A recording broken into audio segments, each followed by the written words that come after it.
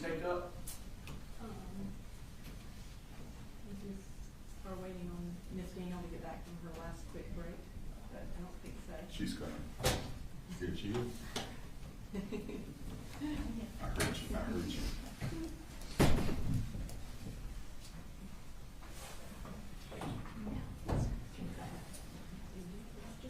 All right, so nothing we need to take up? I don't believe so, Your Honor. No, Your Honor. Okay. You all ready for the jury? Yes. Bring them in. Trouble 2 in.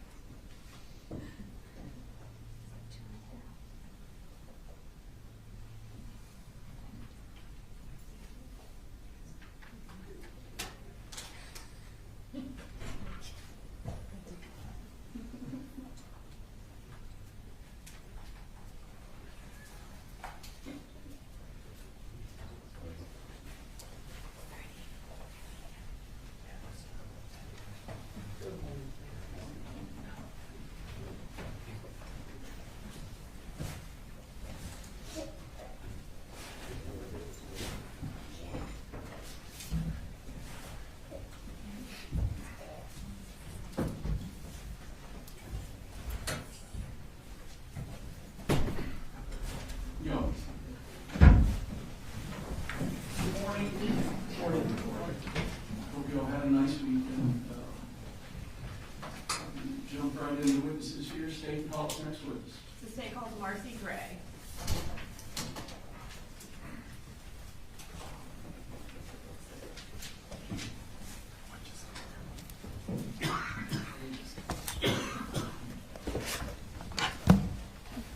Please raise your right hand. Do you swear to tell the truth, the whole truth, and nothing but the truth to help you God? I do. Okay. Can you introduce yourself to the jury? My name is Marcy Gray. I'm mother to Colt, Jenny and Colby Gray, and I'm married to Colin Gray. Okay. And that's okay. Is that good? Yeah. Can you spell your first name for the court reporter? Sure. Marcee. Okay. So you mentioned. Yes. Yes.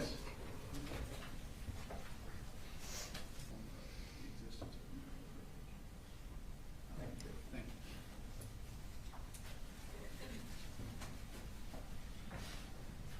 you. All right, Ms. Gray. You indicated that you were married to Colin Gray. Can you point him out and identify him by a piece of clothing he's wearing? He's wearing the light blue sweater and blue tie.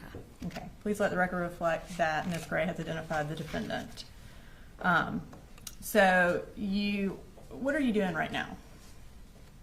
Right now I live in South Georgia, and I work in an industrial food processing plant. I work for the quality department there, and that's about it. Okay. And do you currently have custody? You mentioned that you have 3 children. Do you currently have custody of any of them? I do not. Okay. And when did you get married to Colin Gray? In 2007.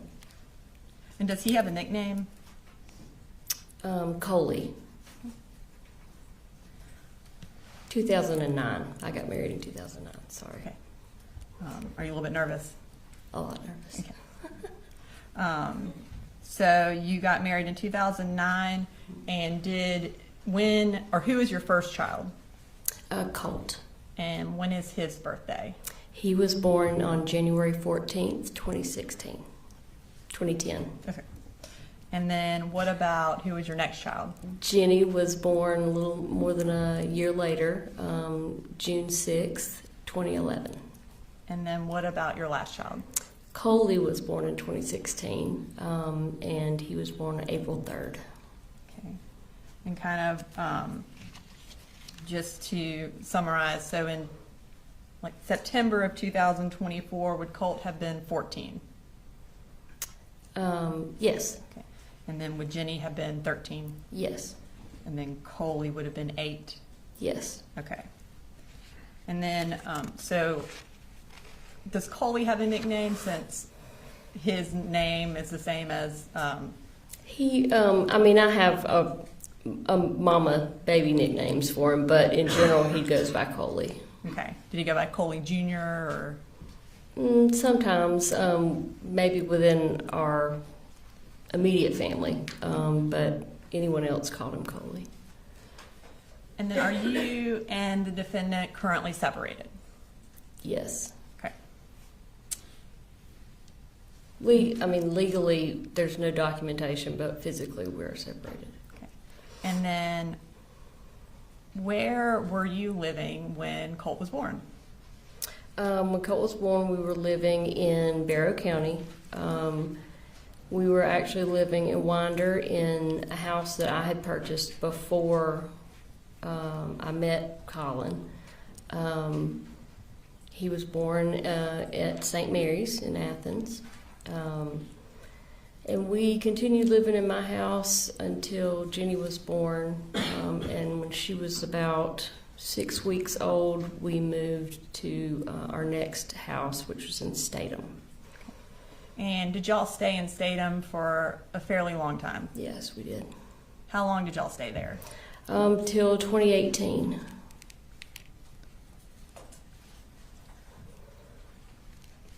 So I want you to kind of just summarize for us where y'all moved after then, up until y'all moved to Jackson County. Okay. There was a lot.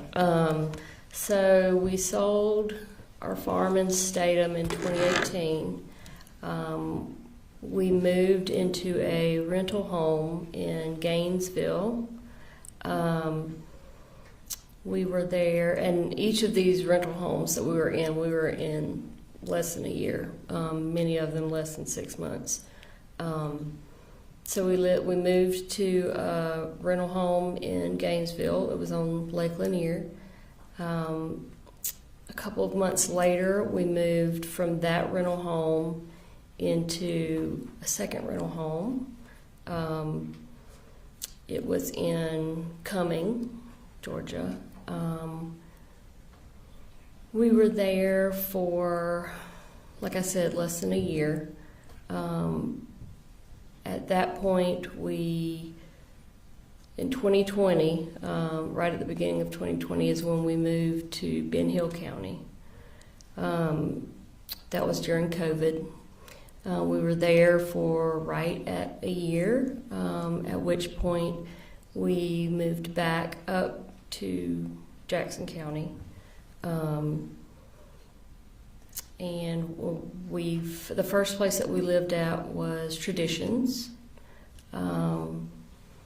We were there for, again, it was less than a year, maybe it was close to a year.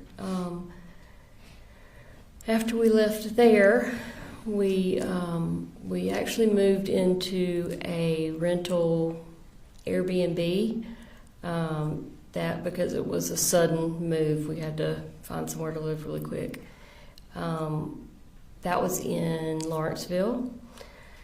We were there for maybe 2 months, and then we moved to a second Airbnb that was up in, I think technically it was Pendergrass was the address.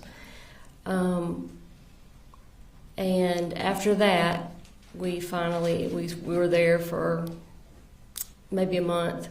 At that point, we ended up at the house where Colin and Colt lived after me and the 2 younger children moved back to Fitzgerald. Okay. And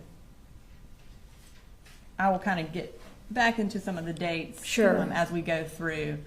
But you mentioned that you moved to Ben Hill around COVID, so that would have been March Yes. of 2020? We moved in January of 2020 because I started a new job at like the first or second week of January.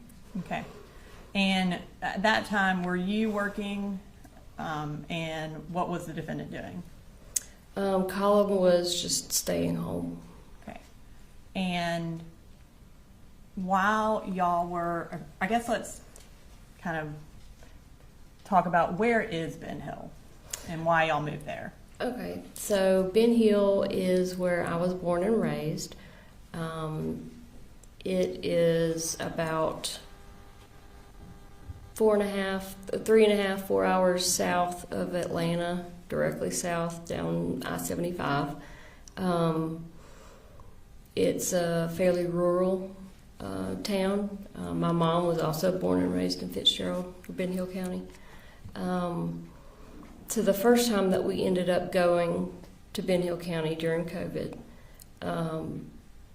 we moved because, for one, we were having financial issues. Hence, while we were moving, we had to move several times. And then also, Colin was having issues with his back. So we wanted to move to hopefully get some support from my family. And we moved into my late grandmother's home. When my mom's mom passed away, she left her home to basically to all of us grandkids to use as we saw fit. So we were going to move because we wouldn't have a mortgage and we could try to save some money and get back on the right path. And that would also allow Colin to get his back healed, so he wouldn't have to work. So y'all moved to Ben Hill right before COVID. I want to fast forward to Colt's 6th grade year, which would have been the fall of 2021. Okay. At that time, were they still doing digital learning for a period of time? Yes. Was Colt attending classes from home in September of 2021? Yes. Okay. Yes, all three of them were. Around September 10th of 2021, did the school contact you about something Colt had done while doing digital learning? Yes, they did. And how did they contact you? The school counselor,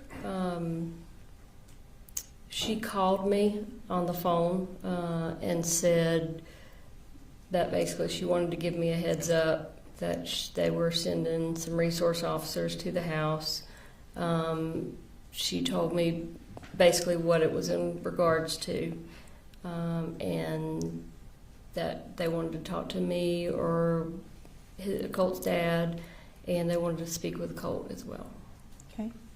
And when the school resource officers arrived at your house, what did you learn about what Colt had done? Well, they basically reiterated what the guidance counselor had already told me on the phone, which was that Colt had basically found a way around the school's firewall and security software so that he could get on the internet and basically look up whatever he wanted to look up.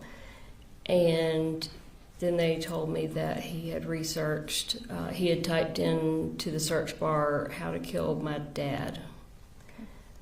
And at that time, did you tell the defendant about that search? No. Did you later tell him? I did. Okay. And do you remember around when you told him? Not really, but it was several months later.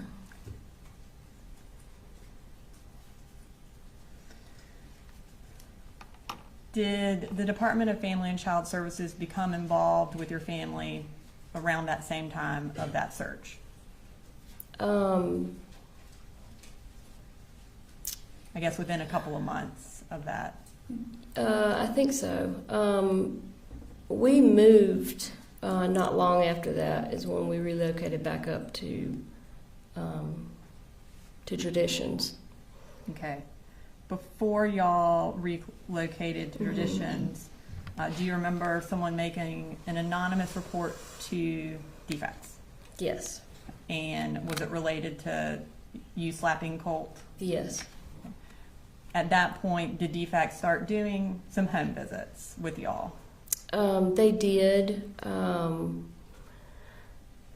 They did the home visits, and then at that time they wanted to do counseling, some type of counseling, and they ended up having a guy come to the house to do the counseling.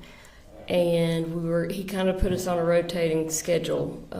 Each week he would come, and one week he would talk to me, next week he would talk to Colin, next week he would talk to Colt. And I think by the time we had to finish because we were moving, I think we each had met with him at least twice, Okay. me, Colin, and Colt. So y'all moved in the middle of this counseling? Yes. And so after about 2 sessions, that is when y'all went to Traditions? Yes. Would that have been around November or October or November of 2021? Yes. Okay. And when we moved, DFACS basically closed the open case because, well, for one, they didn't find any evidence of any sort of abuse or neglect or anything like that. And then we were also moving, so they just went ahead and closed the case out. So you would have been outside their jurisdiction once Yes. y'all moved? Yes. And you mentioned Traditions. What county is that in? That's Jackson. Do you remember what school the kids were in when y'all moved to Traditions? They were in, I think they were in Jackson Middle School, I think. Jackson. West Jackson? Does that West sound familiar? Jackson, yes. Okay. It was about a mile from our house, so. And so Colt would have still been in 6th grade when y'all moved. Is that right? Yes.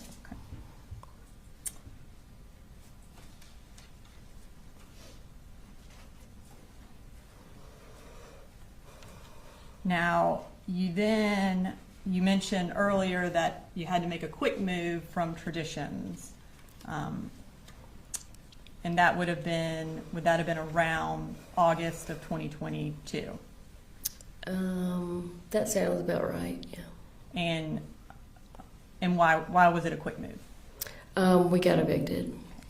And is that when y'all went to a few Airbnbs like you mentioned? Yes, ma'am. Okay. So then eventually you moved to Jefferson sometime kind of in that fall of 2022? Yes, ma'am. Where did the kids start going to school then? Oh gosh.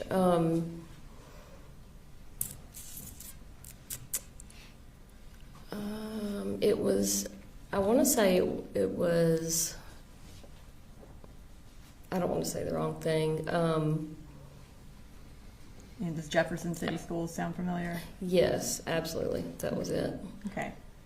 And we were excited because Jefferson schools are known to be really, really good schools. At that point, sometime around Halloween of 2022, was another DFACS report made. Mm-hmm. And what was that Yes. report about? That report was, again, ended up being completely unfounded. And one of our neighbors had reported general neglect of our kids. She said that they were being sent to school dirty. They weren't being fed.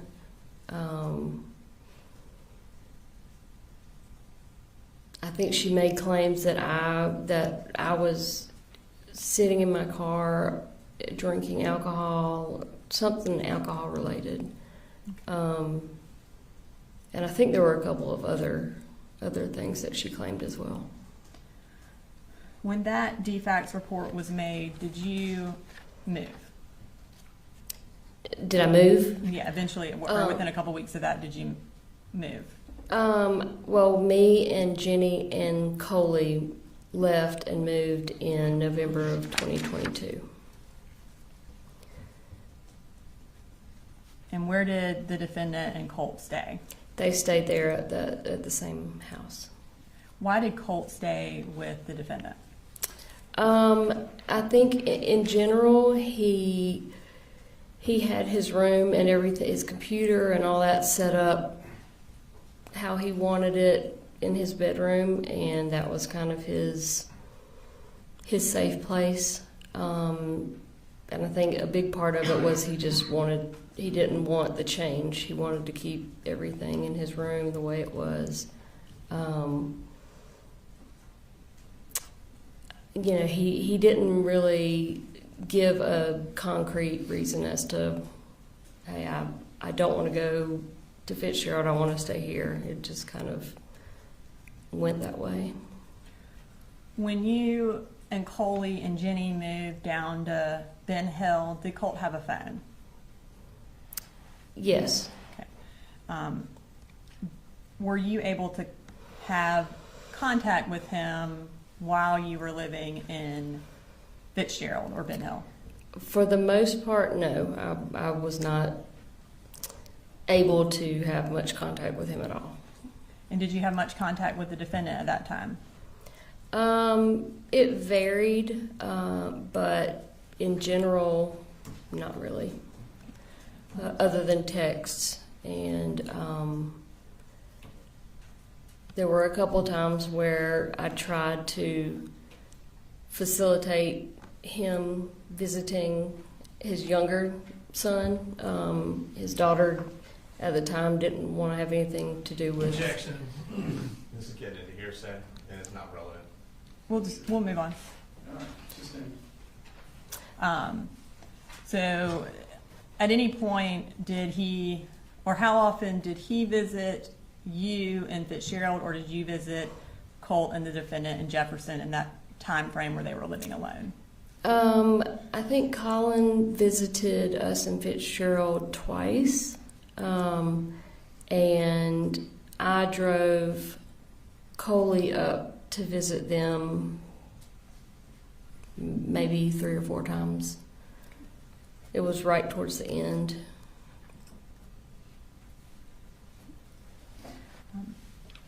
While Colt was going to Jefferson Middle School for the 7th grade year, were you aware of any of the issues he was having at the middle school?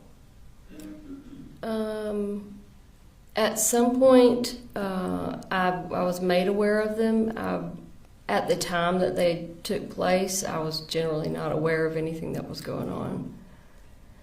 And then were you aware that Jackson County Sheriff's Office came out to the defendant's residence and wanted to talk to Colt about threatening to shoot up a school?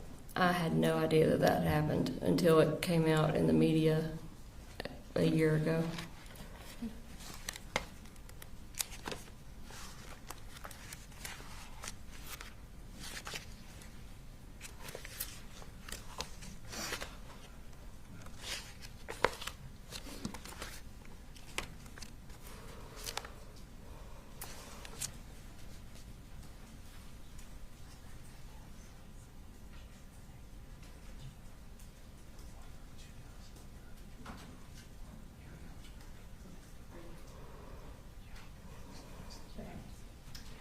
So at this time, you said you weren't aware until after everything happened. At this time, I'm going to display a text message from State Exhibit 150.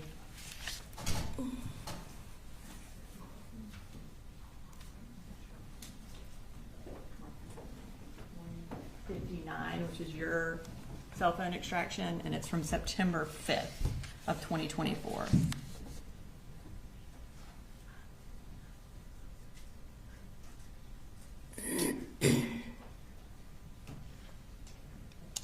Can we do the first one?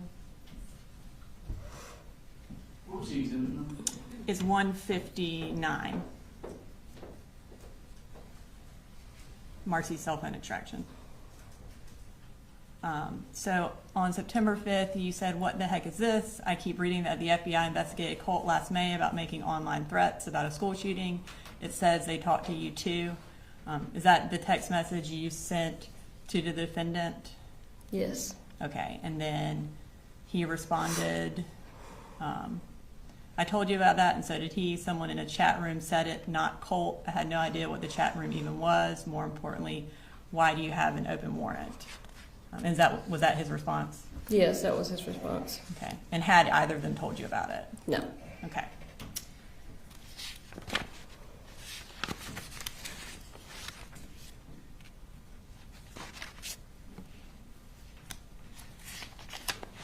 Okay. So I'm going to fast forward to August of 2023, a couple of months after the May incident with Jackson County Sheriff's Office. Did Colt move back in with you in Ben Hill? Yeah. When was the month you said? I have August of 2023. Yes, ma'am. Okay. And was it just Colt or the defendant come too? I met the defendant off of I-75 to pick up Colt. Okay. And why did he come and live with you? Because, well, he had called several times leading up to that, wanting to come and live with me because he said he just couldn't. Objection is the hearsay. It goes to explain why he was moving to live with her. It goes to explain conduct and not for the truth of the matter asserted, not to explain. And I don't know exactly what she's going to say, but I assume she's going to explain why Colt wanted to move and also why the defendant allowed it to happen. Of course, if it's the defendant's statement, then it would be admissible. I'm gonna have to hear what it is. Ladies and gentlemen, I'll just step out.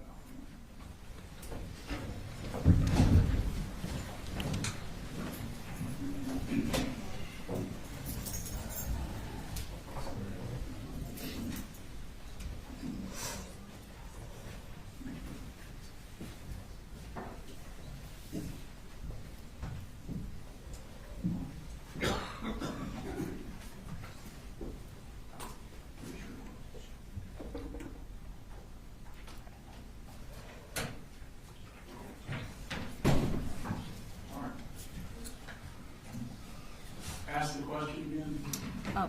Why did Colt move to Ben Hill? So, like I said, Colt had already asked several times in the past and then changed his mind at the last minute. But he had been telling me over the phone that he couldn't take living with his dad anymore. They were constantly getting into physical altercations. That, it was a constant screaming battle between the two of them. And he was basically trapped there at that house because nobody else was ever involved with him up there. So he basically was saying he was at his breaking point. Did you have any discussions with the defendant about him moving? No, other than, can you meet me halfway?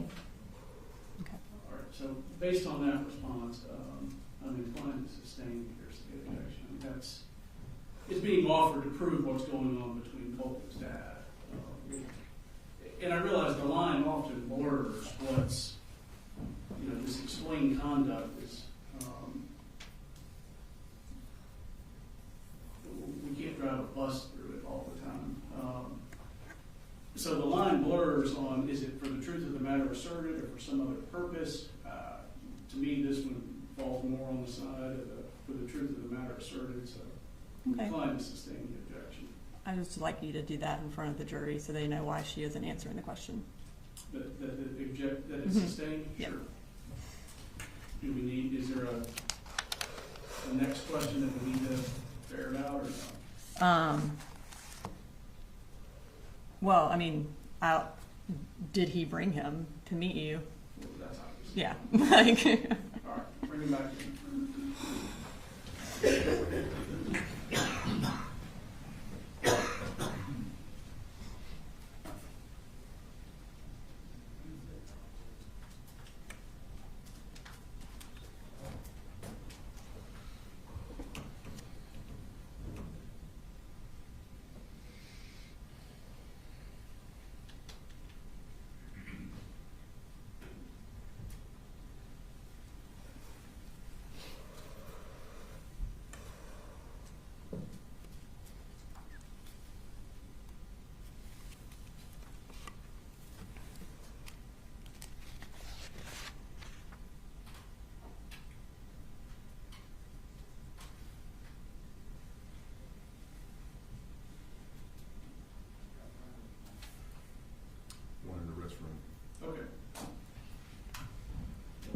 Stay or stand as you like.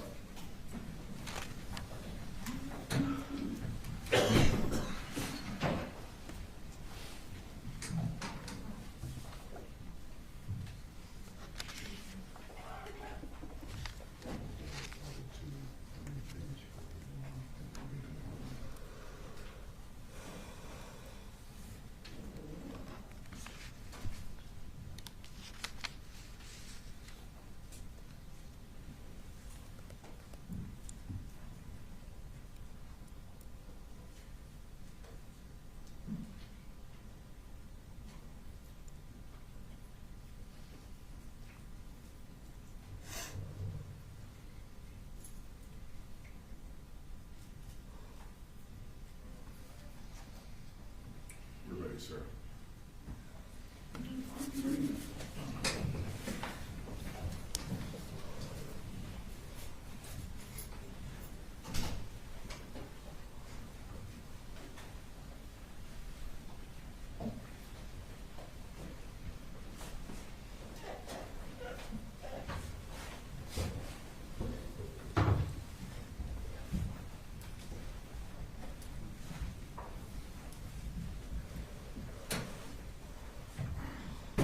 Y'all miss you.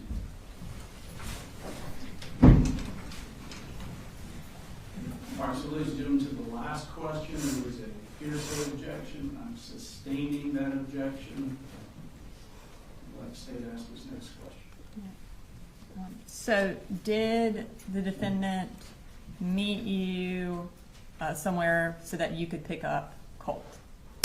Yes, we met. I started driving north on 75 and he was driving south, and we were just going to meet wherever we met. I don't remember what exit it was, but we got off and Colt had not packed really anything. He had just gotten in the truck. He brought his guitar, and so we met in a random parking lot. It was just kind of an abandoned plot of land. And I said, "You didn't bring any clothes?" And he said, "No." I said, Objection, "That's..." hearsay. Are you referring to who is he? Is it Colt or the defendant? Okay. Colt. So Colt didn't bring any clothes, and then what happened? I told him, "Just get in the car." The fact that he didn't bring clothes, or? It's a statement, objection, because he is making a statement regarding what he did or didn't do. It sounds like the statement is going to prove the truth of parental fitness one way or another. I mean, Marcy can testify to what she observed that day. She observed that he didn't bring any clothes. She observed what the defendant did next. I think she can testify to that because it goes specifically to parental fitness and what their interactions are and what the defendant and Colt are doing. I mean, I think that's relevant to this whole case. What she observed. There's no issue with her testifying what she observed. And that's not what I'm objecting No to. suitcases, no clothes, whatever. I'm objecting to when she asked Colt, "Why do you not have?" and then giving into his answer, which would be hearsay because he's not here to testify. Which was not my question. I said Colt didn't bring any clothes. Then what happened? Then what did you, like, I didn't ask her what Colt said. So, ma'am, if the answer to the question is going to be revealing what Colt said, do not do that. If you had an observation of what he did or didn't have with him, you're free to testify about Okay. so just, you observed he didn't have anything with him. Yes. Except for his guitar. Yes. Then what happened? So I told him to get in the car. I would buy some new clothes for him, underwear, whatever. And I just instructed him to get in the car. I needed to get his guitar, and Colin threw it across the parking lot. He was very aggressive towards Colt. And again, I told Colt, "Just get in the car, please. Please, just get in the car, let's go." So I went and got his guitar, put it in the car, and we left. When y'all got to Ben Hill, was Colt supposed to be in the 8th grade? Yes. Okay. And did you enroll him in school that August? So he was only with me for about a month. When I picked him up, I told he wanted to try online school. And so I started the process of enrolling him in online school. His sister then she wanted to do online school too. She was already enrolled and attending school in Ben Hill County with her little brother. But I started enrolling her as well. Again, Colt was only with me for about a month, so he never got the opportunity to start the online school. What was Colt's behavior like in Ben Hill? Colt's behavior was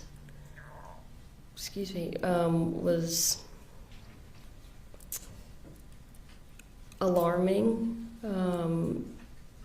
It was very different from the Colt that I remembered, that I had left with his dad when we left in 2022.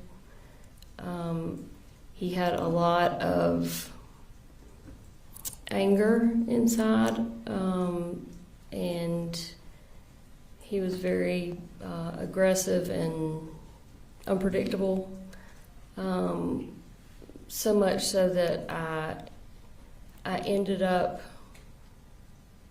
relocating his little sister across town to my parents' house because I didn't want to leave her there alone with him.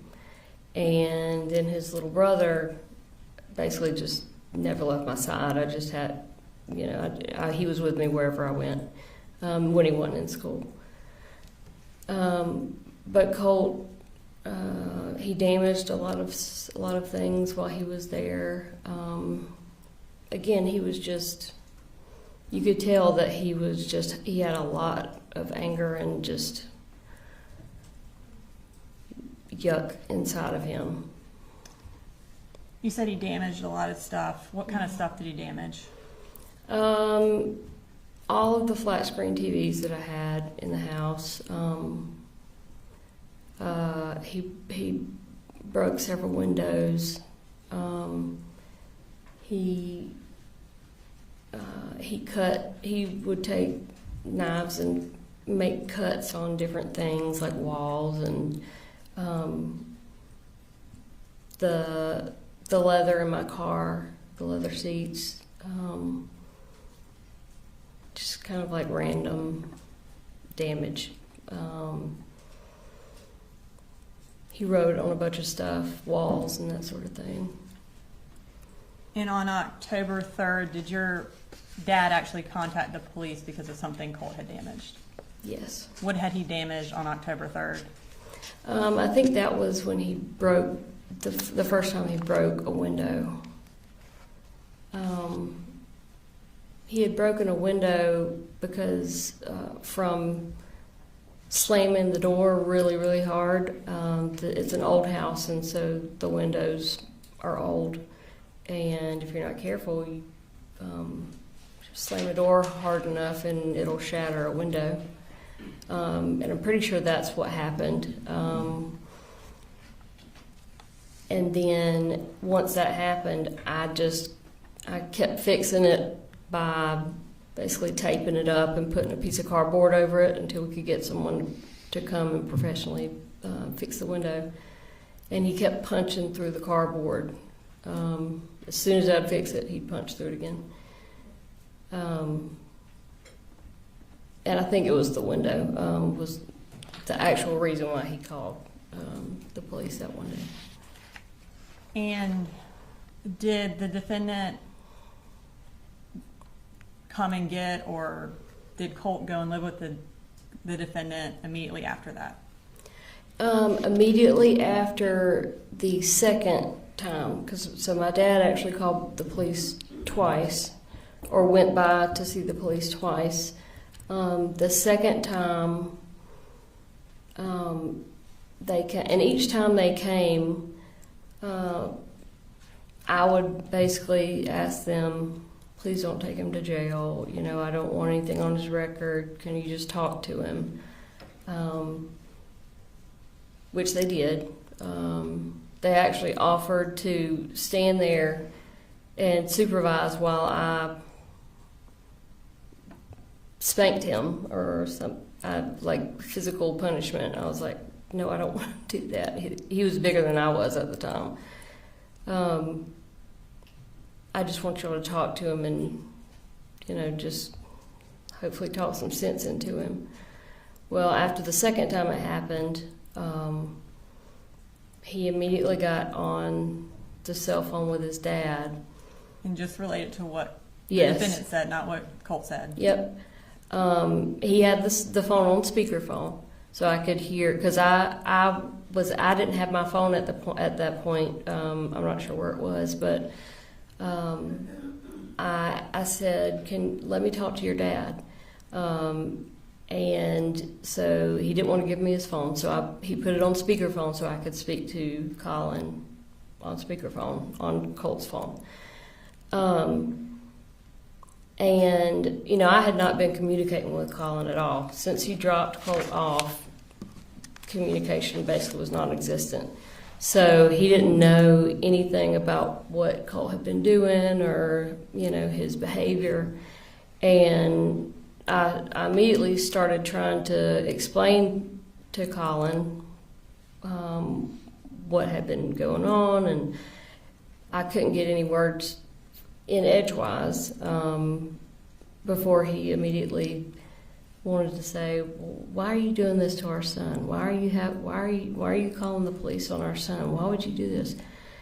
And it took him, you know, less than 5 minutes to have Colt convinced that I was the one calling the police. I was trying to get him sent, you know, to juvenile detention. And once he had him convinced of that, Colt refused to talk to me. He just wanted to go back with his dad. And when did he leave? I think he left like the next day after that second time the police were called. While you were in Ben Hill County with Colt, had you scheduled some counseling for him? Yes. Is that at the... Healing Connections Okay. was the place, but he never made it because he went back with his dad. So his first counseling session supposed to take place after he left? Yes, ma'am. And did Coley Jr. and Jenny stay with you in Ben Hill at that point? Yes, at that point, yes, they did. When the defendant took Colt home or met, I guess, or met you or your mom halfway, where did they go to live at that point? They were still living at that same house. In I think. Barra County? Yeah. Okay. Or no. And Yeah, they were at the Barra County house. Okay. Yeah, you're right. We are in October of 2023. Yes, they were definitely in Barra County. And so again, Colt should have been in the 8th grade. Did the defendant enroll him in the 8th grade in Barra County? No. Did he attend any schools in the 8th grade? No. Now, when Colt went back to Barra County and you were still in Ben Hill with Coley and Jenny, did you still have an open defects case?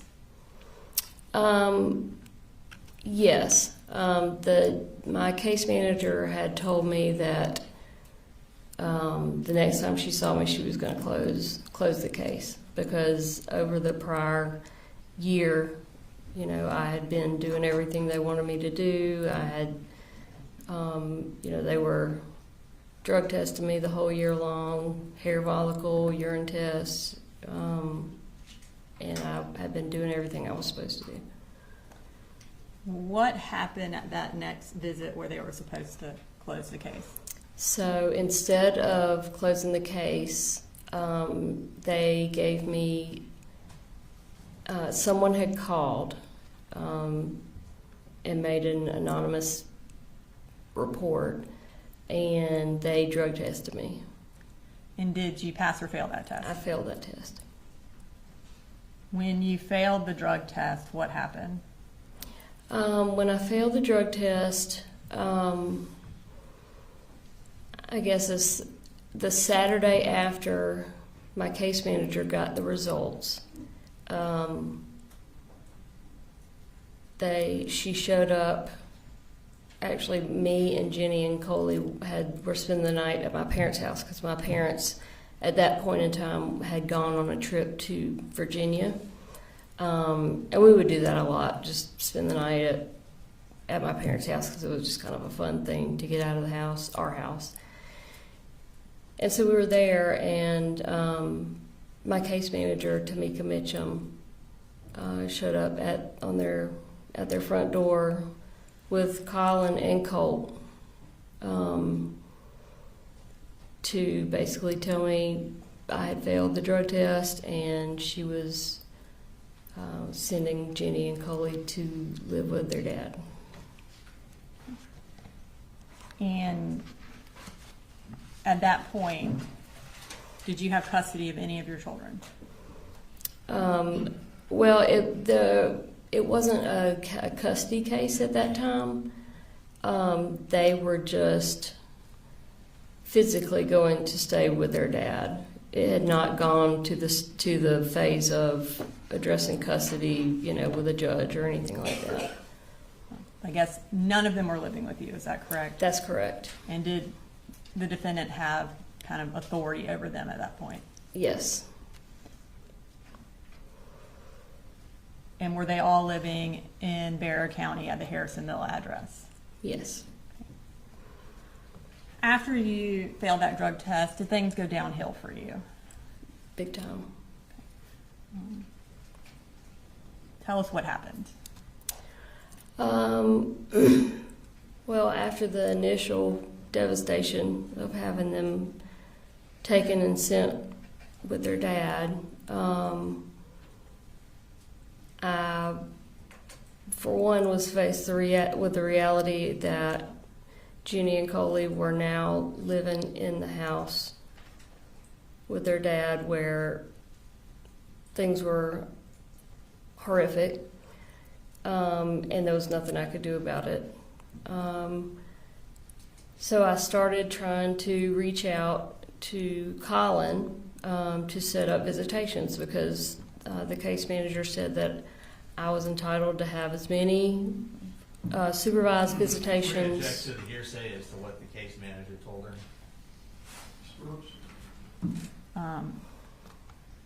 I think I understand your latest sustaining of the objection about hearsay related to explain conduct, but this is squarely within that. She is trying to set up visitation because she was told she was allowed to have visitation. So I do believe that fits within that exception. I believe our harm is also very low, where the caseworker already testified to that fact. I don't think the caseworker testified exactly to what she is saying. I believe she testified that she was allowed to have visitation, so I think she testified that visitation was up to the defendant, not that she had an absolute right to visitation. Visitation was at the right of the defendant. I believe you're correct. Was she saying something different just then?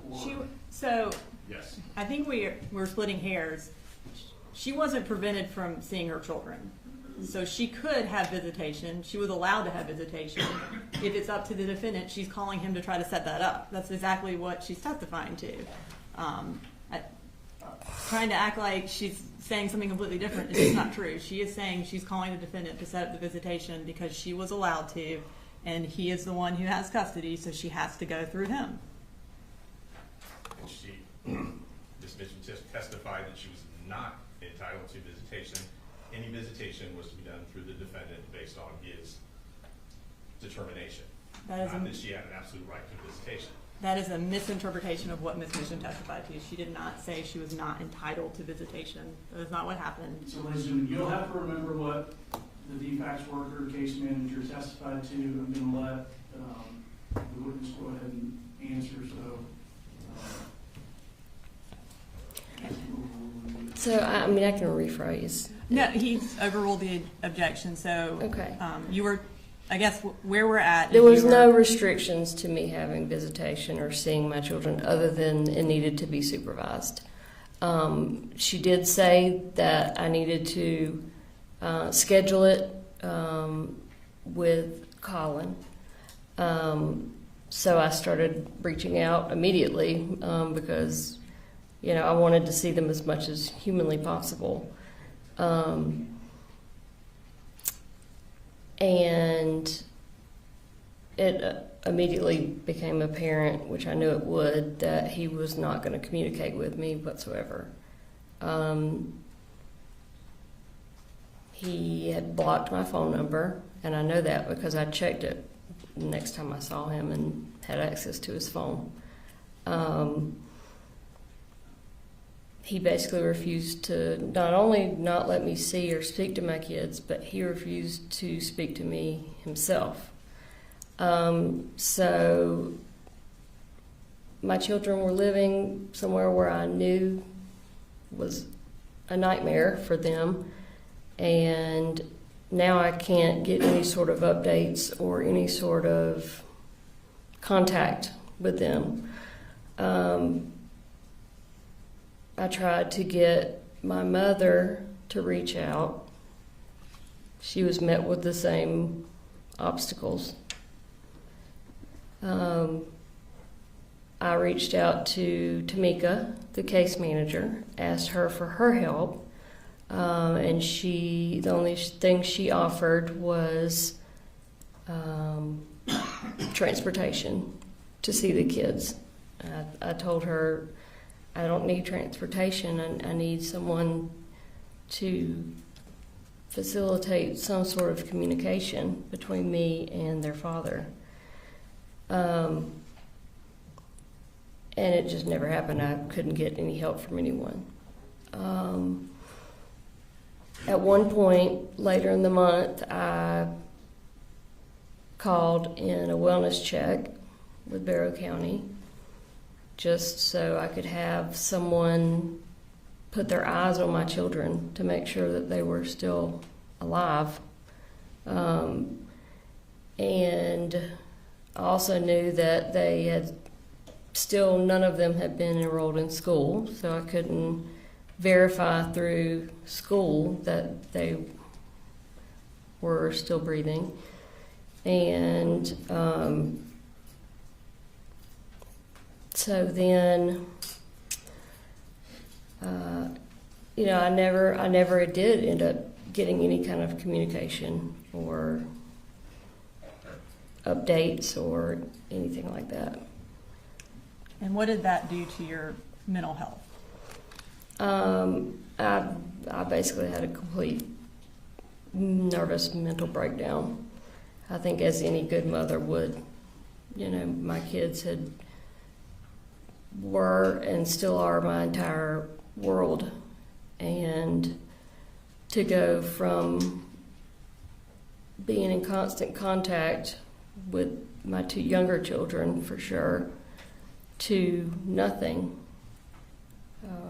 I felt like they had been kidnapped almost. I was just devastated. I wasn't eating, I wasn't sleeping. I was desperate. Desperation is a good word for what I was feeling. What did you do after that? So that led to, it was right after Halloween. I basically decided that I was going to drive to Barrow County and just physically go and knock on the door and say, "What are you doing to me, to our kids? I want to kind of just see them." And so I was not in my right mind at the time. But I went to my mother's house and I told her, what I was going to do, and I wanted her to go with me. You know, just to be another person, you know, to be there to observe what takes place, and to be there, you know, to support or take the kids, you know, to McDonald's or something if I needed to talk things out with Colin, just to be there in general. And she knew that I was not in my right mind, and so she said, "No, I'm not driving you to Wander. I'm not going with you," which I had not expected. I never thought in a million years that she would say, "No, I'm not going with you." And so I then was in a situation where I still am going. I'm still going to go. But now my mom knows I'm going, and I wasn't going to, you know, drag her and force her into the car or anything. But I knew she would call Colin the second I left the house. And, you know, then I'd never see the kids. It would be a wasted trip. So,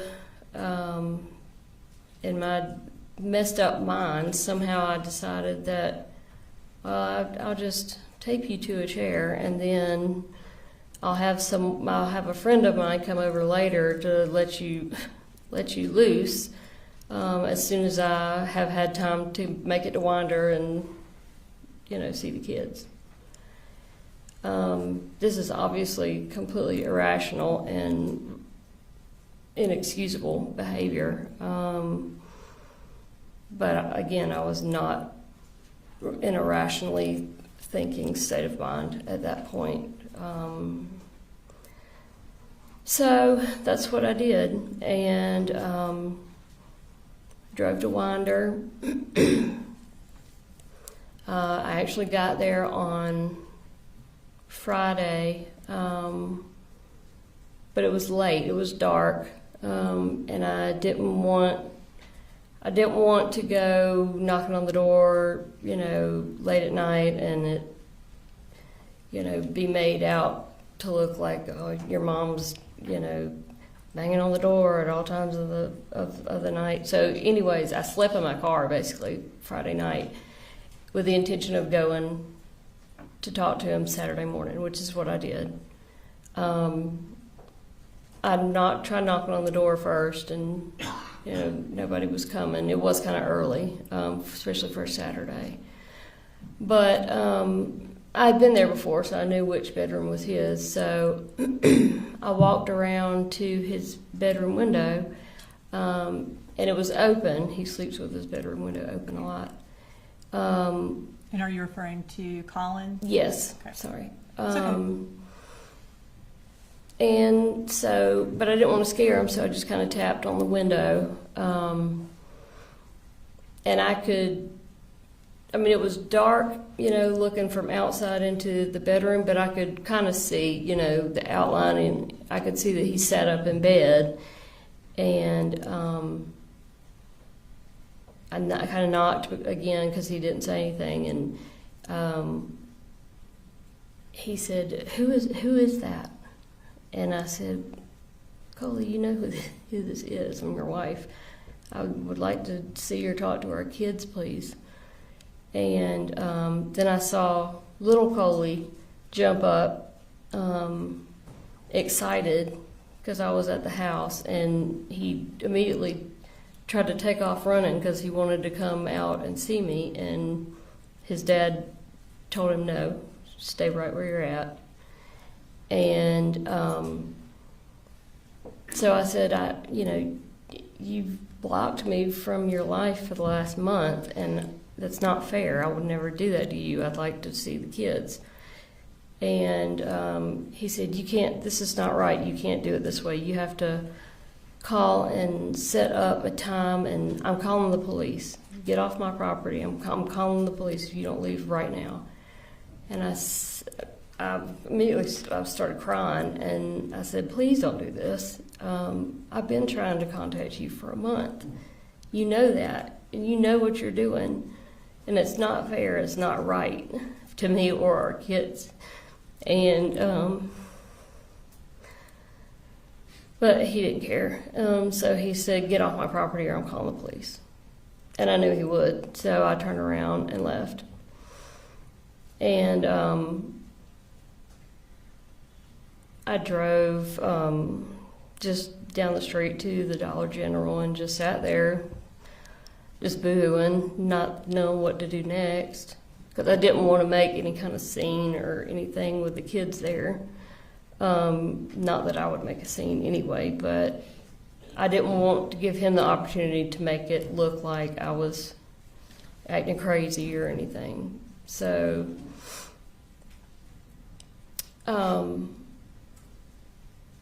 couple hours later, I had actually brought some of Jenny's electronics, some stuff that she used with her iPad and like an Apple Pencil and stuff that I wanted to leave with her because I knew she would want them.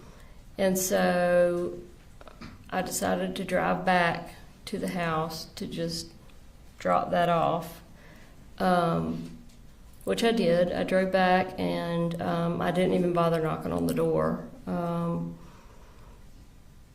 But I took all of her stuff and set it on the roof or the hood of Colin's truck. His work truck was there in the driveway. And turned around to leave, and I ended up keying the side of his truck. Which is the first time I've ever done anything like that. But I just had so much just resentment and anger, and I wasn't going to do anything in front of our kids. And that was just, I was physically walking past the truck, and I had my keys in my car, and in my hand, and it just like happened. I was just like, and so I scratched a couple words in the side of his truck, and then got in my car, and I didn't try to go back after that. And were you eventually arrested in Barrow County? I was the next day. A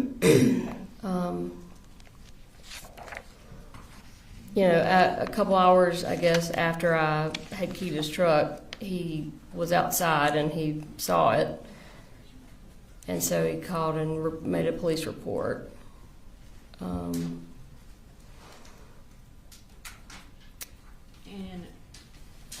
Your Honor, at this time I'm going to introduce in the evidence State Exhibit 169 and 170, which are incarceration records for Miss Gray from Barrow County and then also Ben Hill. They just established the period of time that she was incarcerated. When we're displaying it, we've redacted her personal information so that it is not viewable from the screen. You said there's 169 is records from Barrow and 170 is from Ben Hill? Yes, Your Honor. Mr. Hobbs, any objection? Yes, sir. 169 and 170 are removed. Thank you, Your Honor. And these are self-authenticating, so I'm just going to go ahead and display them for the jury. So we're going to start with Barrow County. The records show, Ms. Gray, that you were incarcerated from November 6th to December 22nd in Barrow County. Does that sound accurate? Mm-hmm. Okay. Before you left Barrow County, did you plead guilty? Did I what? Did you enter a guilty plea before you left the Barrow County Detention Yes, Center? I took a plea. And Your Honor, at this time I'm going to introduce in the evidence State Exhibit 208, which is Ms. Gray's plea of guilty to use of a license plate to conceal identity. No objection. Dark 208 submitted. And so ultimately, you pled guilty to the misdemeanor use of a license plate to conceal identity, and you received a 12-month sentence. Is that correct? Or I guess for... No, I used my first offenders for, there were several other charges besides the license plate. I guess what the sentence actually has is just the use of a license plate to conceal identity. Okay. And then it has it as a 12-month sentence. And then during that 12 months, it shows that you were barred from Bexar County. Is that accurate? That was one of the stipulations, but it actually, they made a modification to that. And that was after September 4th? Yes. Okay. So once you pled guilty in Bexar County, did you then get transferred to Ben Hill County's detention center? I did. And was that related to the charges against your mother? Yes. And are those actually still open? They are still open. Sorry, at this time I'm going to go ahead and display your incarceration records from Ben Hill. Mm-hmm. Okay. It shows as you being there from December 22nd to April 12th of 2024. Does that sound accurate? Yes, ma'am. Okay. So you were released on April 12th. Is that why were you bonded out? Is that why you got released? Yes, ma'am. Okay. So what were you supposed to do upon release from Ben Hill on April 12th of 2024? With regards to like what my parents wanted me to do? Yes. Where were you going to go? Okay, so I had found a rehab facility, and I was going to go there. And what rehab facility was that? I forgot the name of it. It's Promise of Hope? Promise of Hope, yes. And did you ultimately go to Promise of Hope? I did. Yeah, I stayed home over the weekend just to visit with my parents, and then I went, I think, on that Monday. Okay. And so, Your Honor, this time I'm going to introduce into evidence State's Exhibit 171, which is Ms. Gray's attendance records at Promise of Hope. No objection. All right, 171 to move. And Your Honor, these are self-authenticating, so I'm going to go ahead and publish them to the jury. So it indicates that you were at Promise of Hope from April 16th of 2024 until July 6th of 2024. Does that sound accurate? Yes, ma'am. Okay. So in that time frame, while you were incarcerated and then also in rehab, what kind of contact did you have with the defendant? Most of that time period, most of the time period when I was incarcerated prior to rehab, I had no contact with him or the kids until maybe the last month, at which point he started doing FaceTime. They're not actually iPhone FaceTimes, but video calls. Was able to do those. Yeah. And then did you ever get emails or anything from the defendant or your kids? I did. Mm-hmm. I'm going to pull up what's previously been introduced in evidence as State's Exhibit 111.13. Is that a poster that your family made for you? It is. Okay. Now I'm gonna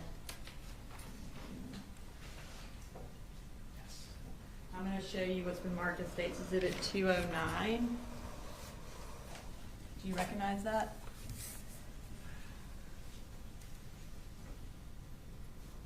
Yeah. And what do you recognize that as? This was an email from Colin to Mandy, who was basically the owner of Promise of Hope. But it was basically a letter that he had written to me, but he sent it through the email, Mandy's email. And did he attach pictures of that poster to it? Yes. And was that email sent to you on May 13th of 2024? Yes, ma'am. And was that either Mother's Day or around Mother's Day? Yes, ma'am. Your Honor, this time I'd like to introduce an evidence states Exhibit 209 and publish to the jury. No objection. All right, 209's admitted. All right, so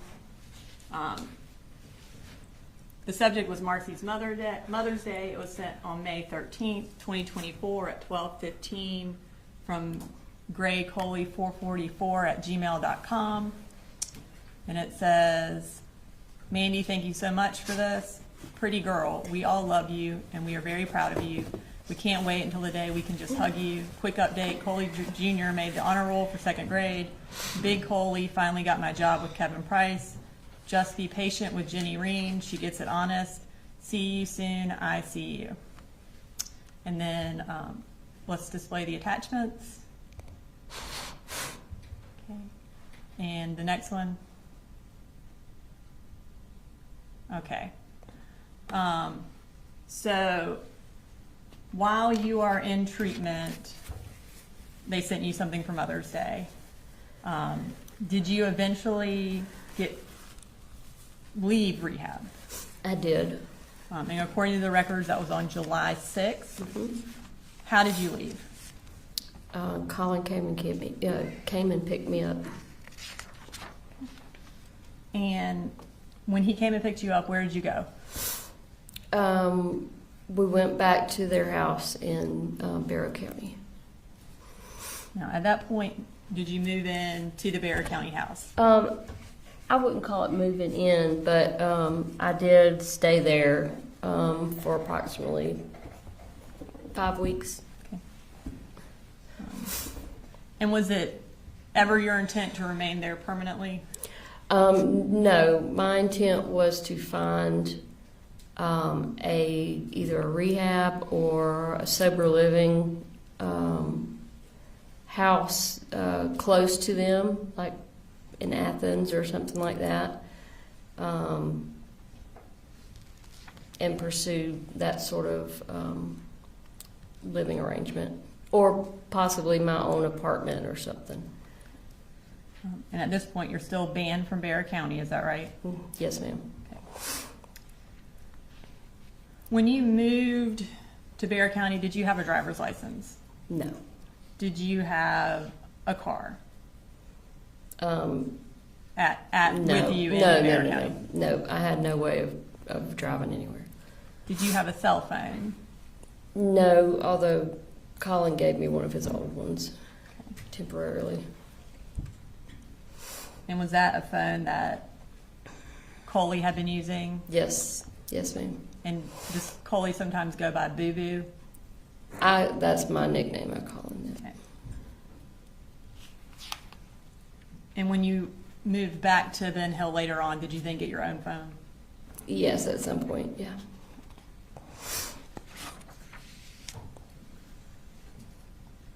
So while you were living there, what were you doing during the day? Obviously, you didn't have a car and couldn't drive, so.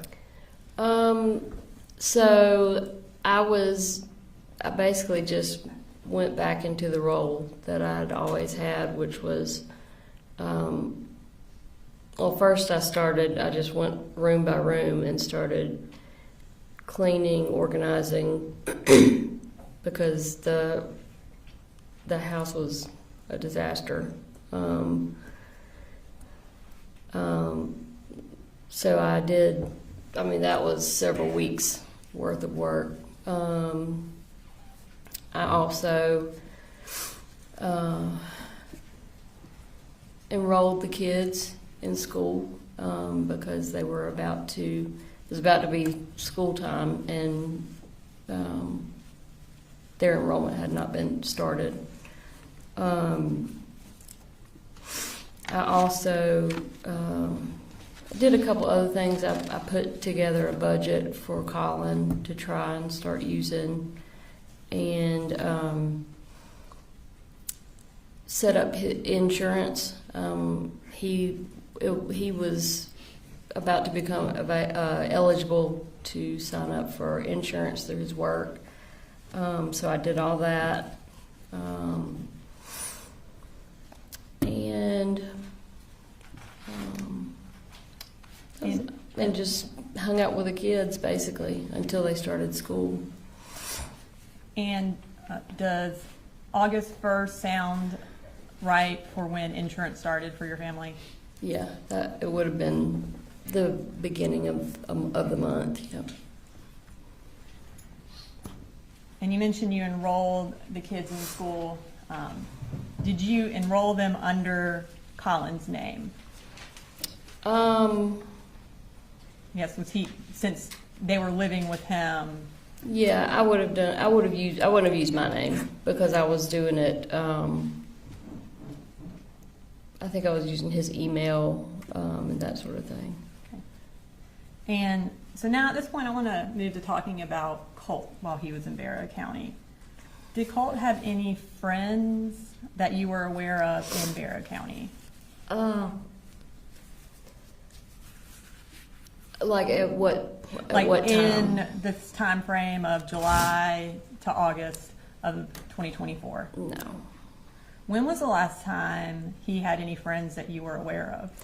The last time he had friends that I was aware of was when we lived in Statham before we sold our farm and started moving around. So that would have been early elementary school. Yes, yeah, he had a really good friend back then. And he, when we were in Fitzgerald, you know, in the little bit of time that he spent physically at school, he had a couple of, I guess you'd call them friends. Not friends to the point where they did anything like after school or anything, but he did really good in school, up through elementary school. Never had any kind of issues, no behavioral issues once he got into elementary school and middle school. I mean, he was fairly normal. Until middle school? Until, yeah.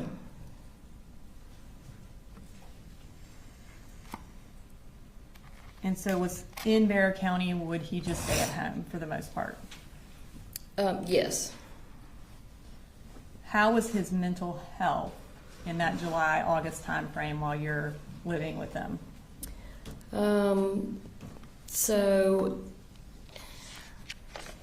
his mental health, I think with me being there, he was, he had a lot more stretches of positivity. He always has liked just talking with me for long periods of time. His dad too, but you know, if his dad's not at the house, then he can't do that with him. So he was really happy that he had me there to basically talk my ear off for hours at a time. And but then, you know, he would go from happy and positive to, you know, anxiety, riddled with anxiety, easily agitated, very agitated, and could be aggressive. It was very obvious that he needed some professional help, especially with the anxiety, which I mean, he had been struggling with anxiety for a while. Had the anxiety gotten worse? From what I saw during that 5 weeks, definitely. And did he have panic attacks? I had never seen him have a full-on panic attack until I was staying with them during that time frame. And one night he had just a full-blown panic attack. I knew immediately what was happening because I've struggled with panic attacks towards the beginning of our marriage. Who all was present for the panic attack? Me, Colin, and Coley. And what was Colt doing during this panic attack? He had walked into the kitchen. His dad and little brother were standing in the kitchen. I was on the couch in the living room. And he walked in to the kitchen and said something, and then started like crying, kind of like like I don't know what you would call it, but he was crying out, and it scared the crap out of me because I didn't know what was going on. So I jumped up off the couch and ran into the kitchen, and he was just he was standing up, but he was just kind of hunched over and crying out. And I just knew what was going on immediately because I knew he had been struggling with anxiety anyway. And so I went over to him and put my arms around him and said, come on. And so I walked him down the hall to the back bedroom where Colin and Coley were sleeping, and got him to lay down on the bottom bunk. They slept in bunk beds. Got him to lay down, and I said, I want you to just breathe with me. And so I laid down kind of beside him, but I was kind of holding him in the bed and just started counting and breathing with him. And he would breathe with me for a couple seconds, and then he'd start crying again, and then he'd breathe with me for a couple seconds, and then he'd cry again. And we laid there doing that for probably 10 minutes before he finally was able to relax and get it under control. At which point he almost immediately fell asleep. And so I just covered him up and went out of the bedroom, shut the door, and told Colin, don't go in the bedroom, leave him alone. He needs to sleep for as long as possible because he had not been sleeping very well either. During that time frame when he's having the panic attack, did he ask for y'all to call 911? That's what he said when he first walked in. Because I'd heard him say something, but I wasn't sure what, because I was in a different room, and then he immediately started with the crying thing. But yes, apparently that's the first thing he asked for. And then do you remember the date that it happened? No, I don't. Okay. I'm going to show you some text messages to see if it refreshes your recollection about the date. You can kind of look at those and tell me if based on those, if you remember the date that it happened.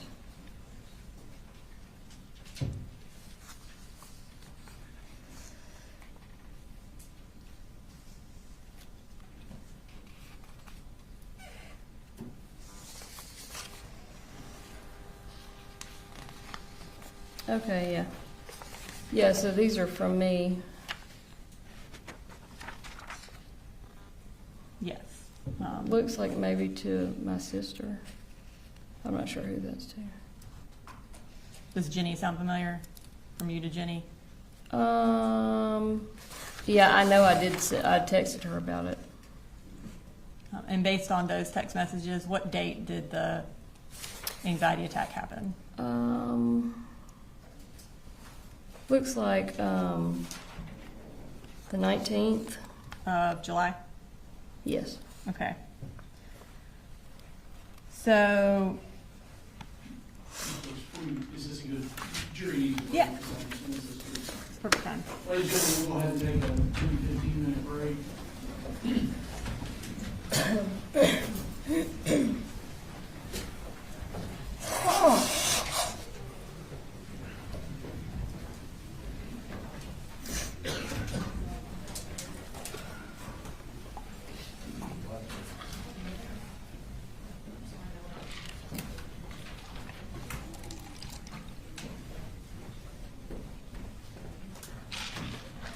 Marcy, do you need a bathroom break?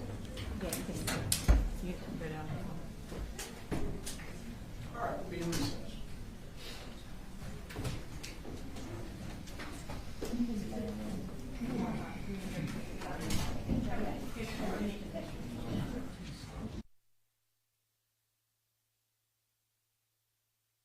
Apparently, during the break, we found out that the photograph that was put up of the children apparently was put on the internet pretty quickly. We didn't admonish that these, I think everybody should have known any child should not be photographed and put on the news, but apparently that's happened. So, we could give a further admonition not to do that. Do you concur, Ms. Brooks, or? Yes, I think that would be the court's ruling related to juveniles. Yeah, and I realize how that happened. We didn't give any specific instruction or anything, in as much as it wasn't a child on the stand. But we are not going to put images of the children. We're not going to broadcast those for the internet. So just be mindful of that. And if you're unclear, ask, and we'll address it. All right, Brooks, you can bring the jury back in if they're ready. Thank you, Judge. Yes, sir.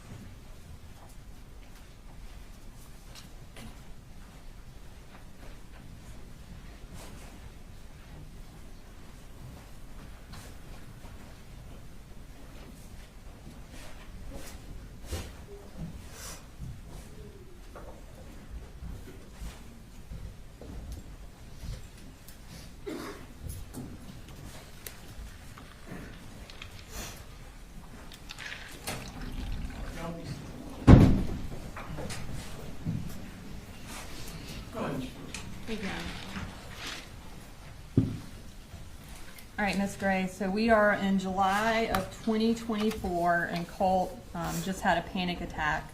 At this time, where did Colt feel comfortable sleeping? So at this time, and when I first got there, he preferred to sleep, or he was sleeping on the floor in Jenny's bedroom closet, Okay. not on any kind of cushion, just on the carpet. And did you provide him something to sleep on in that closet? I did. I took some memory foam that I found in the laundry room and cut it up and lined the closet with the memory foam. And then I also put some in his bedroom. Okay. After this panic attack, did you start Colt on any medication? I did, Zoloft. Okay.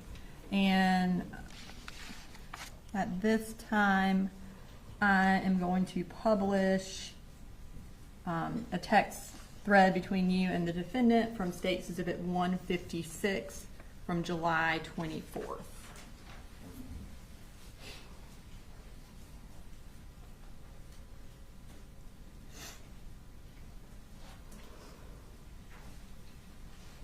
No issues. No judgment. Thank you. All right, so you at 5:34 p.m. on July 24th, that second one. He said, "I started Colt on Zoloft today. Don't say anything about it unless he brings it up." And the defendant's response was K. So does July 24th sound accurate around the time you started him on that? Yes, ma'am. Did he have a prescription for Zoloft? No, ma'am, he didn't. How did that come about? The decision to start him on it? Yes. I had been taking Zoloft for over a decade, and for basically the same issues that he was having. And I had talked to him about trying it. I had talked with Colin and with my mom about the decision to try him on it. And we decided to go ahead and try him on it because we had not gotten insurance yet. And that was kind of one of the big holdups. So I was on a relatively high dose. And so I knew from just talking with my psychiatrist and, just researching it myself what the initial starting dose for, well, really anybody, but specifically a child, would be. And so I just started him on that super low dose. And how would he get it? Would you give it to him, or did he have access to it? While I was there, I would give it to him. And do you know where the Zoloft was kept? While I was there? While you were there, yes. In my purse. So you mentioned during your testimony earlier that it was clear that Colt needed professional help. At this point in the time frame where he's had the panic attack, you're giving him Zoloft, what kind of help did you think he needed? I felt like, especially after the panic attack happened, I felt like he needed some sort of inpatient crisis type help, where he could go in, be observed for a certain amount of time by a team of doctors who could then put together some sort of treatment plan for him. And that's the type of help that I researched, and that's the type of help that I told everyone that I felt like he needed. And Colt, I've talked to him in detail about it many times, and he was excited. He was on board with it. He wanted to go somewhere where he could stay there for a certain amount of time and get help. Was the defendant supportive of getting Colt into therapy or counseling or inpatient treatment? In general, he didn't usually have a whole lot to say about it, but there were multiple occasions where I tried to talk to him about it, and his initial reaction was always, well, what if there's nothing wrong with him? What if he's just messed up? What if he's just a piece of crap person? Then what are we going to do? And I said, well, for one, as his mother, I know that there's something that he's dealing with. He's got issues. He needs help. That's not even a question in my mind. But if we do go somewhere and they say, there's nothing we can do or whatever, then we'll find another doctor until we find him the help he needs. But I was not happy with the reaction that I got most of the time when I would try to talk to the defendant about getting Colt help. At any point, kind of over the years, had he been supportive of trying to get Colt into therapy? No. And why not?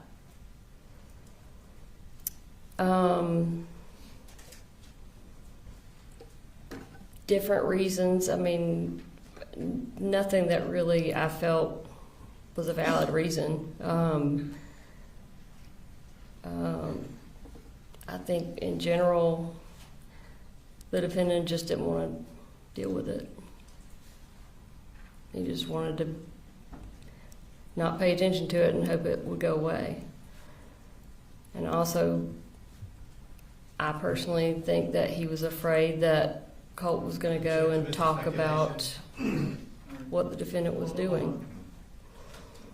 Speculation, objection, what's your response? I think if she, based on her interactions with the defendant and her discussions with him and her observations of him, I think she can say why he didn't want to get Colt into therapy.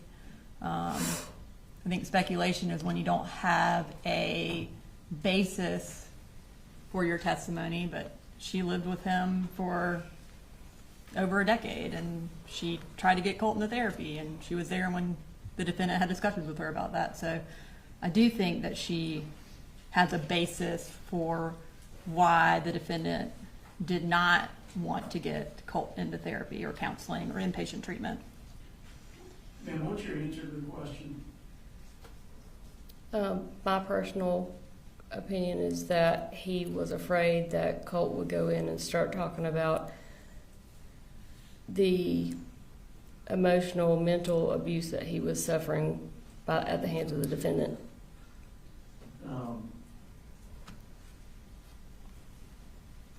I've got more objections now. Go ahead. So, that would be character, which the state and I discussed before we did this, and I don't think the state knew that answer was coming. I think I'd like to make a motion outside the presence of the jury. All right. Ladies and gentlemen, for the time being, I'm going to ask you this. One, step out, but two, disregard the last answer and strike it from your notes and minutes.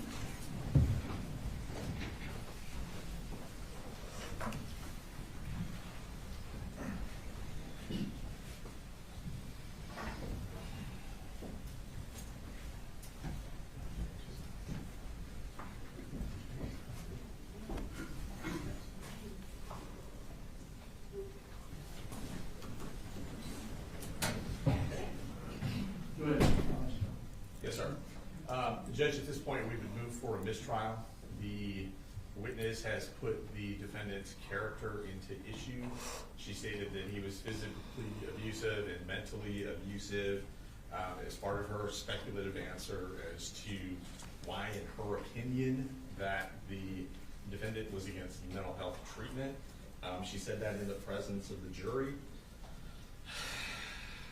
As the court knows, they're not allowed to introduce character evidence, specifically bad character evidence, unless we open the door to it, which we have not. And under 24404A, evidence of a person's character or a trait of a character shall not be admissible for the purpose of proving action in conformity therewith. So based on all that, Judge, we've moved for a mistrial. Ms. Rose. So bad character evidence would be related to something different from what he is charged with.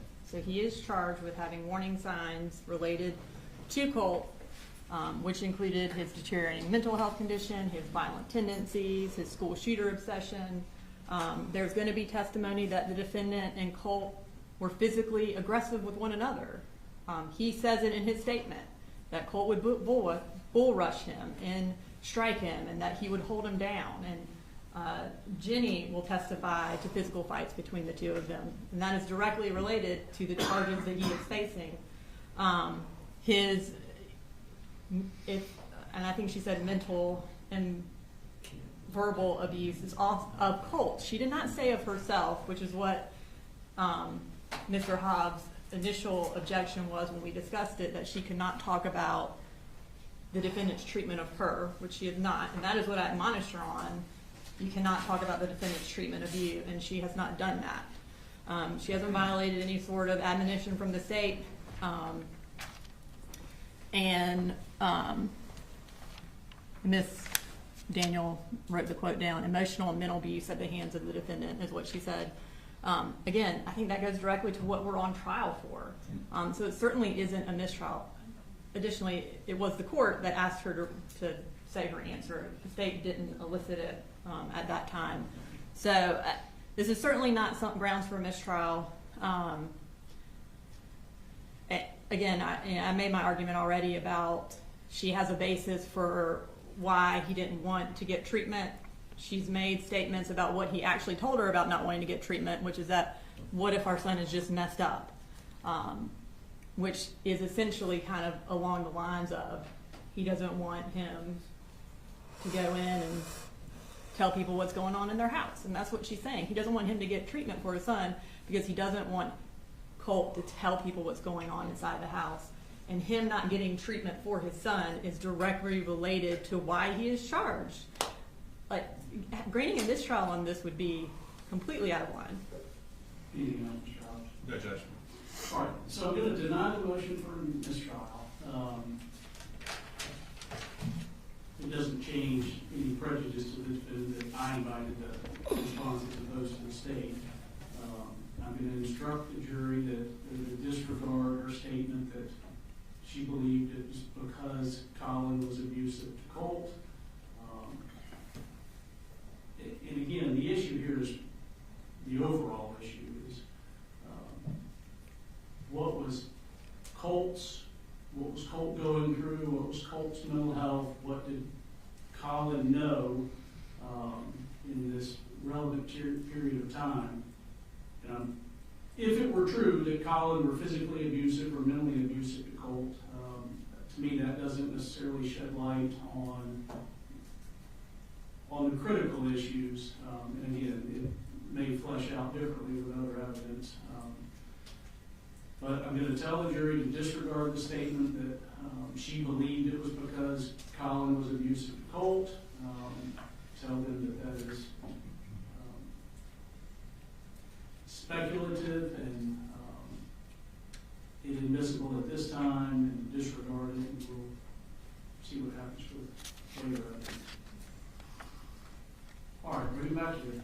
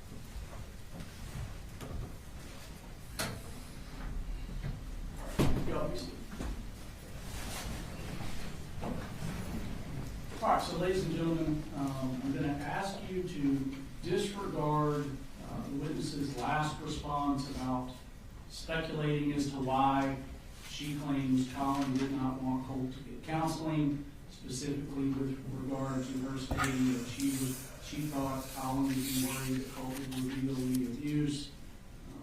It's inadmissible at this time. I'm going to ask you to disregard that. Do not consider it for any purpose. All right, go ahead, Ms. Brooks. All right, thank you, Your Honor.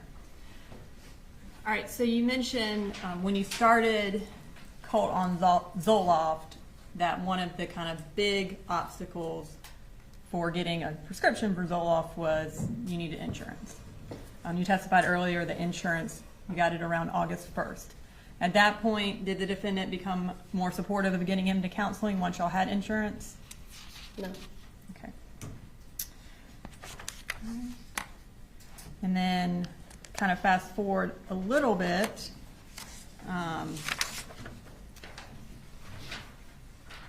You testified earlier that you ended up getting, I guess, all the kids registered for school that year. Just Jenny and Coley. And then Colt eventually. I guess he started later. He did, yeah.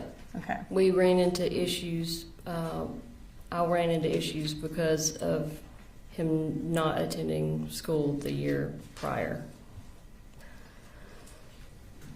And I'm going to, at this point, introduce or display for the jury what is from State's Exhibit 156, which is the defendant's cell phone extraction. It's text message thread between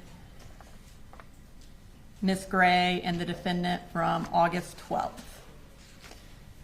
Any, No objection. No, sir. Okay. And you texted the defendant, we officially have a registered ninth grader. Would that be the date that you registered Colt for ninth grade? Yes, ma'am. Okay. All right. So now I want to talk a little bit more about Colt. In this time frame, or even before this time frame, did he ever express an interest in mass shootings or school shootings or the individuals who perpetrated those shootings? He had. Okay. Tell me about that.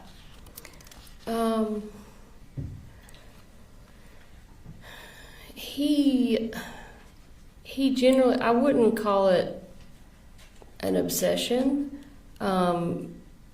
And at the time, I likened it to my own interest, I guess, in like true crime, serial killer type shows that are really popular. He never showed an interest in a way that led me to believe that he was idolizing anyone or wanting to follow in their footsteps or anything like that. It was just because typically what he would talk to me about would be like their home life or, you know, what their interests were. And this was all pretty much conversations that were had right there towards the end, like right before the shooting happened.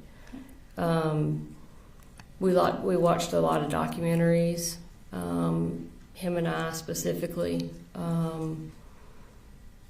But there was no definite focus on just school shooter documentaries or anything like that.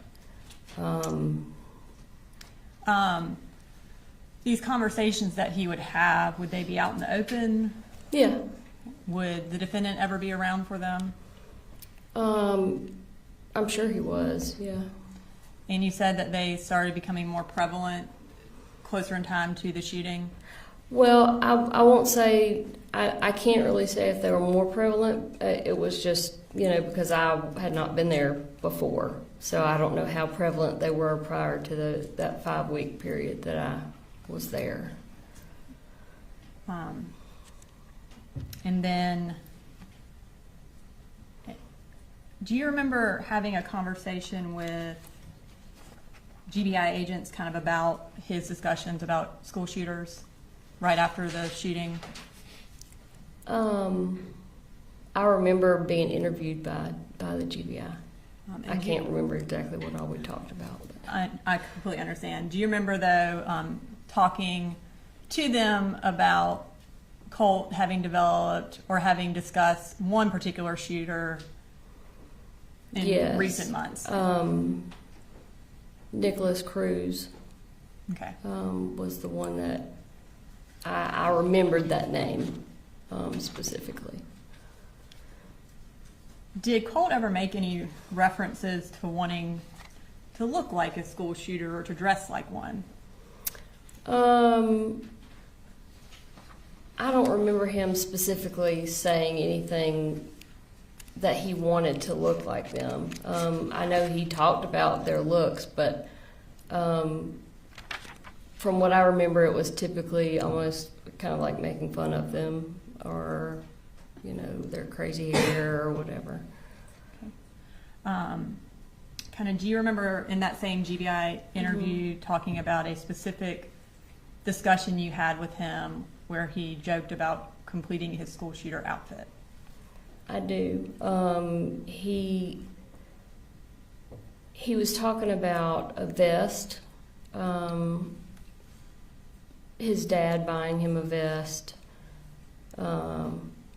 And he said it in what I thought was a joking manner, because he was laughing, and I mean, I would never think that it would be anything other than a joke, but he said something, he was talking about getting the vest, and he said, yeah, I've got to finish my school shooter outfit or something like that. Or Dad's got to finish my school shooter outfit.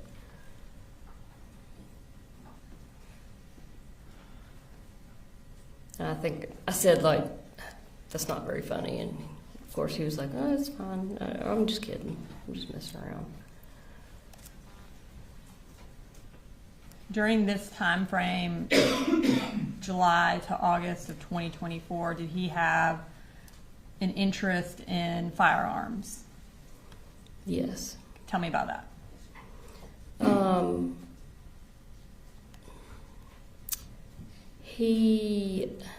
Well, I know it was a shared interest that him and his dad, they would go to shooting ranges to practice, and they had gone deer hunting. And so, like I said, it was a shared thing that between them, I guess, kind of like a bonding thing. And I think that was the start of it, I guess.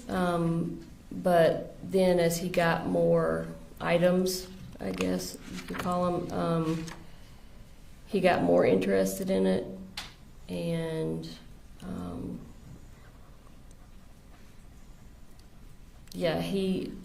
to the point where when I was there for that 5-week period,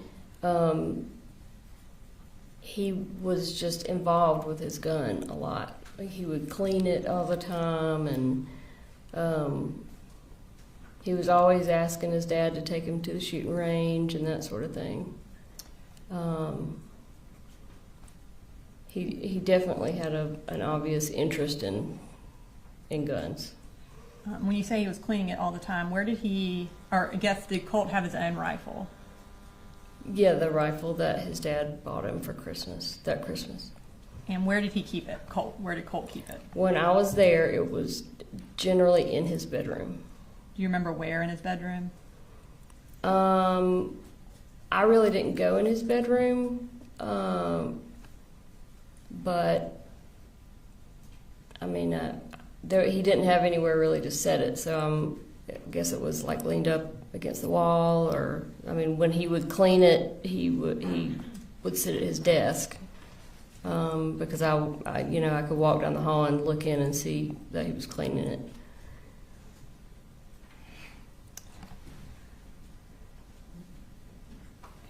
So I want to turn your attention to August 15th of 2024. Did you and Colt have a physical altercation over the gun that day? Yes. Or I guess regarding the gun. Can you tell me about that? So I was initially just trying to talk to him about the gun. I wanted him to just put it away because he had been carrying it around, and he didn't want to hear it, and so he was walking away from me, and he walked into his bedroom, And I was walking behind him, and I stopped at his doorway because I wasn't going to follow him into his bedroom. And I said, just give me the gun. I'm going to put it up. And I was standing right behind him, and he said, get out of my room. And I said, I'm not in your room, Colt. Just let me have the gun. I'm going to put it up for a little while.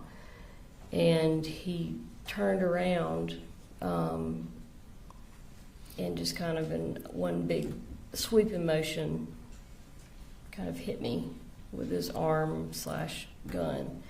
But he hit me very hard enough that it knocked me backwards across the hall.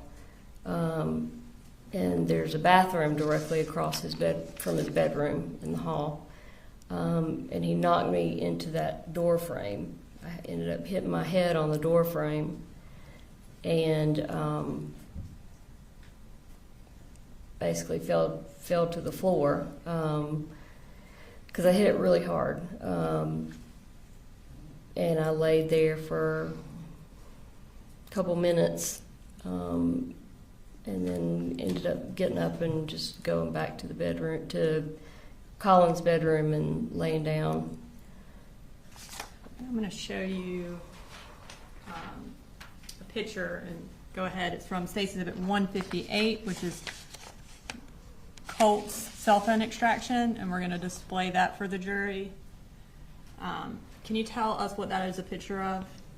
That's me after I fell to the ground, and I was just laying there with my hands over my head and over my eyes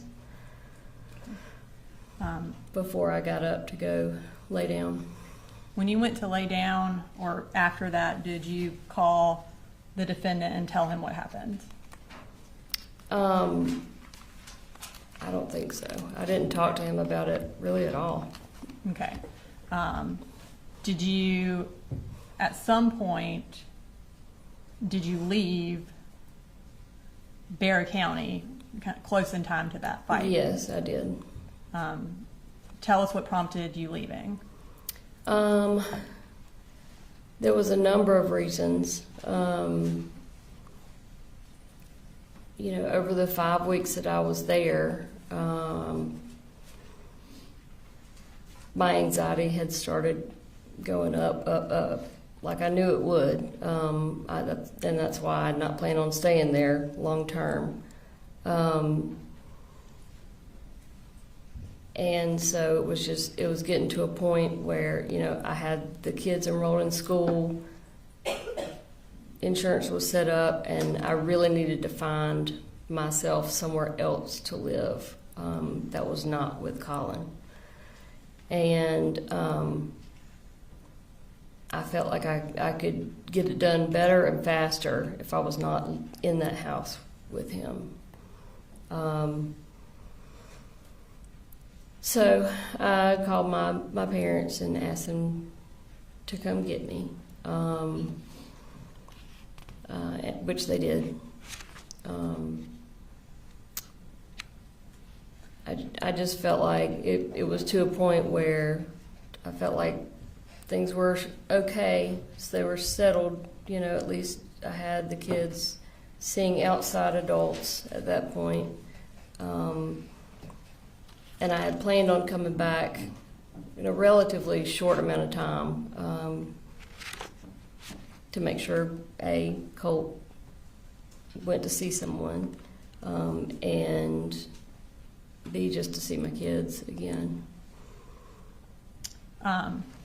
So, kind of summarize, August 16th, the next day after the fight, you go home. Mm-hmm. Before you go home, what do you do with the Zoloft?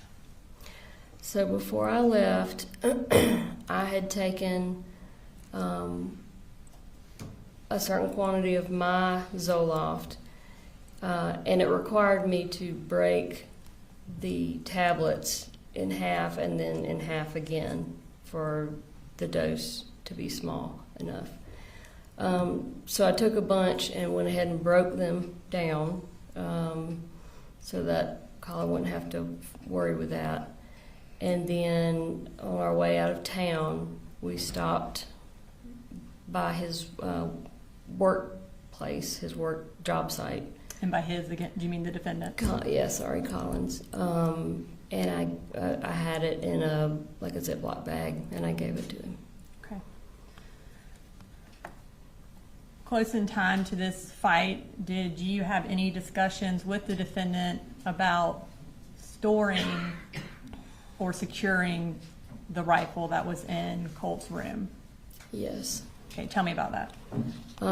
This actually came up multiple times, and ultimately I asked him if he would just take the guns and put them in his truck, because the large gun safe that we had always had when we were married, or for most of our marriage, was not there anymore. And he kept saying, "Well, they're in the top of my closet." And I said, "That's not good enough. You know, you might as well say, well, they're under my bed. They need to be locked somewhere." And so I thought the best answer, without him having to go out and spend money on a new gun safe, was to lock them in his truck. And initially he said he would. Okay.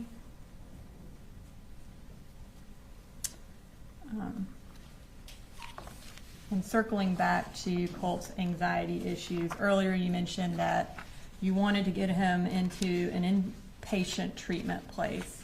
At this time, I'm going to display some text messages between you and the defendant from State's Exhibit 156 from August 21st of 2024.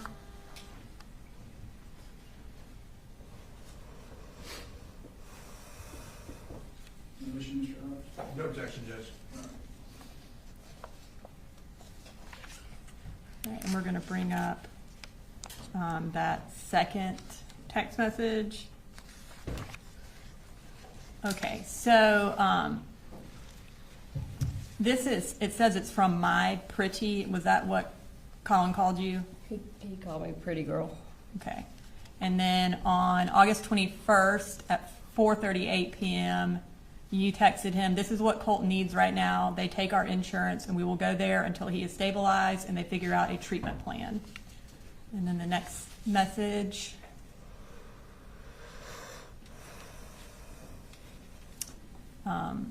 This is where you sent the defendant the website for Advantage Behavioral Health Systems Crisis Stabilization. And that was at that same time of 4:38.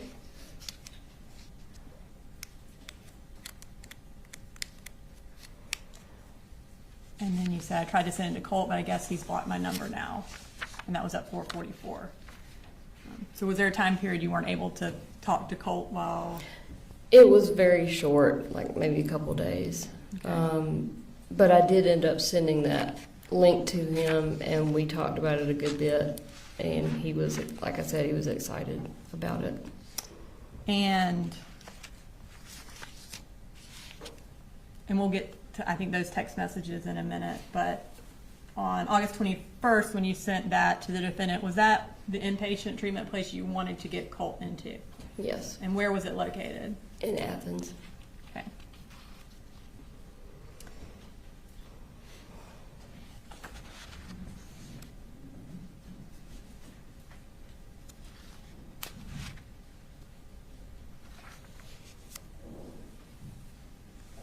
Okay.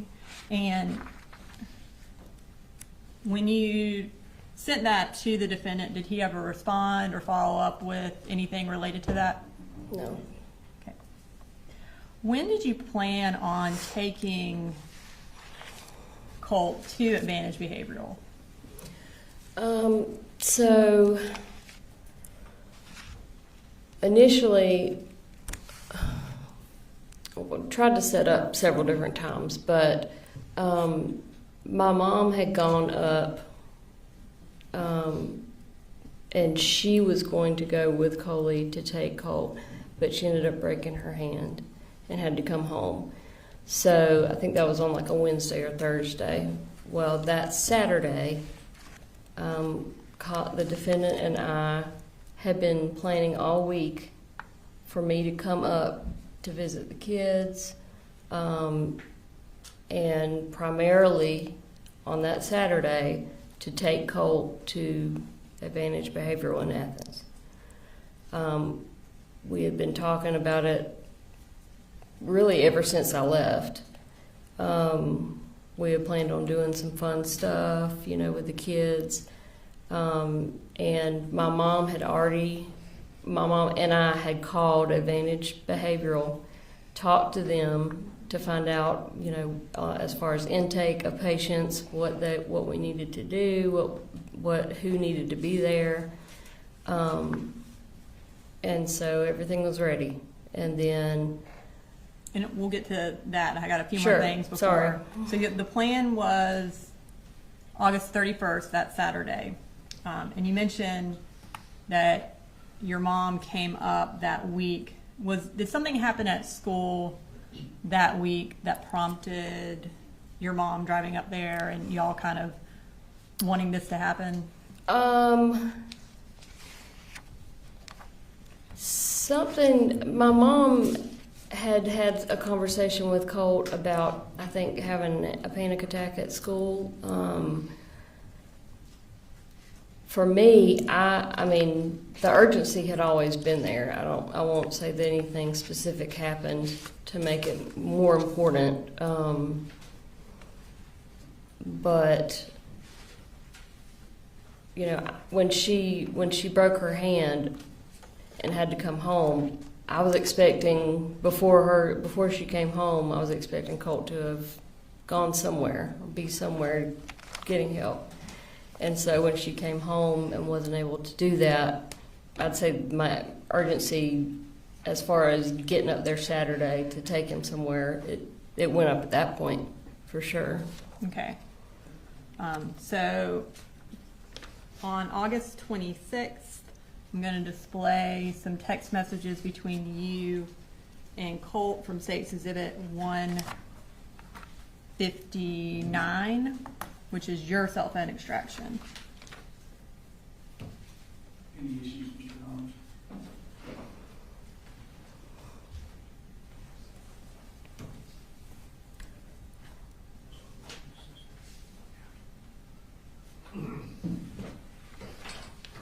Judge, we will just object to the messages that are from Colt as hearsay. And I believe, I don't know which ones he's talking about, but a lot of the text messages are related to his mental health and would come in under the then existing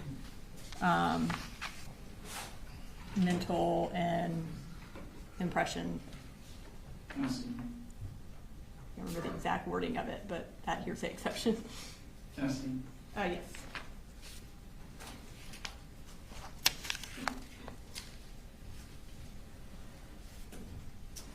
We're not gonna display that one.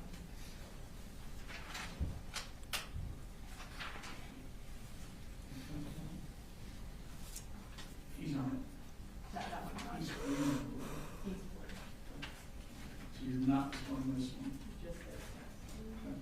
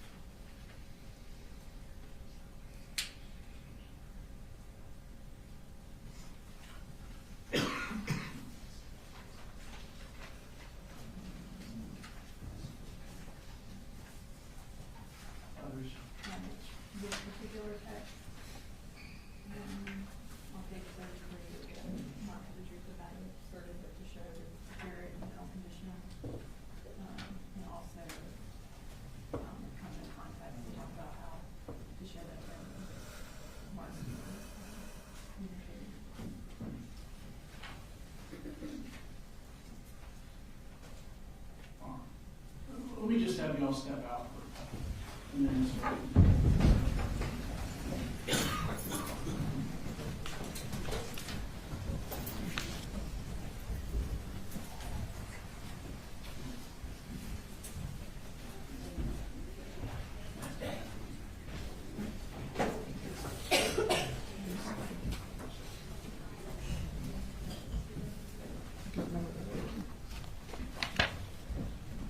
Condition.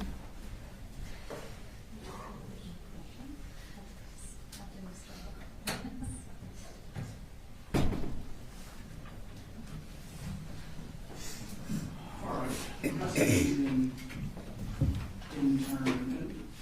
What do you ask? So, various extractions, they're 158, 159, and such. Mm-hmm. The individual pages that are being displayed, is there a sort of a subset numbering for them or not? No. So in preparing for this trial, we determined it would be very confusing to try to do that. So instead, the notebooks that we've created are organized by time and type of message and type of information. So State Exhibit 158 has a tab for, say, 828 and has a tab for text messages that we're introducing. So they're all it's very easy to locate them in the notebook, but we just thought it was going to be too confusing to try to actually number them. Yeah, I mean, I understand that just for purposes of the record, so, you know, and I guess my view of it is you've got the phone extraction, you've laid the foundation for the phone extraction. But then individual parts of the extractions may be admissible and other parts may not. Something may be irrelevant or something may call for hearsay. So if we're admitting or excluding, just for the record, how will the appellate court? Well, I think the binders are, like I said, they are notated by date and type of information. So these text messages are under State Exhibit 158 in section August 28th under text messages. So if there is a particular, and I think you can notate it by the page number at the bottom, and also by the time of the text message for the appellate record. Are there, and I noticed, the page numbers. In the notebook, are there any, are all the page numbers sequential, or for instance, are there 2 number 1s in there at all, or? So within each section, there may be 2 number 1s.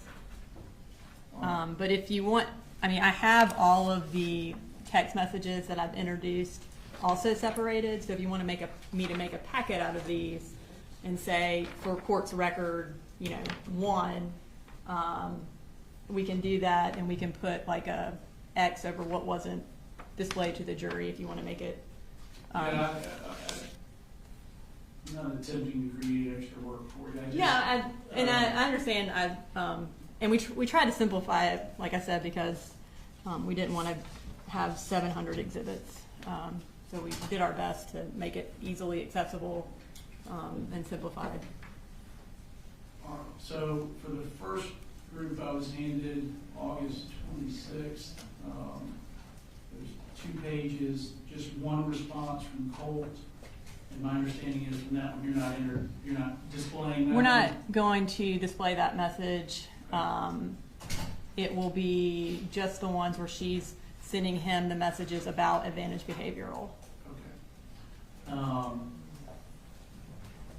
And the second subset, or second set's also August 26th, pages 5 through 9. So Colt's responses, that's really good, so proud of you. I don't know that those are sections in that particular test. The third one, acute mania sucks.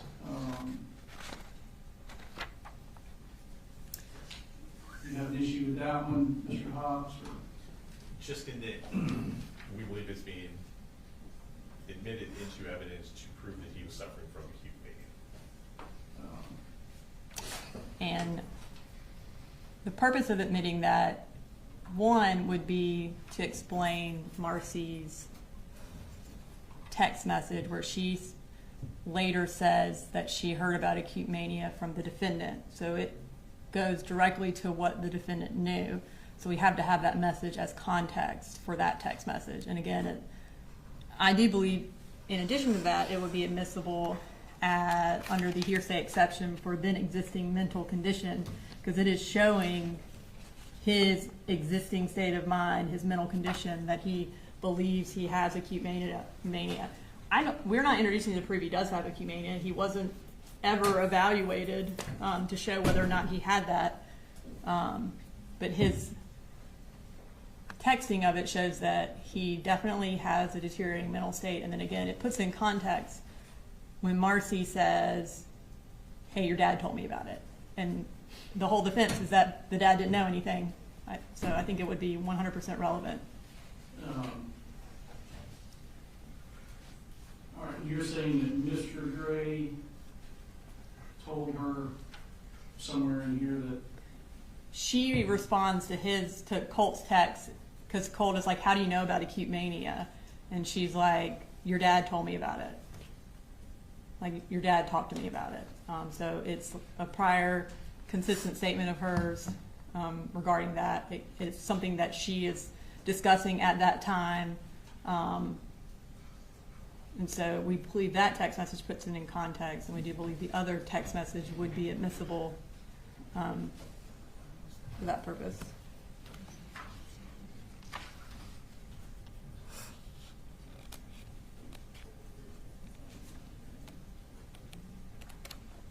All right, so it's certainly not admissible to prove that Colt has acute mania. My interpretation of the hearsay exception for then existing mental emotional condition is like a describing of mental pain or physical pain, sort of like what we saw with I think the original messages from Colt. This one is more just in line of he's just having a regular conversation and discusses it. I'm going to overrule the objection so long as you pause or have me point out to the jury it's not being offered to prove that Yes. it in fact has acute mania.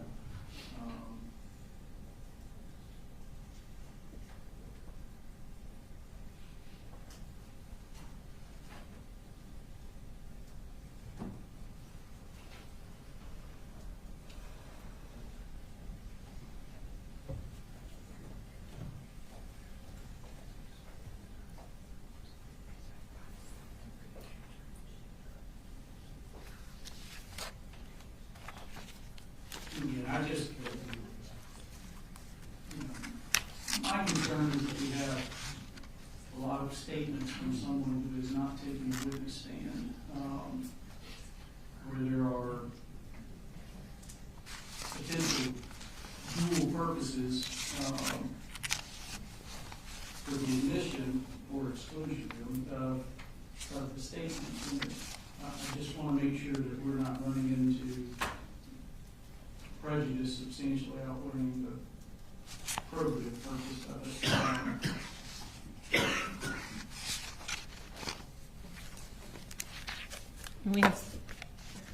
I don't know that, and again, I mean, so it would be consistent here, but on page 9, I have a concern with Colt's response there. I don't have a copy of that. You have my copy, so can you? Yeah, I have a list on my computer of every self-diagnosed disorder I'm likely on the spectrum to have. Yeah, in that list of text messages, I think the only texts I'm going to show are where he says acute mania and where he asks Marcy if she has prior knowledge or if Mamu told her, and her response which was, I have prior knowledge and your dad told me. Those are the 3 text messages, I believe, from that spread that we were going to show.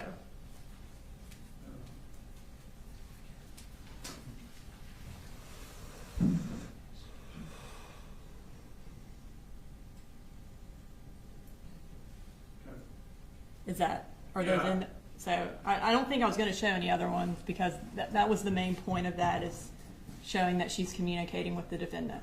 Okay, so the last, there's one that says, but your dad mentioned that you were talking about acute pain last week, so I've been reading more about it. Yes, that one.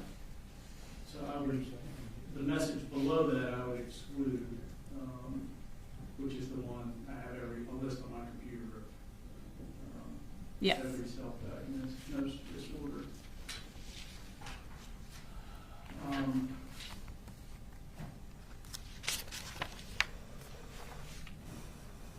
you know what on the third packet, page 32, do you know what looks like a screenshot of some image? Do you know what it is? I don't know what that is. I definitely. And in that grouping of text messages, I believe the text message we wanted to get into was where he talks about his teachers, because we have a text thread with Marcy and the defendant where Marcy tells the defendant he told me about his teachers. So it shows that they're communicating. So the text, Mr. Yes, Judge. I don't know if you have it in front of you.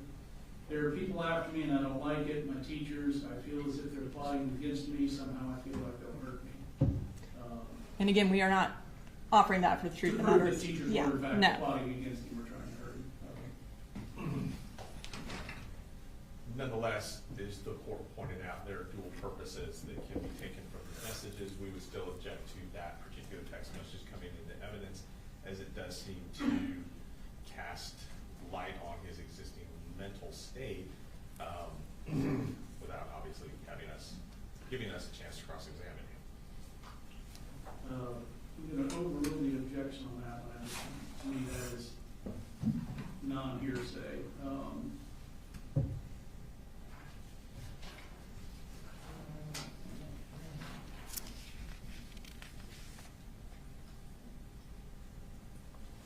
right, I'm going to return this back to you. And then after we go through these, you probably ought to take a lunch break. Okay.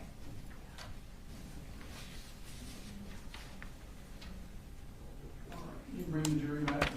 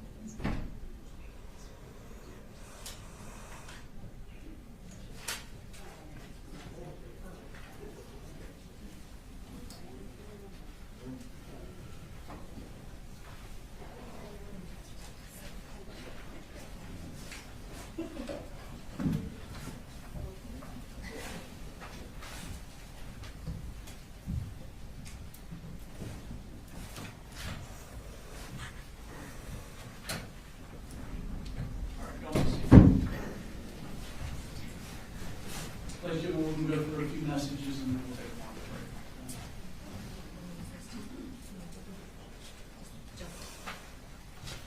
break. All right. So I believe we were at the point where we're going to display some text messages. I'm going to start with text messages from State's Exhibit 159. They are located in the August 26th section under text messages, and they are between Marcy Gray and Colt Gray.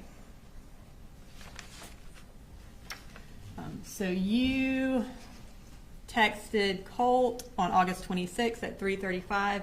Hey Colty, it's Mama. I just realized I had the wrong number for you. Daddy called and told me what's going on. me and Mambo are going to do whatever we have to help. And then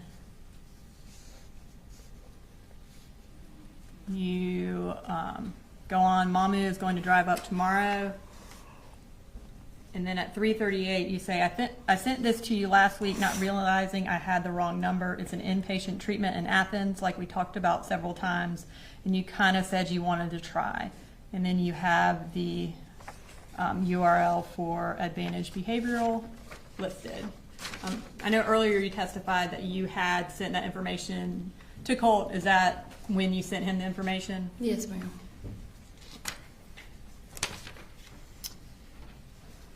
Okay. And then, had you and the defendant talked about acute mania as related to Colt? Yes. And what had the defendant told you? He had just told me about Colt telling him about it, and he also told me about what Colt had told him about his teachers. Okay. And I'm going to show what's also from State's Exhibit 159 from the August 26th section in text messages. And we're going to start with a text message from Colt Gray to you at 3:47 where he says, "Acute mania sucks." And ladies and gentlemen, just understand that's a message, as I understand it from Colt. It does not, it's not being offered to prove that he in fact has acute mania. It's just words he said. Okay. And at 3:47 you respond, "Acute mania is no joke." And then at 3:48 Colt says, "Did Mahmoud tell you or do you have prior knowledge?"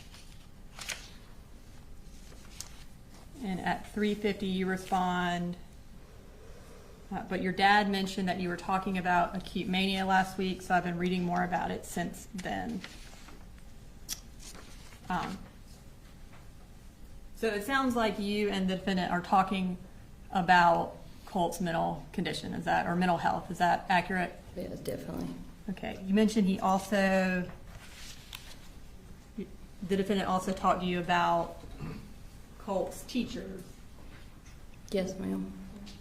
I'm going to display some text messages from August 28th, which was also from your cell phone extraction. It states Exhibit 159, and they are in the August 28th section under text messages. And there is a text message from Colt to you at 1:52.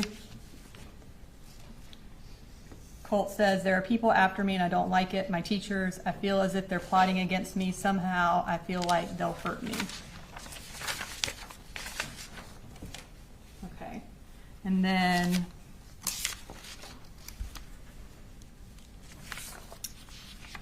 from the defendant's cell phone extraction states Exhibit 156 from August 28th. Under the text message section, there's some text messages between you and the defendant. We're going to go ahead and display those. So at 10:16, the defendant texts you, "Hey, did you make contact with?" And you respond, "Not with my Memu, but I'm texting with Colt. He told me about his teachers." So you there tell the defendant that Colt told you about his teachers. Was what Colt told you consistent with what the defendant had said was going on with his teachers? Yeah, it was almost identical. When the defendant told me about it originally, he asked me not to tell Colt that I knew that he had shared it with me because he didn't want him to be upset. Okay. And Your Honor, those were the text messages you wanted me to make it through. Ladies and gentlemen, it's 12 o'clock. I think your food's here or close, so we're going to go ahead and take a lunch break. 1 o'clock, all right? We'll discuss the case, don't look up anything.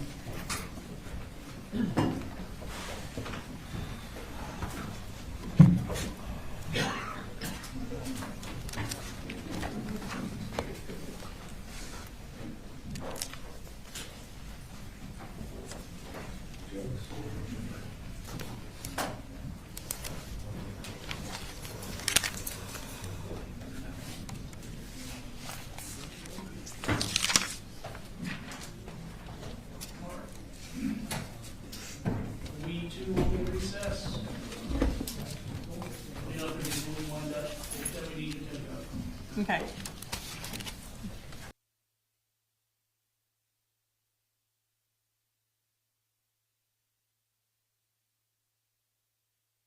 We've gone through again kind of the remainder of the text messages, and I've shown him the specific ones we're introducing. I think I don't think he has an objection, but I could be wrong. The majority, there's one that's also along the lines of him describing how he's feeling, where he states Colt states it's getting worse, had to take another, I don't remember the rest of it. I'll make it to school trust. Thank you. I'll make it to school, is that what you said? Mm-hmm. I'll make it to school. And what was the date on that? Just for the That was August 29th. August 29th.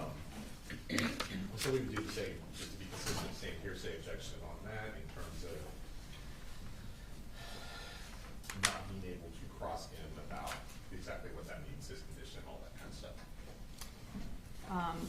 And for the record, it's at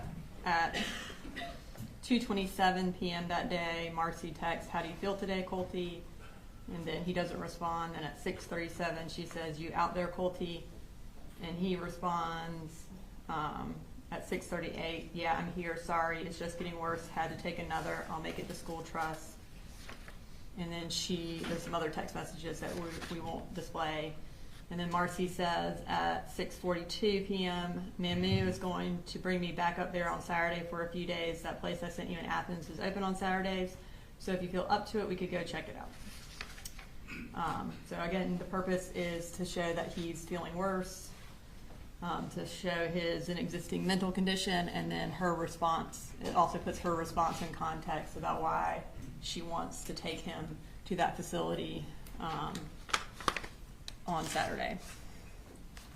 All right, so is the state contending that one qualifies as the hearsay exception?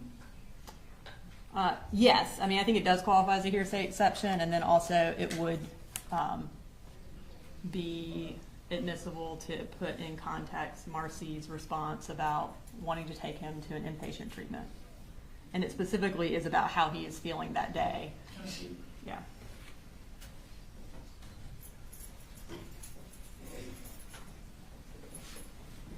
It's the circled one.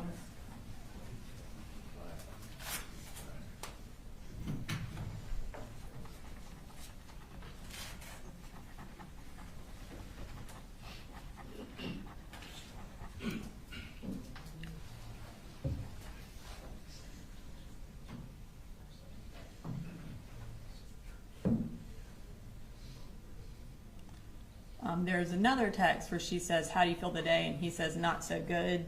I don't,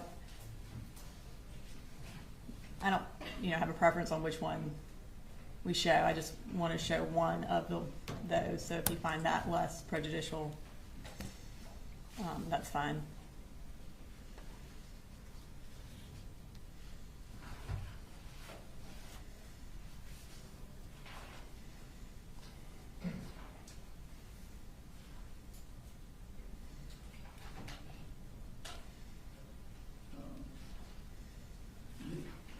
So the only one from this packet, I'm just looking at what's been circled, is the one on the first page of Correct. Colts that you intended to introduce? Yes.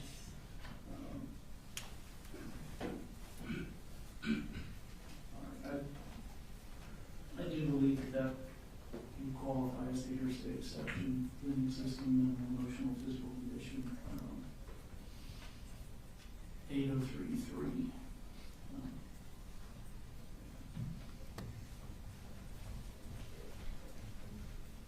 Yes, ma'am.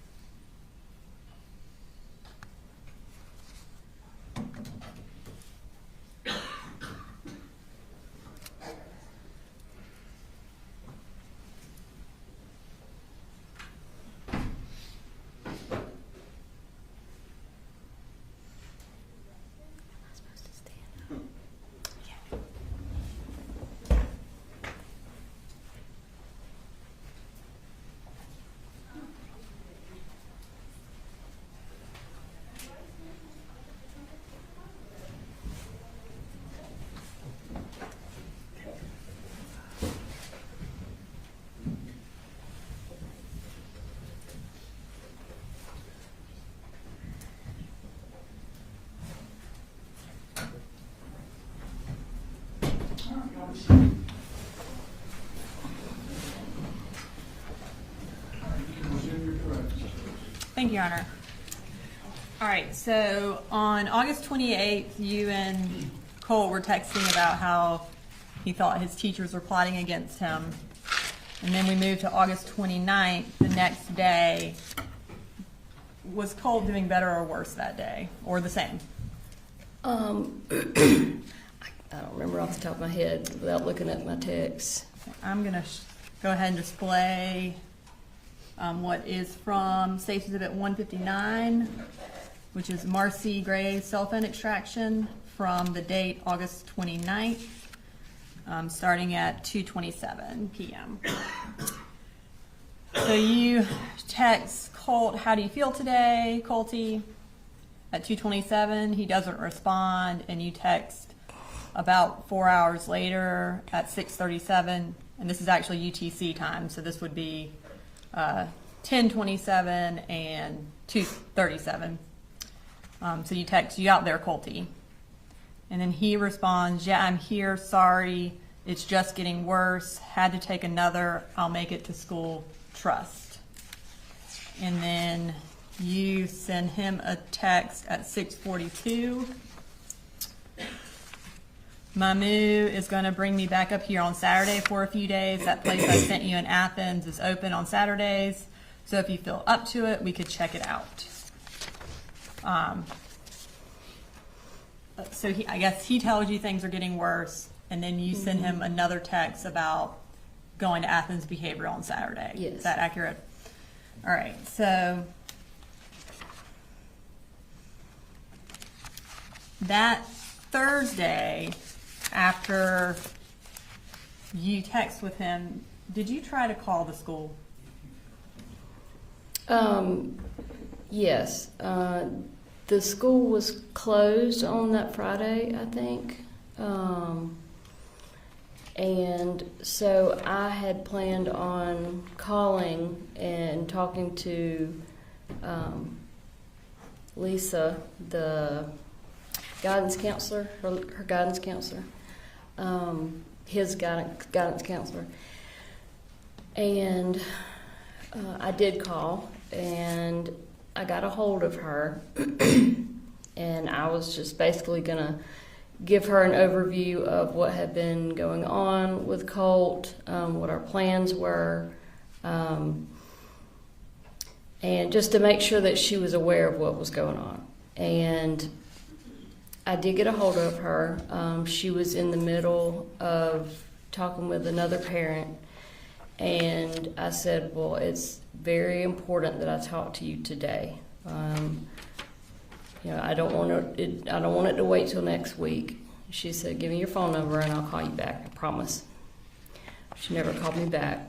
And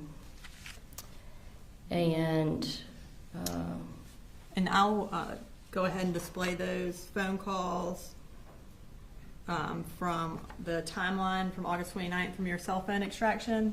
Looks like there was you called twice and you spoke to her one time. Yes, ma'am. Okay. All right. So that was Thursday the 29th. On Saturday the 31st, you were planning on taking Colt to Advantage Behavioral. At this point, were you still living in Fitzgerald? Yes, I was staying in Fitzgerald. Had you been in Fitzgerald ever since August 16th? Yes. Okay. And Colin, did he have all of the children up here in Bexar County in his custody? Yes. Okay. So, tell me what the plan was for you getting to Bexar County to go to Athens Advantage Behavioral. So originally my mom was going to drive up to Winder with me. She broke her hand, so that plan was off the table. And so I had asked her if she would maybe meet Colin halfway so he wouldn't have to drive all the way down to Fitzgerald. At first she was going to do that, but again, her hand was really bad. And so I ended up asking Colin if he would drive the whole way to come and get me. Again, we had been planning all kinds of activities and stuff that we were going to do with the kids, and we were going to go to the Athens crisis on Saturday. And then out of nowhere, really Friday night, Colin's mood completely changed. He was not really even wanting to talk about the weekend. Then Saturday morning, he basically said he wasn't going to come get me. He didn't have money for gas, even though we had planned on doing all of these things that cost money, as well as my mom was always giving him gas money. So gas wasn't an issue. I don't know what the issue was, honestly. But he said he wasn't coming to get me, and then he went silent. He, again, with no texts, no calls. I was talking to the kids on their phones all weekend, but he basically ignored me the rest of the weekend. And you indicated that Friday night when y'all were talking, his mood changed. Did y'all get into kind of a verbal disagreement about something? Yeah, I think I want to say the guns came up again. The storage or putting away of the guns. And when you say that came up again, does that mean you were talking to him about putting the guns up again? Well, I asked if they were put up, and because he had said he was going to put them up. By put up, I mean lock them in his truck. And when I asked him about them, he got really defensive and angry, and basically said no, they weren't locked up. And I said, if you don't lock them up, I'm going to call in another wellness check with Barrow County. I'm going to have Boo Boo go in your bedroom and look and see if the guns are still in the top of the closet or whatever, out on the dresser. And of course that he didn't like that. So I'm sure that played into why he didn't want to come get me on Saturday. And at this time, I'm going to display text messages from August 31st that morning between you and the defendant. And they are in the August 31st tab of State's Exhibit 156 under text messages.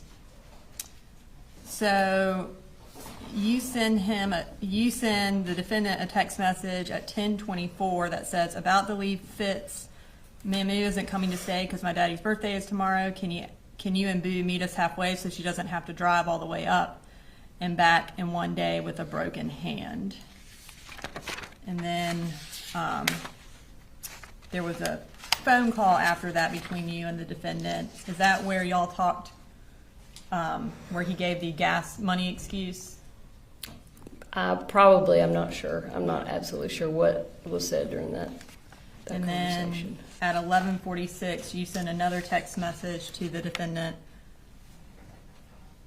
or 11:35, that says, so that's it. You were prepared to spend money on gas and everything else to go to Lake Blue Ridge, but you can't spend the gas to drive 2 hours and pick me up.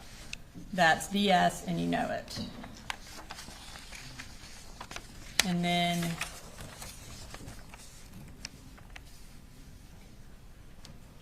at 2:01 p.m. that same day, you say, I can't believe how selfish you're being. Me and Boo have literally been counting down the days for 2 effing weeks till I could come visit. I would never have done this to you. And then on September 1st at 1:01 p.m. you say, why are you doing this? And then on September 2nd at 9:46 you say, are you just going to keep ignoring me? At least let me know y'all are okay. And then he responds on September 3rd at 7:31. Hey, sorry, just trying to keep everyone and everything together and calm. It's not the easiest thing, but I want you to talk to Boo regardless, okay? So between when you were supposed to go down that Saturday and that text message on September 3rd, did he contact you at all? No. Okay.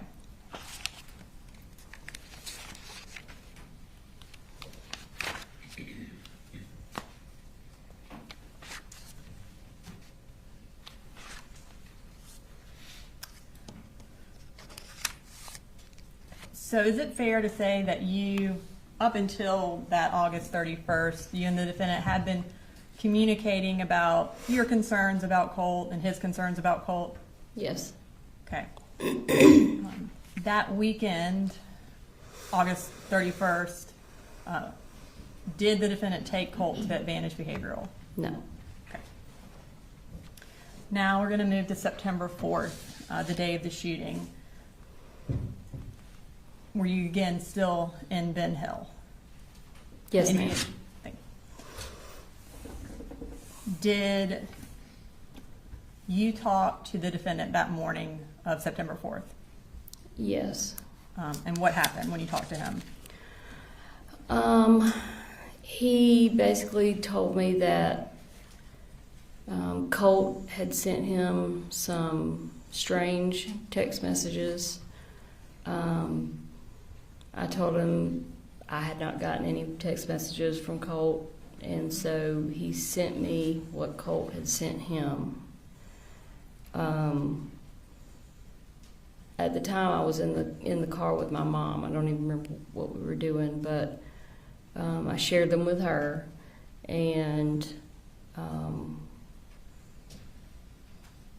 from there we just kind of discussed what the text messages were, and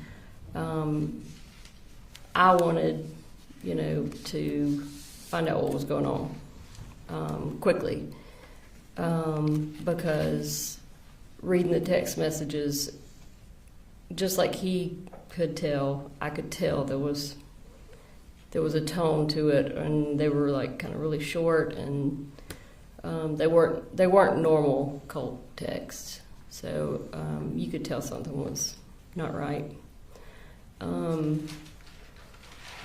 So I tried texting Colt, I think first, couldn't get a response.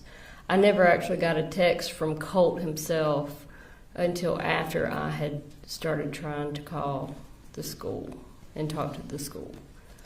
And when you called the school, were you able to talk to somebody?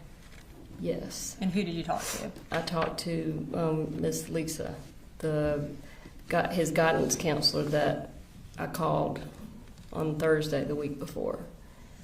And at this time, I'm going to display that phone call from State Exhibit 159, Marcy Gray's cell phone extraction, and it's from the timeline portion of that exhibit.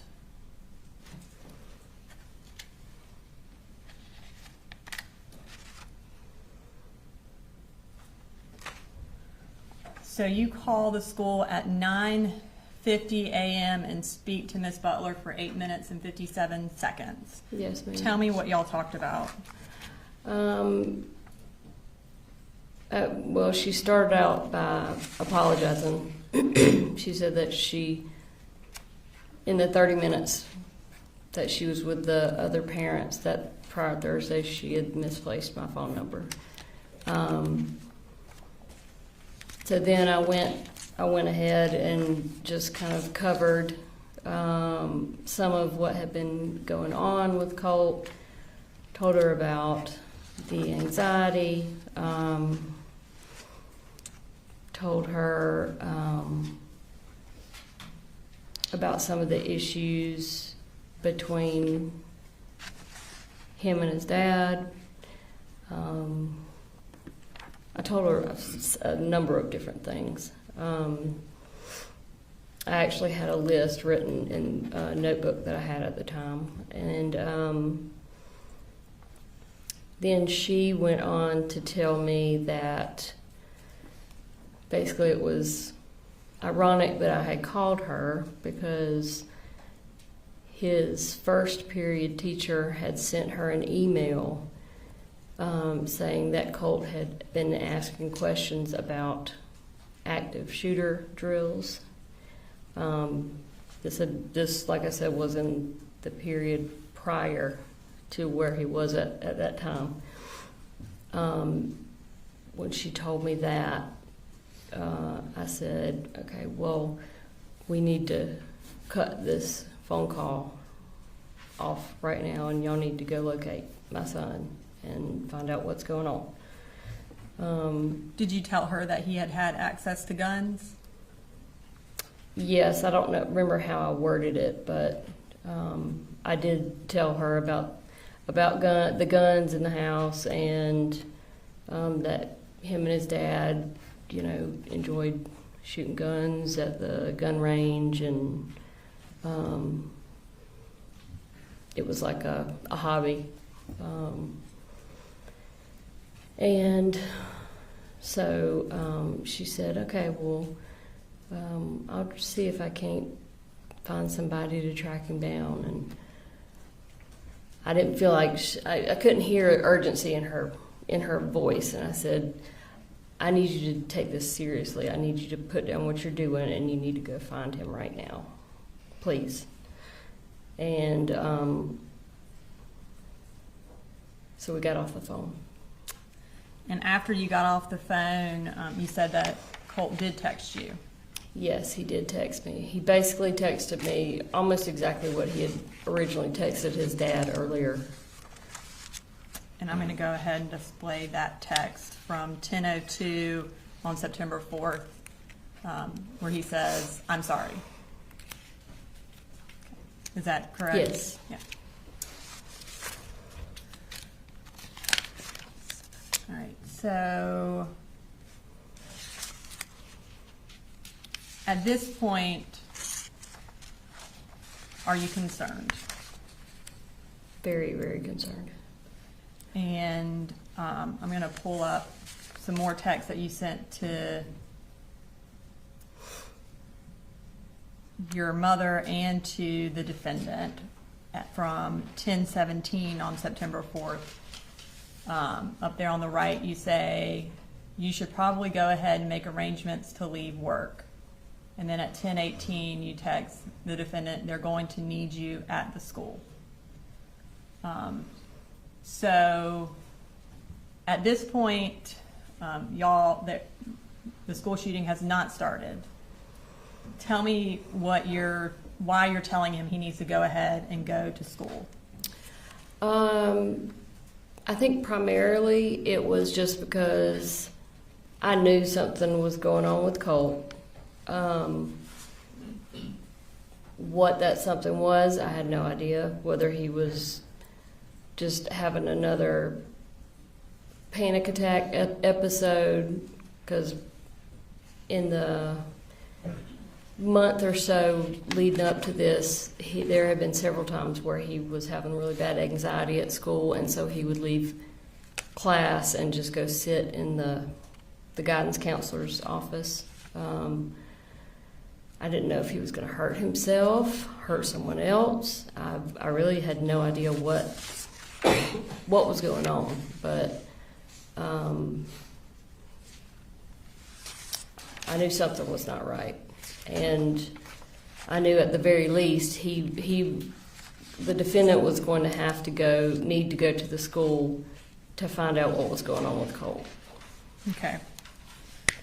And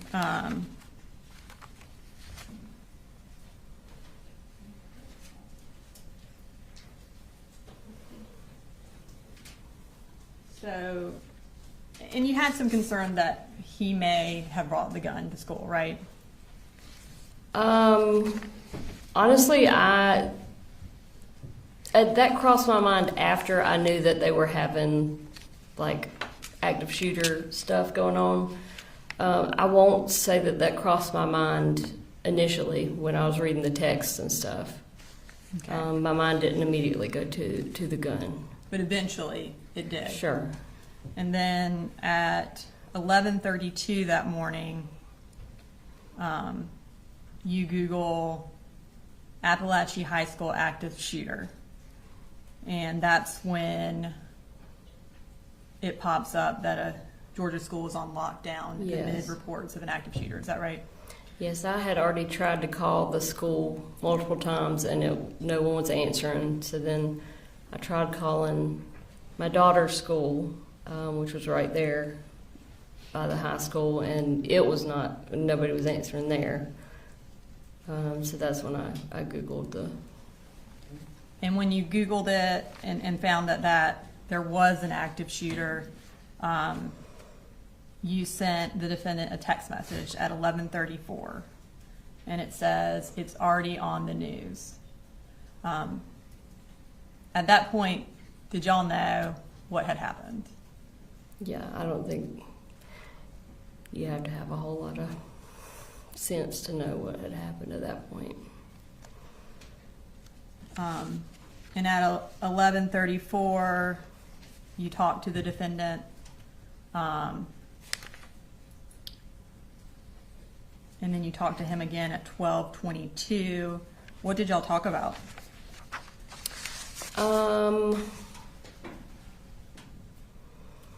Honestly, I probably couldn't tell you exactly what was said. Actually, I do know one thing that came up. I called him at one point to find out if he was at the school, if he had made it to the school or not. And he said, well, I didn't go to the school. I'm going to the house, or I'm at the house. And I said, why are you at the house? And he said, well, I said, you need to be at the school. You know, we have 2 other children.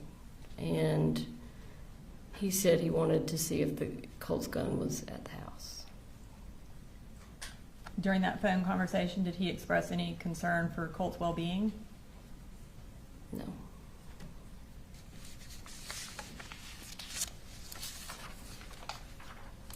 Did you drive up to Bear County that day? Yes, my mom drove, but I rode with her. We left pretty shortly after it was started being reported on. And is it fair to say before Colt's name was released, you knew that Colt was the shooter? Is that fair to say? Pretty much, yeah. Okay.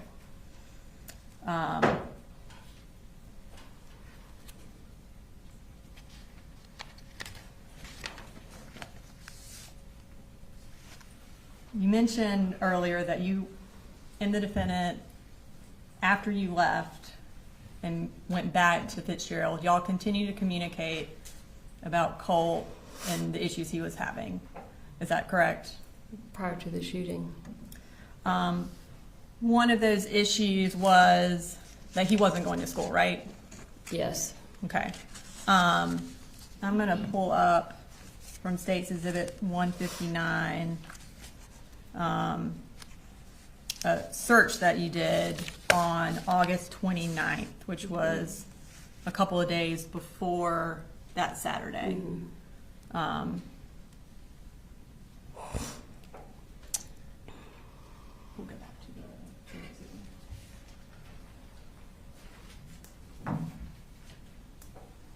on page 7. So you Googled truancy laws in Georgia at 10 o'clock on August 29th. Mm-hmm. Were you concerned about kind of who could get in trouble if Colt didn't go to school? No, I can actually tell you exactly why I looked this up. So Colin was also concerned about Colt not going to school. And he had called and basically told me an idea that he had to try and get Colt to go to school. And he was going to call me, or he was going to have me call him and pretend to be someone from the truancy office. And he was going to have the conversation where Colt could hear him talking to me on the phone, to try and scare him into thinking he was going to be truant and get in trouble. And so that's why I looked up truancy laws, because there was a question I had about his plan, and whether or not it would really make any sense or not, because Colt's a smart kid, and I didn't want him to get online and look something up and be like, "What are you doing?" I know that's not the truancy officer or whatever. So that's why I was looking that up. So that was around 10 on August 29th. And then at 2:30 is when you text Colt and ask him how he's doing. And if you could bring up those texts again. So the text messages.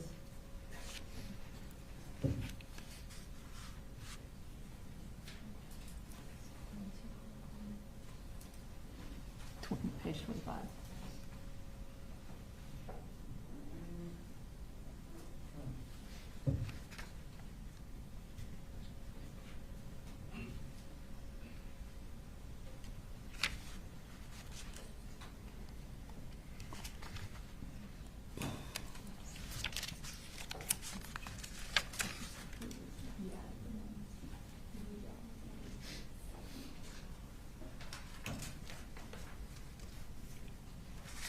All right, so at 2:37 p.m. you say, "You out there, Colty?"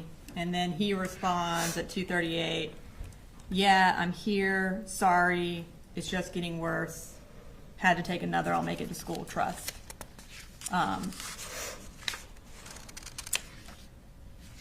About 20 minutes later, at 3 o'clock, you Google school shooter parents charged with manslaughter. And then at 3 o'clock, you read an article that says what James Crumbley's manslaughter conviction means for parents. And then at 3:05, you search again, school shooter parents charged with manslaughter.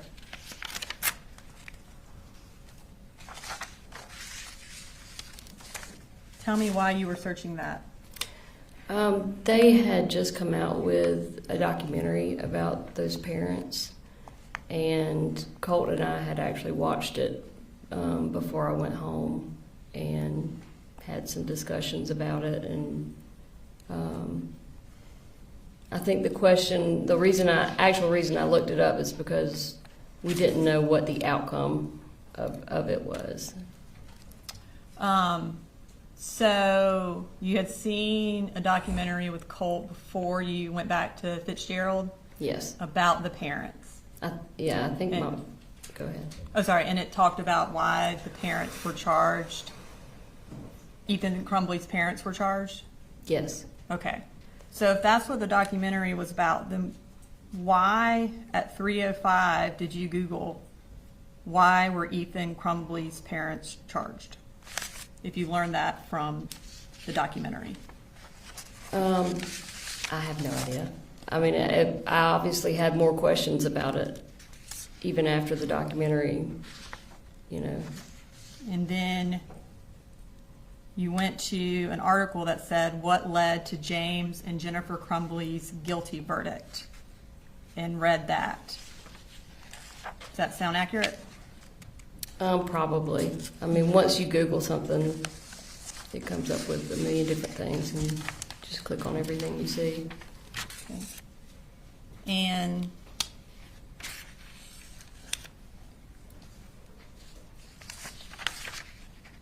let's see, at 3:09, you actually Google safe storage gun laws in Georgia.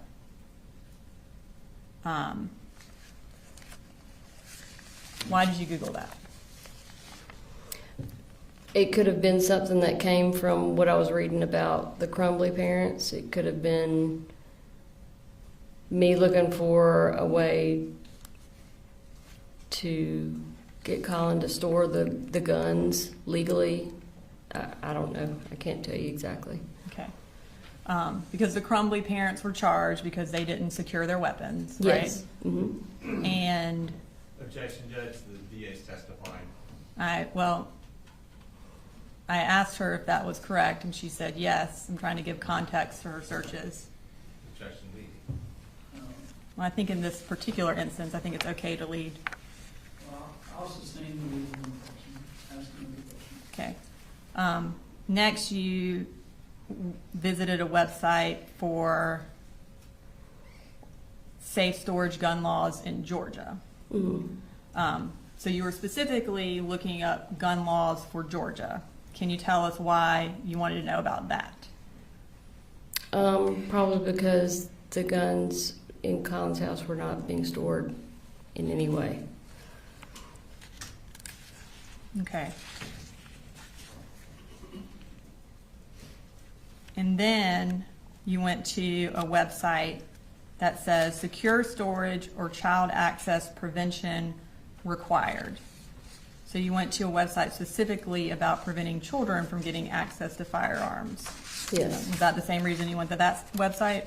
Yeah, obviously. I mean, because my kids are in the house with the guns.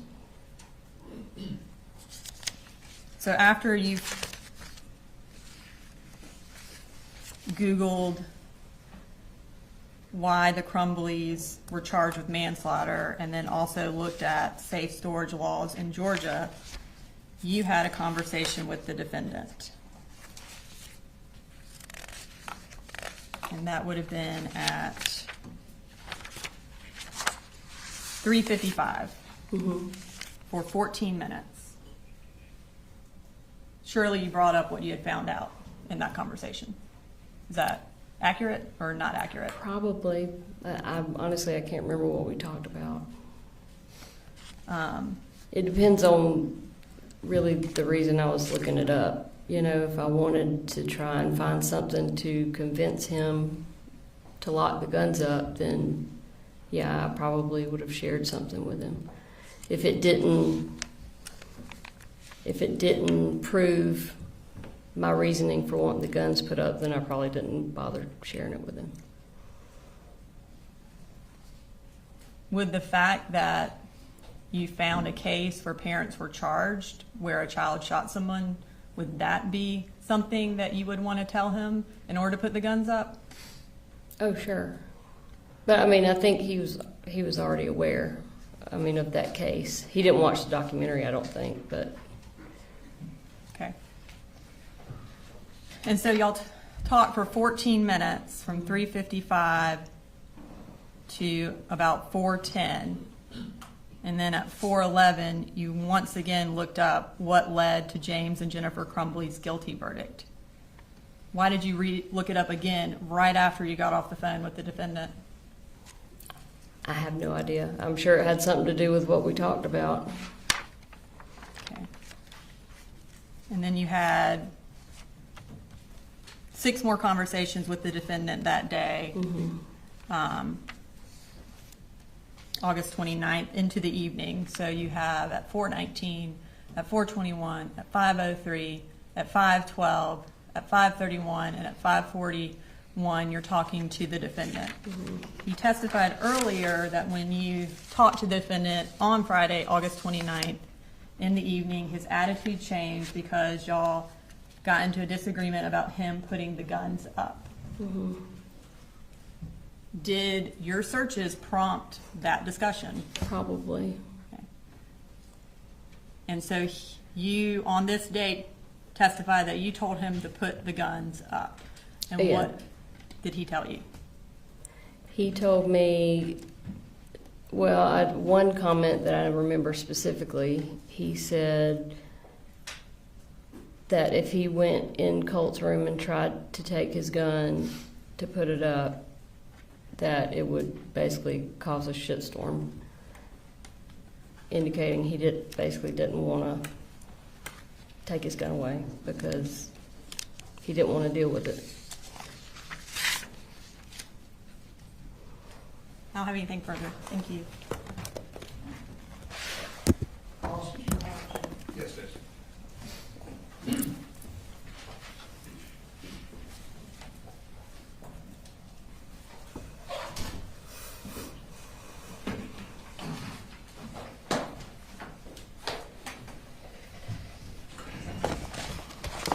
Good afternoon, Ms. Gray. Mine's Brian Hobbs, and I represent Mr. Gray. I'm going to ask you some questions. If I ask a question that doesn't make sense, let me know. I'll try and rephrase it. Okay. I understand going to be asking you questions about things that happened a good year and a half ago. Okay? Yes. I know you made some previous statements, so if it would help to refresh your recollection, let me know, and I can kind of show you some of these statements to help see if that'll help. Okay. All right. Now, you've been testified for a while, and you've told us a lot of stuff, so I definitely have some questions for you. Okay. Maybe we'll work backwards a little bit. So, we just heard about some internet searches you did, Yes. correct? Back on August 29th, right? Yes. And it sounds like you have a bit of a memory about those conversations, but maybe don't remember everything that was said between you and Mr. Gray that day. Yeah. All right. And I'm going to bounce around a little bit, so just let me know if Okay. I'm getting kind of confusing or anything, and I'll try and slow down. All right. So, you first called Lisa Butler, and I'm orienting you to kind of that last week of August in 2024.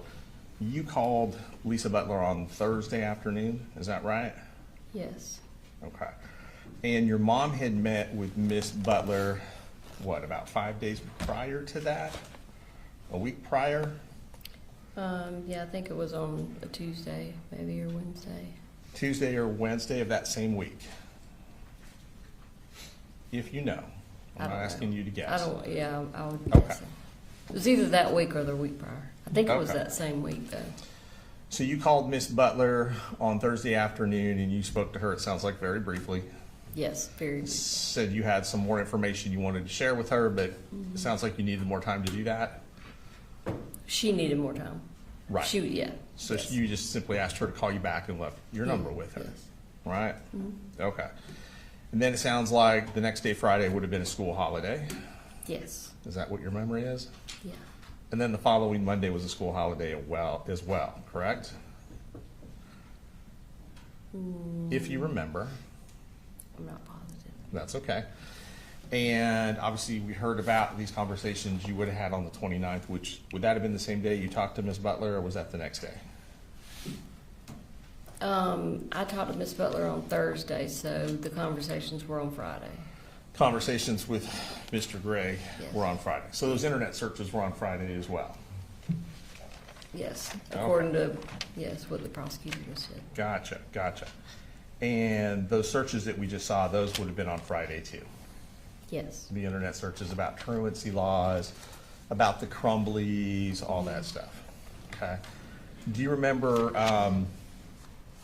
any Google searches you would have done on your phone around that same day about Nicholas Cruz?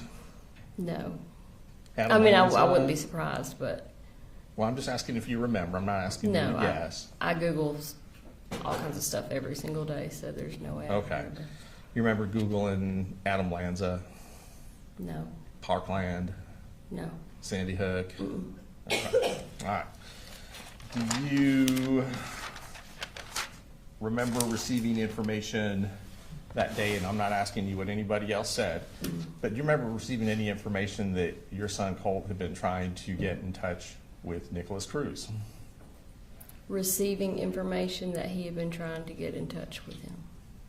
Trying to communicate with Nicholas Cruz? Did you receive any information around the same time regarding Nicholas Cruz and Colt reaching out to him without telling me what anybody told you? I don't know if it was at that specific time. Okay, we'll circle back with that. Maybe Okay.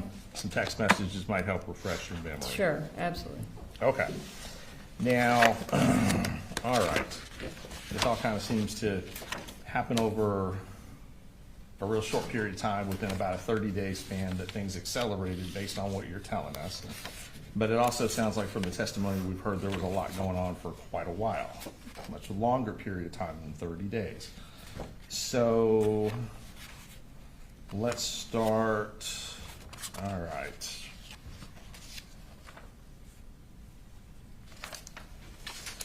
So, and just to kind of clarify, just so we're all on the same page, when you're having these conversations on the 29th with Mr. Gray, you said that you thought they might have been about putting guns up, right? Yes, Okay. And that might have been what one of the main disagreements was. yes, Okay. And when you say disagreement, obviously I think what you're trying to say is that you guys had different opinions on whether or not the gun should be put up at all yes, and how they should be put up. and how they should be stored. Is that correct? Okay. Yes, And it sounds like you were not satisfied with the answers you were receiving with Mr. Gray before this conversation ended. yes. Okay. So after that happened on the 29th, did you call 911? No. Did you ask to do a welfare check?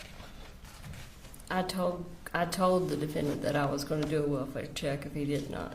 And did you in Good fact thing. call 911 to do a welfare check? No. And you had done that previously. You knew how to do it. Mhm. Is that correct? Yep. Okay. But he was not communicating with me at that time. That you did the welfare At all. check? Mhm. So you're referring back to November of 2023? Yes. Okay. And so you're saying the reason you didn't do a welfare check this time is because he was communicating with you? He was at least I knew that my kids were not dead. Okay. And on the 30th, which would have been the Saturday, it sounds Sure. like, right? You didn't call 911 on that day? No. Now, he wasn't communicating with you on that day? No, but the kids were. Kids were, okay. Didn't ask to do a welfare check? No, again, I was talking to the kids. So. Okay. So on moving ahead to Sunday, didn't call 911 on Sunday? No, I talked to him and the kids again on Sunday. Okay. Didn't do a welfare check? Nope. Okay. Same question. We roll around to Monday. Didn't call 911. No.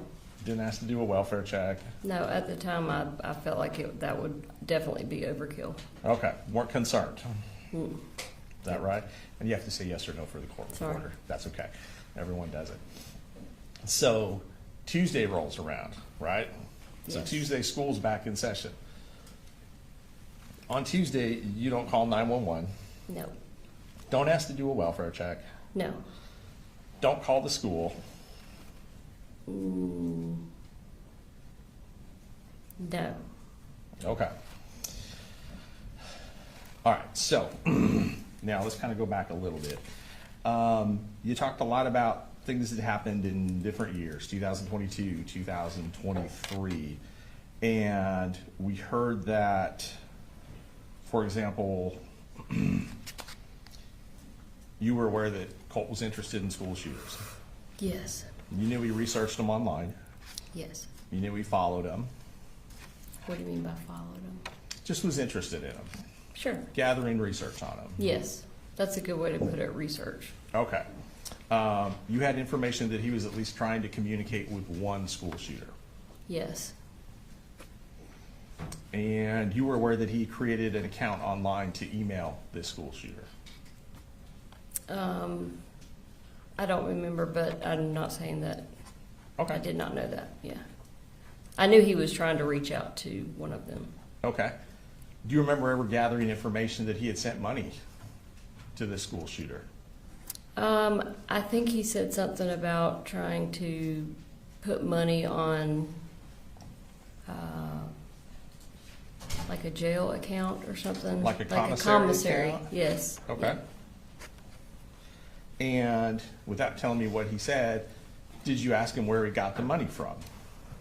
No, because I just assumed that he was not being truthful about it. So you didn't even ask him about it? No, Okay. I don't think. Okay. Honestly, that's. Let me a very ask you long this. time Would ago. this information that we are now discussing that you received have been over a year ago?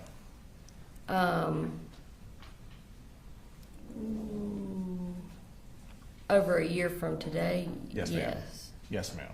Okay.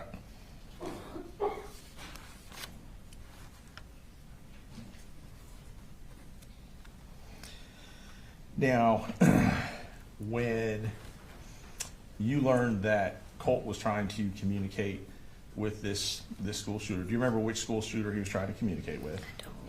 Okay. Do you do you recall telling him that this was a bad idea? I don't remember what I told him about any of it. Okay. It was not something that we talked about in depth. It was, You don't think so? I don't think so, no. Okay. It doesn't stand out in your mind that he was trying to communicate with his mass murderer? Well, yeah, I remember him making a comment about it, but Mhm. again, he was very interested in all these things. So for him to make a comment about one of them, kind of take it with a grain of salt.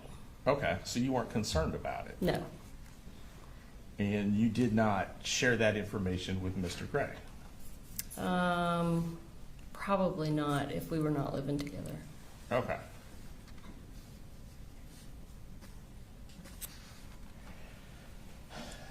This didn't raise a concern to you such that you would have reached out to law enforcement, for example? No, You wouldn't have tried to immediately intervene with mental health treatment at that point, based on that? no, because Just he based wasn't. on that? Yeah, he wasn't talking about it from what I could tell in any kind of serious manner. Okay. So you thought that the tone in which that you guys were talking about this was more joking than concerning? Or just like a random interest. Okay. Not an obsession? No, And based on that, you didn't tell him it was dangerous to do this? I can't remember what I told him, like I said. You wouldn't have told him this is unacceptable? Again, it just depends on what he said and how he said it. Okay. And it sounds like If you it don't was have said lot of in leeway. I mean, if I took it in a more of a joking, way, then no, I wouldn't have told him that because it was a joking way. Without reviewing really our conversation, I can't No, tell we'll you much circle at all back about and, it. sure. Okay. And pull some of these out.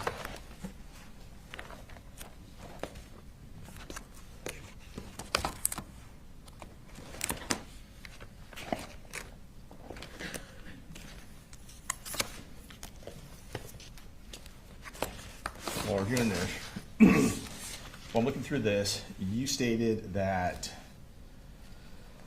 it would have been October of 23 that DFAX took the kids and gave them to Colin. Yes. Is that accurate, roughly, that Yes. month? Yes. All right, and Colt had come to live with you, it sounds like, in September of 23?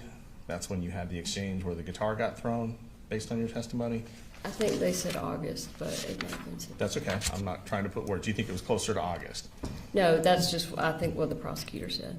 I What- can't remember off the top of my head what month. it Okay, I was. would say, what's your memory? Okay. But thereabouts, Mhm. right? Okay. And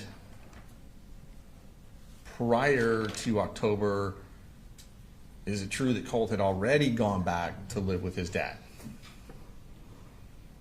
I don't remember the exact date. Okay, so when DFAX took the kids away, do you recall, Colt Yes. Jr. and Jenny, do you recall if Colt was still there No, with Colt you? had already gone back to stay with his dad. Colt had Yes. already gone back to stay with his dad? Yeah. Okay, Because he rode with his dad down to Fitzgerald to get Jenny and Coley. he being Colt. Yes. Okay. Now, you said that was a difficult time for you, Yes. is that correct? Yes. And the kids were essentially removed, based on your understanding, without telling me what anyone said, because you failed the drug test. Yes. That accurate? Yes. All right. And like I said, you gave many statements, so I'm just gonna ask you about remembering certain things, and if not, I might be able to kind of point you in the right direction. Okay. Do you remember giving this statement to investigator Jason Smith from Barrow County? Mhm. Does that make sense? Yes. Okay. So I believe you gave a statement to investigator Smith, but you also had a phone call interview with investigator Smith. Does that make sense? Makes sense. Yes. Okay. Do you also recall an interview with Agent Kelsey Ward and Agent Amelia Maddox from GBI? I do. Yep. And that would have been the same day as the shooting, is that correct? I don't remember. It That's was okay. very close if it wasn't the same day. Very close, okay. All right. And, all right, let's go through some of these statements. We'll circle back on some of the text messages. So, and just kind of lock some other stuff in as well.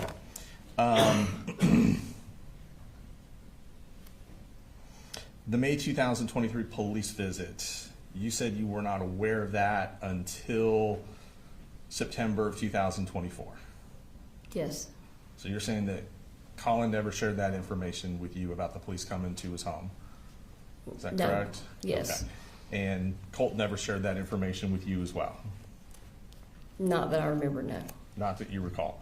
Do you think that's something you probably would remember, would probably stand out? Yes, FBI coming to his house or an FBI tip? yes. Okay.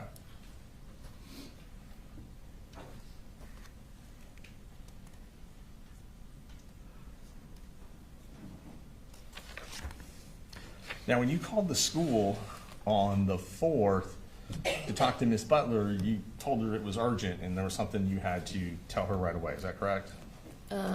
Yeah, well, I told her that the conversation itself was urgent. Told her the conversation was urgent. Did you share the text messages with her? What text messages? You had received text message from Colin that were screenshots of text messages sent by Colt. Did you tell Miss Butler about those messages? I think you're getting the days mixed up. I called Let me Miss. try and clarify for Okay. you, okay? And thank you for letting me know. Mhm. So I am referring to the morning of the shooting. Yes. You got some concerning text messages screenshot by Colin that were sent to you. Yes, And then after receiving those messages, did you call the school? yes, Did you at that time speak with Miss Butler? yes. Okay, so now we're on the same page. Yeah, we're on the I know same you page. talked to her a couple times, so Yeah. that makes sense. All right. Did you tell her what those text messages said? I assumed that I would. Well, let me ask you this. Do you remember what you told her? Well, it was an 8-minute conversation. So, like I said, I covered everything that was in most of what was in the list that I had, as far as Colt's behaviors, and the anxiety attack. Trying to remember if I shared. Yeah, I would have shared that text message with her. Okay. You didn't tell her you thought he had brought a gun to school that day? No, because I didn't. There's no Because way. you didn't. Because I didn't think that he had brought a gun Okay. to school.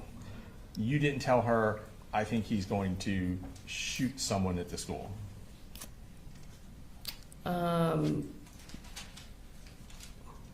I don't remember what I told her. I'm sorry. That's okay. If you didn't think he brought a gun to the school, did you think he was going to do a school shooting that morning?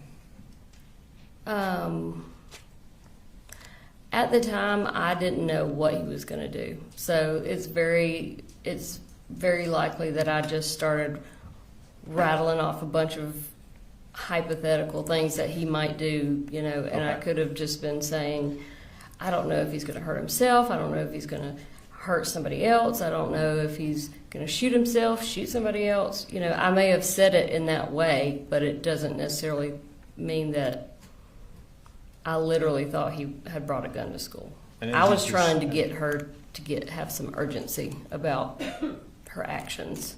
And as you just testified, you did not believe he had brought a gun to school that day. No, I mean, if I stopped and you asked me, do you think your son brought a gun to school today or that day, I would tell you, no, absolutely not. Not rationally, I wouldn't have thought that, no. Nor would you rationally have thought that your son was going to school that day to perpetrate a school shooting. No.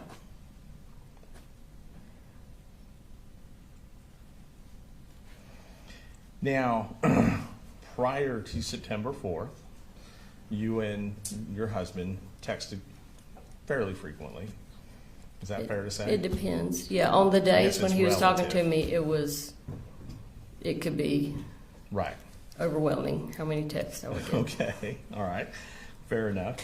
And in the month of August of 2024, okay, because that's kind of what we've been focused on a little bit. You never sent Mr. Gray a text message just saying Colt is idolizing school shooters, for example.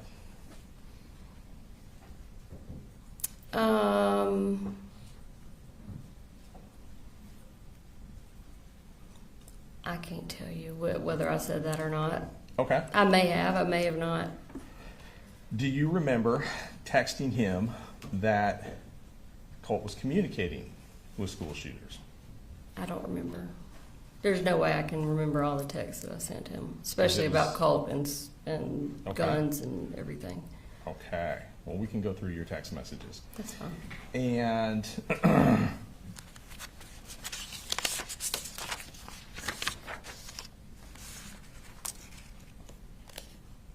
you were aware that Mr. Gray was working with the school to get Colt counseling. I know that he had signed a form allowing Colt to have counseling. Okay. And you're aware from conversations with your mother that she met with Lisa Butler Yes.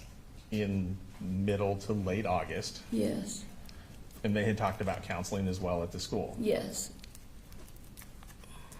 You were aware that plans had been put in motion for Colt to see someone at the school. Yes. When my mom went up there, Miss Butler actually told my mom, because my mom told her about the crisis center that I wanted him to go to.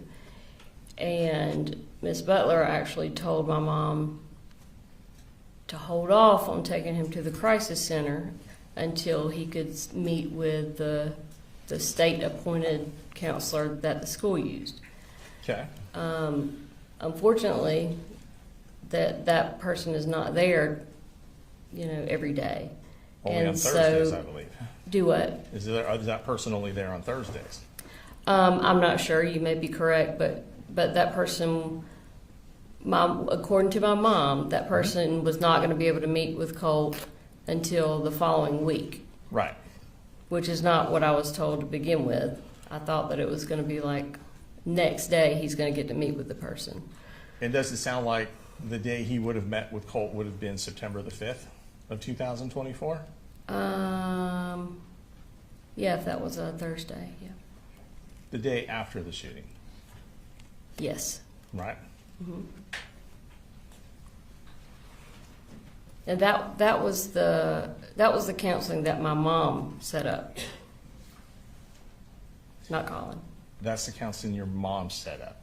Yes, with Lisa Through Butler. the school, with Yes. Lisa Butler. And your testimony today is that Colin was not involved in that. I didn't say that. Well, that's why I'm asking. I want to make sure I'm not. He signed a document Okay. that allowed Colt to see a state-appointed therapist. Okay. But as far as scheduling and going to the school and meeting with Lisa Butler, my mom was the one that did all of that. Your mom's the one that met with Lisa Butler, but you're not sure how much communication Lisa Butler had with Colin. No, that's correct. Okay.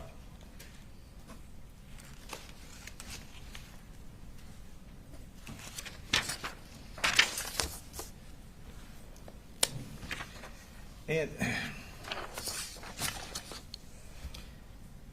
after, on September 4th, when you received these text messages from Colin, you told him to start heading back to the school. About what time was that? I don't know. Okay, was that after you had heard there was an active shooter at the school or before?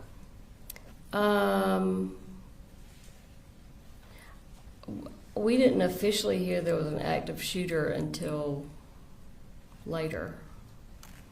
So Okay. that would have been, I would have told him to go ahead and head back to the school before we knew for sure that there was an active shooter.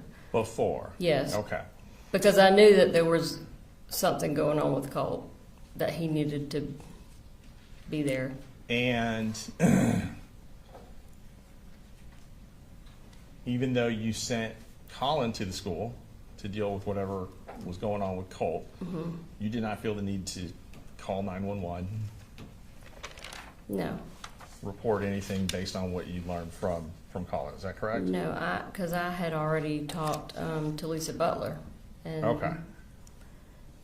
they were And you thought that was enough to deal with the issue? yes. Now, and I know I'm bouncing around, so just That's okay. let me know if I'm not being clear on my dates. But you said you'd been contacted by a school counselor down in Fitzgerald back in September of 2021 regarding a Google search that Colt Yes. had done. Yes. Okay. So just do that, and then I'll know I need to give you more Yes. information to orient you. And it had to do with the search on Google, how to kill your dad or something in that line. Is that right? Yes. All right. And the school resource officers actually reported to your home. Yes. And I believe you testified that Colin Gray was not at home when they showed up. Yes. When he was not there when they had this conversation or whatever conversation they had with you and or Colt. No, he was not. Was Colt there when they showed up? Yes. Did they in fact, without telling me what they said, did they in fact have a conversation with Colt? Yes. All right. And you said that after that incident, you did not immediately tell Colin about that meeting. No, I didn't. You said it took you several months before you shared that information Yeah, it with was him. probably a couple months. Yeah. Make sense? Mm-hmm. Okay. Now, when you were in Fitzgerald, there's a couple of defects cases, and I just kind of want to make sure I'm understanding. So one of the defects cases in Fitzgerald, that case was against you. Mm-hmm. Is that correct? Yes. Okay. And is it true that the allegations that opened the defects case were that you had physically abused Colt? You had hit him or slapped him or I'd something of slapped that him, nature? yes. Okay. And that's what led to the home visits Yes. and the drug test? Yes. I think you said it was approximately a year of drug testing? Yeah. It was until we left and moved back up Okay. here, Okay. which was about a year. Yeah. Okay. And it sounds like right before they were going to close the case out is when you had this positive test. Yes. Do you recall what you tested positive for? Methamphetamine was the main one, I think. Okay. Yeah. Do you remember telling Investigator Smith why you had been using methamphetamine at that time? Do you remember what you told him? No, I don't. Honestly, I don't even remember us talking about it. About why she's using methamphetamine. I think that I'm giving him leeway, but I don't see how that's relevant to whether or not the defendant committed the crimes in this case. Based on testimony she's already given regarding what was happening in Fitzgerald at that time with Colt and the behavioral issues that he was experiencing and how they were related to Colin. Let me do this. I think Yes. a juror needed a break anyway, is that right? Someone did. All right, go ahead and take a.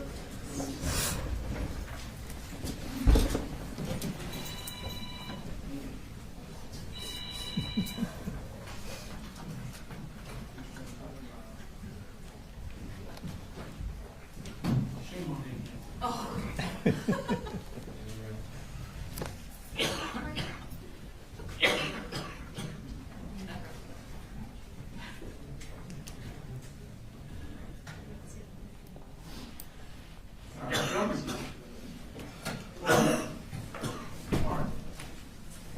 Is there a answer to the question that do you know the answer? Yes. Okay. Yes. What is the answer? So basically what we're getting at is there's been testimony that the issues with Colt's behavior at that time period and also leading up to 2024 were based on his interactions with Colin Gray. The answer that is in another statement that's a recorded statement that we have a transcript of is that Miss Gray started using methamphetamine when Colt got down to Fitzgerald because she was having difficulty taking care of all three kids by herself and working at the same time. What we're getting at, or what we're going to circle back around to and why it's relevant, is because the issues that Colt was having at the time were not attributed to Colin Gray. They would have in fact been attributed to Marcy Gray. And there's a pattern of that will continue to build upon over the next 12 months, leading up to the middle of August prior to the shooting. Well, he previously objected to us getting into any way that Colin treated Colt. When she answered because he was emotionally and mentally abusive, they asked for a mistrial. Now they want to get into what Marcy has done, which I mean, that is completely opposite of what they've previously been trying to do. But again, why Colt was created, why he did this is not relevant. What is relevant is who gave him the gun and what he knew, what that person knew when he gave him the gun. And what this whole case has been about and what Marcy has testified to is what the defendant knew, what he knew about his mental state. And what he knew when he continued to let Colt have the gun. Why Marcy started doing meth, the amphetamine, is not relevant. Judge, now I interject here. We probably shouldn't be arguing in front of the witness because we're giving her information that we probably should not be giving. We can send her out. Understanding what and again, I don't know how often this is going to come up. As to that question, why were you using? I'm going to permit you to ask that over objection and then see if there's other issues that come up. Yes, sir. All right, we'll be in recess for a few minutes.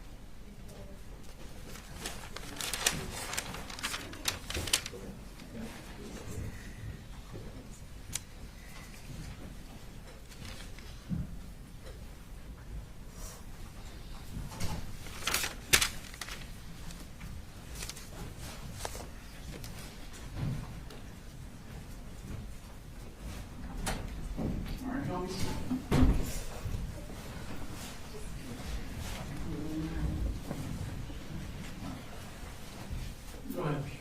Thanks, Judge. All right, just let me know when you're ready, Ms. Gray. I'm ready. Okay.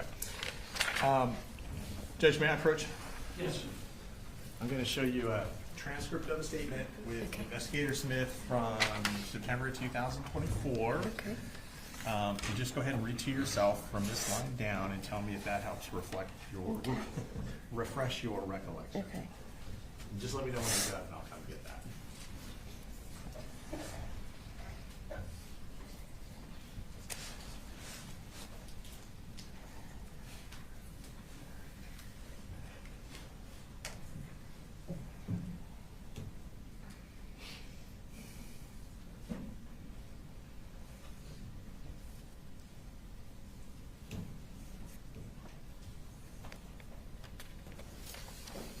Yes, I remember saying that.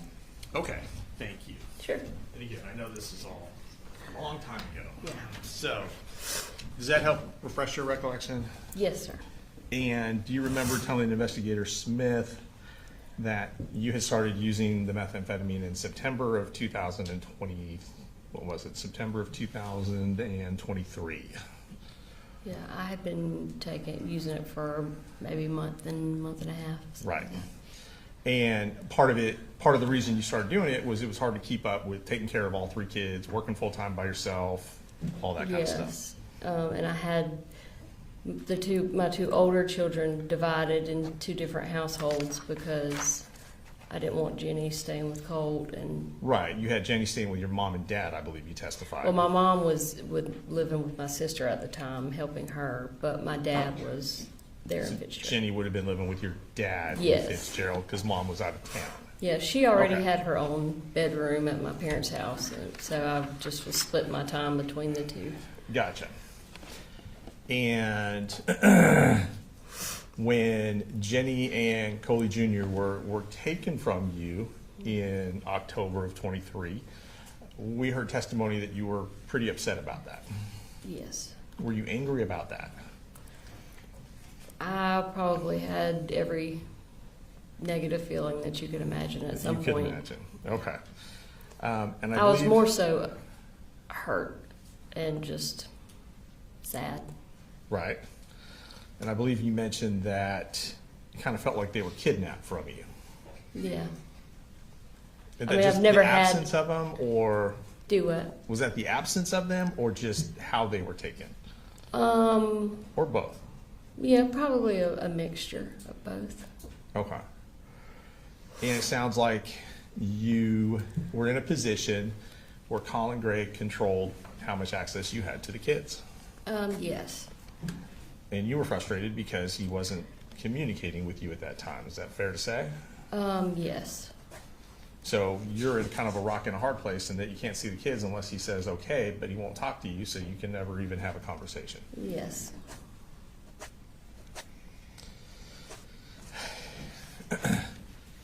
And we'll touch base on what happened in November of 23, but before we get there, just in leading up to it, isn't it true that Colin didn't want you around the kids until you were able to get better? I think it was a mixture. I think just knowing him, I think it was more so just wanting to separate them from me for a number of different reasons. Okay. I think, and without getting into attacking Sure. his character, I think a lot of it had to do with his need for control because he had lost that when I left, and he doesn't know how to exist without having full control. And this was a way that he could control me. So let's fast forward to Mother's Day of 2024. You are, around that time, you're in rehab. Yes. And you are doing better at that point. Yes. And then he sends you a message from the kids with Sure. a couple of photographs. Mm-hmm. Is that correct? Yes. Okay.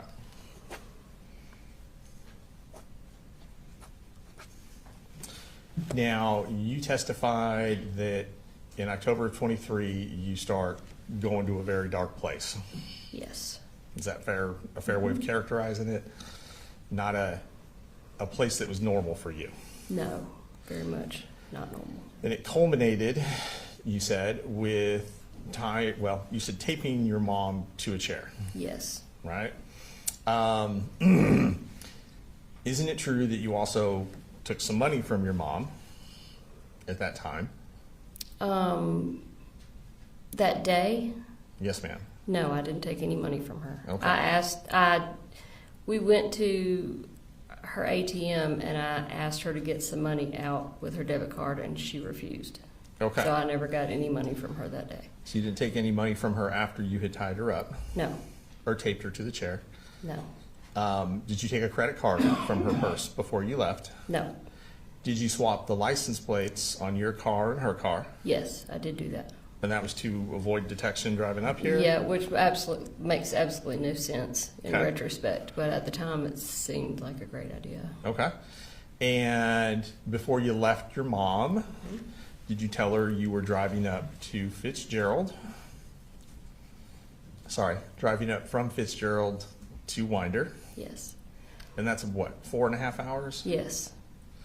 And the purpose of the drive was to kill Colin Gray. Yes, I did tell her that. And did you tell her that you were also going to kill her grandson, Colt? Yes, I did tell her that. Okay. That was a last-ditch effort to get her to agree to come with me. Right. And you drove all the way up here, Yes. based on your testimony, and then very early in the morning started knocking on his window. Yeah, it was about 8:30 in the morning. Okay. I mean, it was daylight. So. And then when he would not let you see the kids, that's when you said you keyed his car, his work truck. It was later in the day after I came back to drop Jenny's belongings off. Where were her belongings at when you were there the first time? They were in my car. Which But was at the home. Yeah, at the Okay. time. But he had told me to get off his property or he was calling the police, so I left. So you left, but then you came back later. I came back to drop that stuff off, and it was at that time where I made the decision to key his truck.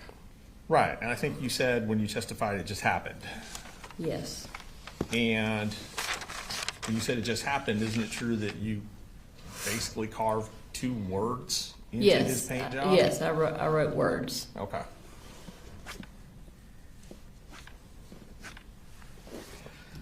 And then after your arrest here, you said you were transferred down to Ben Hill County for the incident with your mom. Yes. But you had remained in custody during that period of time from when you were arrested up here until you went to rehab. Is that accurate? Yes, that's accurate. Okay. And when you were released from, well, released isn't the right word. At some point in July, you would have left, of 2024, you left rehab. Yes.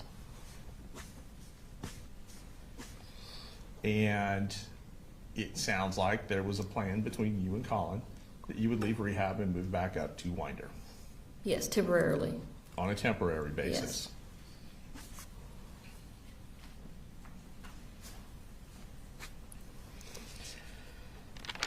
I believe you testified that you stayed up here for several weeks, About 5 weeks. maybe 5 weeks, I think it was about 5. and that would have culminated in the, probably around August 18th, the incident with Colt would have been your last day in Winder. Is that fair to say? Yes. All right, now when you were up here, I believe you said the house was a wreck. Mm-hmm. And it took you several weeks to get the house picked up. Yeah. Was that what you were to testify to Yes. earlier today? I mean, I wasn't working on it nonstop every day, but Okay. yeah. And this is the house on Harrison Mill Road, do you recall? Yes. Okay. Now, while you were there, were you clean? Yes. You weren't using any opiates or drugs or anything? Other than some THC caramel candies that Colin had bought at a store in Athens, Okay.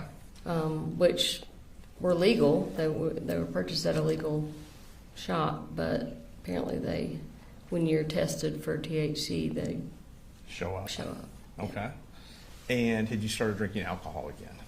I during had that not. time period? I had not drank any alcohol. No alcohol. No. Okay.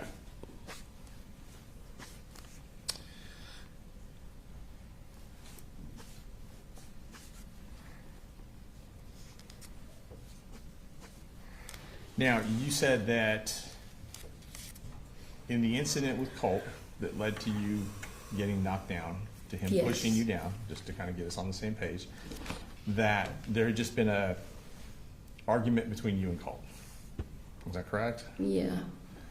I wouldn't say that it had escalated into a full-blown argument. Okay. But it was a discussion that he didn't want to have. Okay. Not a discussion that you didn't want to have. No.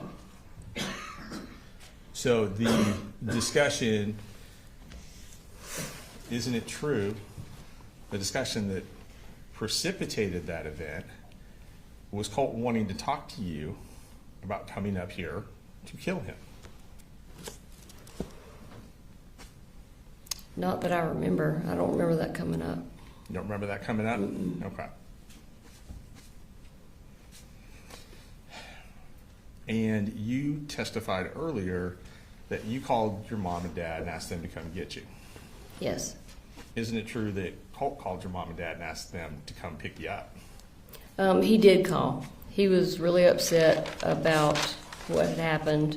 He felt, at the time, he was just angry in general, but a couple days later, he apologized for what he had done. But I think at the time, I think he kind of shocked himself. Like, I don't think that he really ever expected to do that, to lash out at me like that, because he had never done that before. And I think he went into panic mode. I'm going to call Mamu and Papa Charlie before she goes, so I can tell them to come get her because she's acting out. Okay. Before I had a chance to call them and tell them what really happened. And you testified that you never went into his room. Is that That's correct? right. So you're saying that you never touched the gun when it was in his room? That day? Yes, ma'am. Yes, that's correct. Okay. Because he was holding the gun. You didn't go try and get the gun first. I walked up behind him and I said, Colt, just give me the gun. And I had my hands out like this, but no, I did not reach for it or try to take it out of his hands. So I would not do that. And I just want to be clear, you didn't go into his room first, try and get the gun, and then he took it away from you? No, Okay. no, not at all.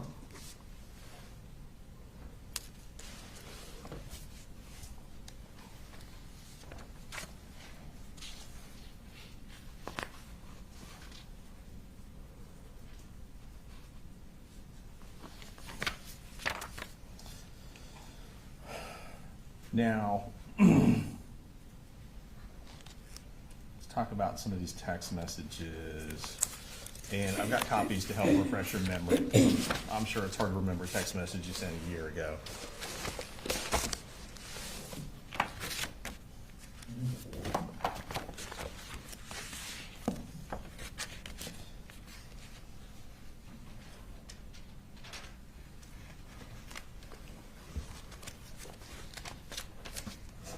So we had talked about the text message. Well, we talked about some information you'd received about Colt being in contact with someone who was a school shooter. Yes. Okay. And you don't remember who that was or the Not- circumstances of that conversation? Not off the top of my head, no. Okay. I'm going to ask you to review some text messages. Okay. See if this refreshes your recollection. Sure. Don't read them out loud. You have these ones? Okay. I don't. Oh, sorry, Ms. Brooks. These are 8:30.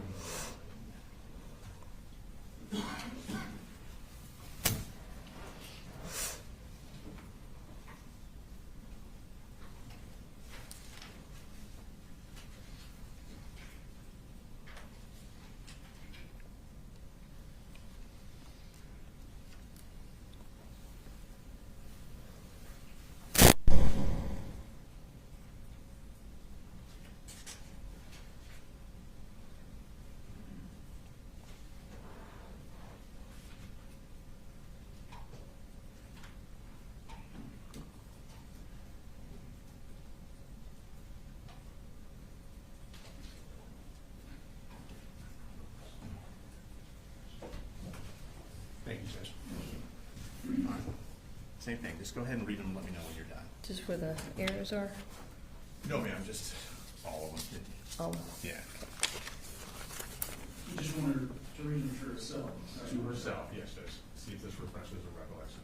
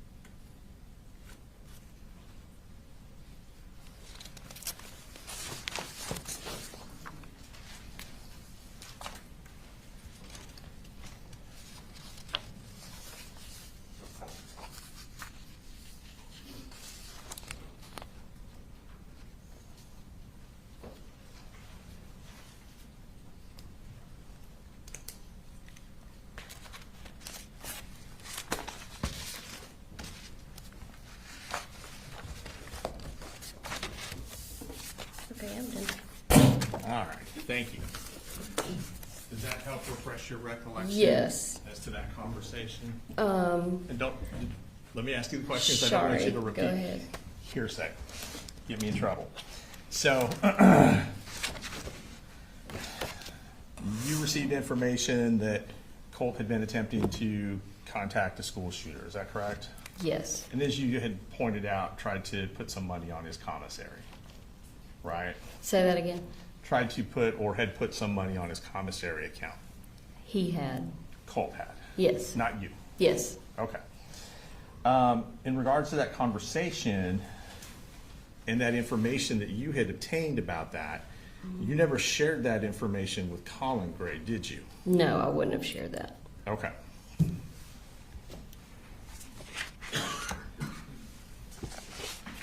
So you didn't tell him he was reaching out to this shooter in prison somewhere?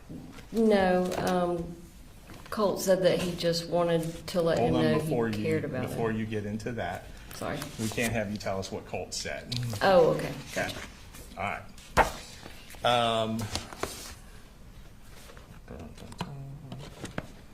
All right.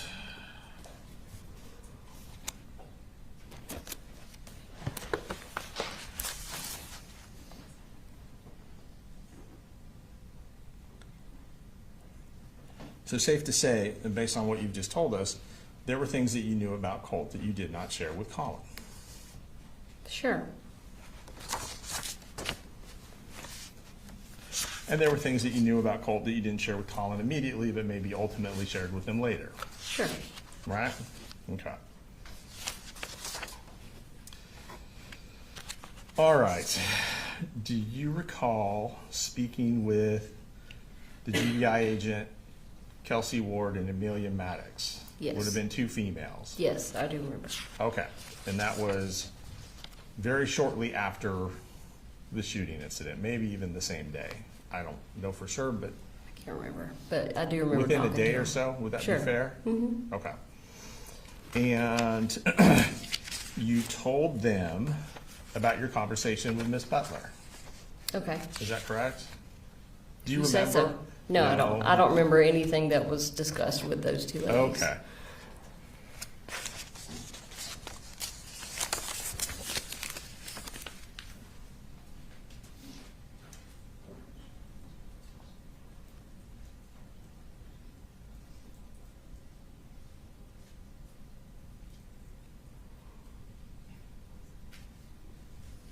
Can I cross judgments?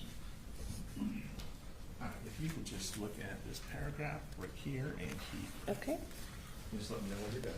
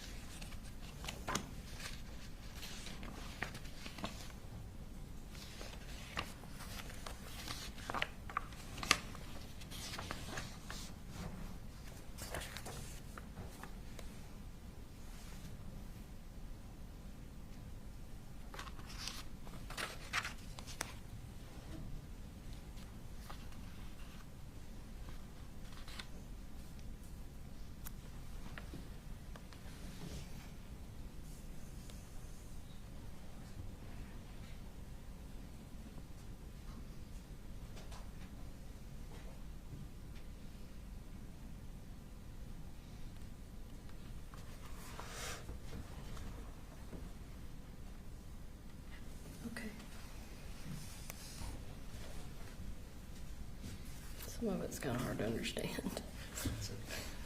Shorthand, I guess. Sure. All right. Now, do you recall sharing information with Agents Maddox and Ward about Colt's mental state? Again, I don't remember what I shared and what I didn't share Okay. with them. Do you know if you told him he had anxiety? Again, I don't remember anything that I shared with them. Okay. So you don't remember if you told him if he had depression? No, I don't remember the conversation. It was apparently the day of the shooting, so I don't remember Okay. anything from that day. You don't Sorry. remember telling him that he had homicidal ideations? Nope. Don't remember telling him he had suicidal ideations? No. As That you doesn't, said. that's not to say that I did not That's say okay. that to them. If you don't remember, you don't remember. And do you recall, and you said you don't remember telling them he suffered from anxiety? I mean, I probably did tell them that, but no, I don't remember. Okay.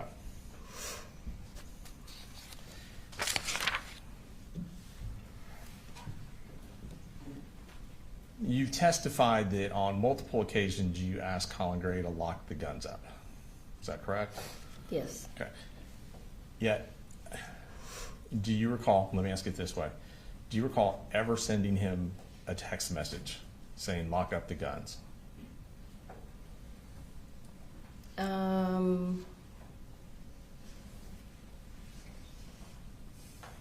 I want to say that every time we had that conversation, it was like a phone call, Okay. not necessarily text. But that, again, that doesn't mean that I didn't. So do you Some point recall? send one.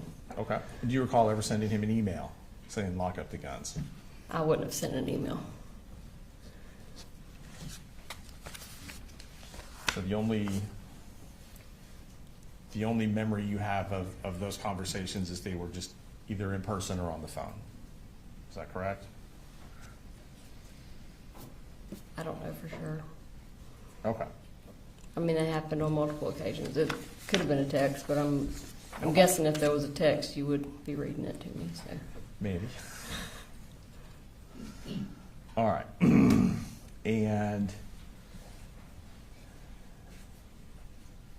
you talked about plans to go up on a Saturday before the shooting to take Colt to Advantage Behavioral Health. yes, Is that correct? yes, sir. And according to your testimony, the plan was for your mom to drive you up to Winder on Saturday, Yes. prior to her, of course, breaking her hand or her fingers, Yeah, I say hand, but yeah, she broke several fingers. several fingers. Mhm. Okay. Her hand was swollen like twice its normal size. And so you were trying to make alternative travel arrangements to come up here Yes, to take care of that, as well as it sounds like some other things with the kids, yes, until your mom broke her hand. yes, And then the alternative was for y'all to meet halfway. I think you threw that out there. yes. Because it's a 4.5 hour drive each way. Yeah, it's a pretty long, Right. long drive. But we've So made it for- a million times. So basically, if someone leaves and picks you up and comes back round trip, that's about 9 hours. Yeah, Okay. yep. And you stated that you got a phone call, and I can't remember what you said, so just let me know. Was it Friday night or Saturday morning that you got a phone call saying, yeah, maybe let's not do this? It would have been Saturday, I think, when finally, Mm-hmm.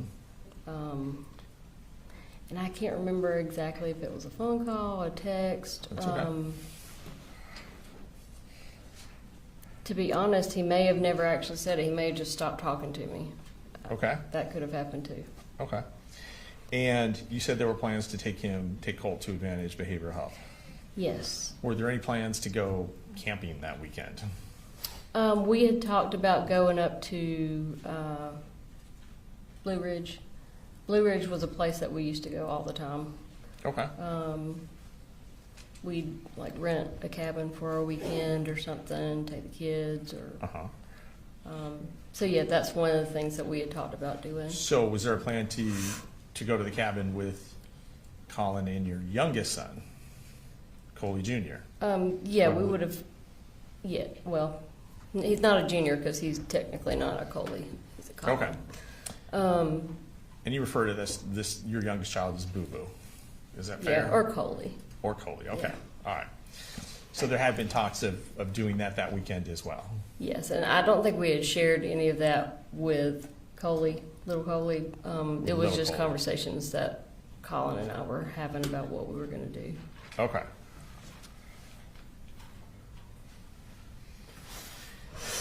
And when that plan fell through, obviously you realized from your testimony earlier today that Colt was not going to get over to Advantage Behavioral Health. Yeah, You, that's you correct. said that his dad wouldn't do it, right? That's correct. Okay. Knowing that, you didn't insist on your mom driving you up here so that you could make sure he got over there. No, I didn't. Okay. You didn't ask your mom if you could borrow her car and drive up here to take him to Advantage Behavioral Health. I didn't have a license at the time. Okay. And That was a big part of all this. I was reliant on other people to drive me places. Okay. When you realized you couldn't be up here, you did not decide, hey, I need to call the police because I feel like something urgent is about to happen, something imminent is about to happen. No, I did not. And the truth is, you didn't think anything imminent was about to happen. No, I mean, no, obviously not. I mean, if I thought something was immediately about to happen that was Right. tragic, yeah, I would call Right. the police or whatever I had to do. Call the police, you would have called Colin, you would have done something, right? Yeah, sure. Would have sent him a text like, hey, you really have to take him over because I think this is about what's going to go down. I probably would have just opted to Yeah. drive on a suspended license before I Right. did that because he wouldn't have Right. taken him by himself. Okay. Now, you said that you helped set the health insurance up, Yes. and that would have been late July of 2024? Mm-hmm. Okay. Yeah, I think it went into effect August 1st, I think. They go into effect around August 1st.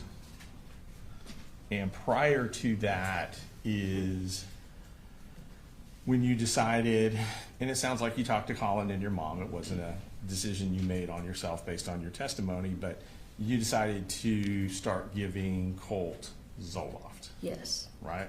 Yes. And you started with what you described as a small dosage. Yes. You say half a pill. It was actually a quarter of. It was actually, so I took 2 of my pills was a daily dose for me. Okay. And I was giving him a quarter of 1 of my pills. Okay. Every day? Yes. Okay. And I'm not trying to be smart aleck, but That's okay. I mean, you're not a psychiatrist or a psychologist. You're not a doctor. Nope. But it sounds like you had done some research. I'd done a lot of research, and I'd also talked in depth with my psychiatrist, the original psychiatrist that put me on Zoloft. We had talked, I had talked to her about my kids, and Okay. I talked to her about Colin. He actually went and saw her once or twice. And she had shared with me that typically when you're dealing with an SSRI, it has a hereditary component as to what works well with someone and what doesn't. So if you have a parent or multiple parents that react well to a certain medication like Zoloft, which me and Colin both did because he tried Zoloft for about a month at one point. So, and not to get into too much what this other doctor told you, Sure. which would be hearsay, but you're saying that based on the research and information you gathered, if a parent reacts well to Zoloft, you felt that the child would probably react well to Zoloft as well. Based on what the doctor said. Okay. Yeah. Not your research. No. And I assume when you say research, are we talking about just like online? Just online, sure. Okay. All right. And Most of my research online was more into dosage, Okay. how to determine dosages for. Gotcha. child based on weight, etc. And I believe you said you started to give Colt the Zoloft in July of 2024, before your health insurance kicked in, Yeah, it would have been before. before the health insurance. Sure. Okay. And once the health insurance kicked in on the 1st of August, though you were trying to get him into Advantage, no one took him to, say, the pediatrician or any doctor just to have that discussion about Zoloft with a medical professional. No, we were trying to get him primarily into the crisis center. Okay. And it sounds like you were trying to primarily get him into the crisis center, whereas other folks were trying other things. Is that fair to say? I would say that everybody was on board with the crisis center. My mom tried to get him to see the professional at the school after going to speak with Lisa, but nobody was really trying anything else. Well, there was an appointment set up for September 5th. Yeah, that was Is that correct? from what Lisa Okay. had. And I know had that told. you felt something more urgent was needed. Is that fair to say? Yes, that's. And you fair. felt something more in depth was needed as well. Yes.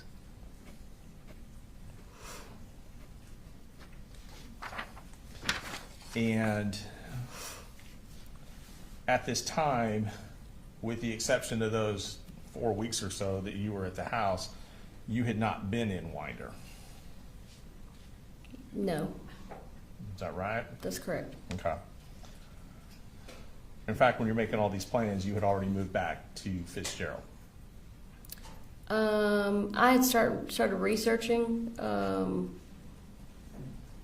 facilities prior to moving to Fitzgerald. Okay. But my mom and I did not actually reach out to the crisis center until I was down in Fitzgerald. Until you were down in Fitzgerald. Yes. All right.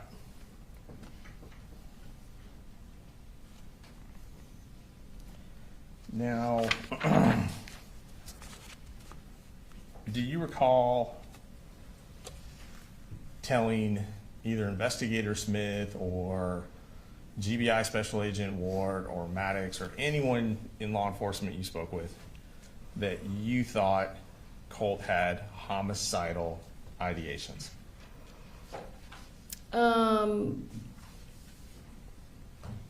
Again, I hate to go back to this, but I don't remember specifically, yes or no, what I discussed with them. Okay.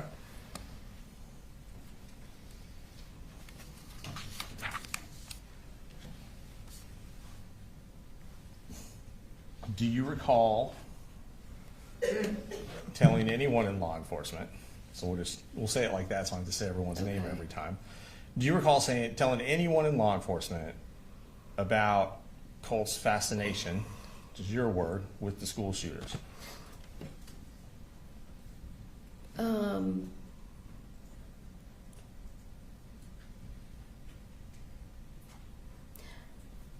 I don't remember, but I mean, there's a very Okay. good chance that I did, yes. Okay.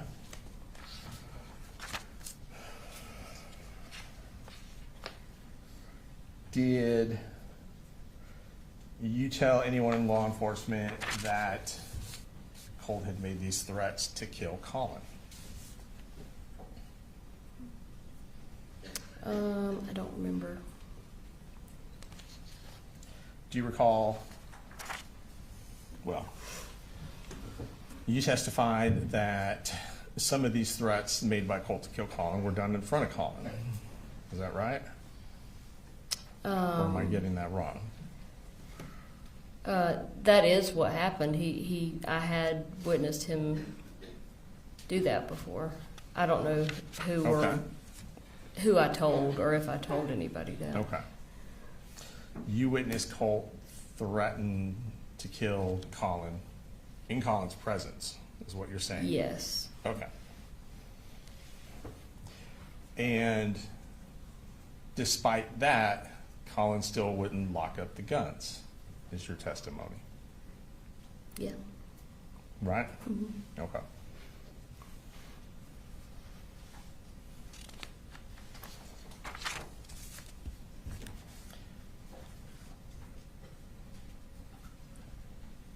You talked about Colt wanting to complete his school shooter uniform or costume, however you phrased it. Outfit. I think is Outfit, what he thank you. said. Thank you. And needing a mask to do it. And that you thought he was joking. A vest. A vest. Yes. Okay. And I believe you testified that the way he said it, the tone made you think that he was joking. Yes, and he actually said, "I'm just joking." He just said, I'm I'm serious. joking. Mhm. Okay. And I believe you said on direct as part of your testimony that, it really wasn't acceptable to make those kind of jokes. Yeah. I said something like, "That's not very funny." Yeah. Right. You mean you let him know you didn't approve of it, Sure. right? Because obviously you wouldn't approve of a school shooter or No. a school shooting. Nobody would.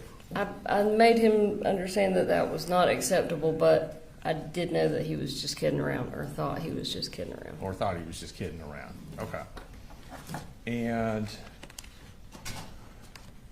that's obviously, as you said, not something that you would approve of, right? Yes.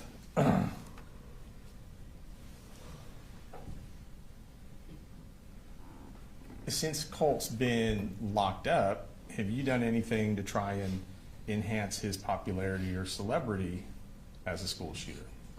No. You have not taken his photograph, for example, and passed it on to people who put it on the internet? I, at his request, sent a picture to, he had two very good friends that he had been friends with for several years, way before the shooting took place. And I sent those pictures to them. Okay. Now, if they shared them on the internet, I don't know. Okay. Did you or have you asked Colt questions that people are posting online and then gotten his answers and put those online or given them to somebody to post for him? Say that one more time. Sure. Have you asked questions of Colt from these true crime community subreddit Sure. boards to get the answers from him to then post on these sites? I have never posted anything on any of those sites. Mhm. I've only communicated with his two friends that Okay. he had on there. So basically, the friends give you the questions, you get the answers from him, and give the answers back to the friends? I don't know of any like quiz type questions. Well, like a question, what's his favorite color? Things like that. They wouldn't have asked those kind of questions because they knew him really well. Right, okay. So you're saying no, you have not participated in that? Okay.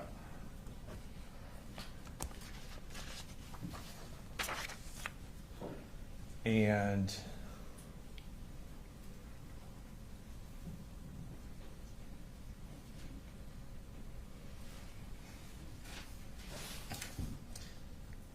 so it would not be true that the youth detention center where Colt is staying has prohibited you for a period of time from seeing him based on those types of violations? The youth detention center had absolutely nothing to do with prohibiting me from seeing him. That was 100% the guardian ad litem working on the defects case for my two younger children. Okay. But once a different defects investigator got involved, they determined there was no issue, and they're in the process of dropping that whole thing. Okay.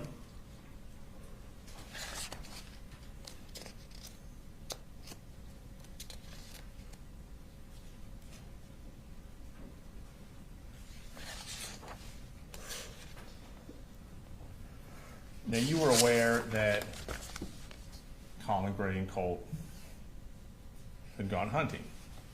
Yes. Is that correct? Yes. And it sounds like that would have been in 2023? Yeah, that sounds about right. About right?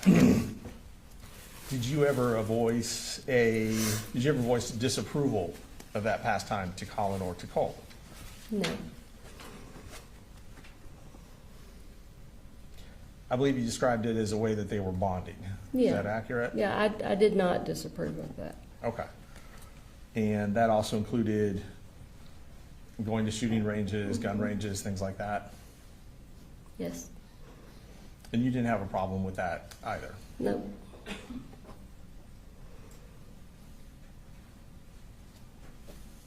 You mentioned when you came up there that you thought Colt had gotten more interested in the guns when you were here in July of 2024. Yes. You saw him cleaning the gun? Yes. Is that accurate? Yes, that's Okay. accurate. He had some parts, or I believe you Yes, said. like he had, I guess his dad had got him some sights, different gun sights and stuff, and so, you know, he would take them off, put them back on. And at that time, were you aware of, well, so he gets the gun for Christmas, right? Mm-hmm. And that is 23 or 22? That was 23 because I was incarcerated that Christmas. Okay. At that time, are you aware of this fascination with school shooters when he receives the gun? No, well, I didn't know that I never knew he received a gun for You didn't know Christmas. he received the gun for Christmas? No. Okay, because you were incarcerated with limited And contact? yeah, and he was not communicating with me. Okay.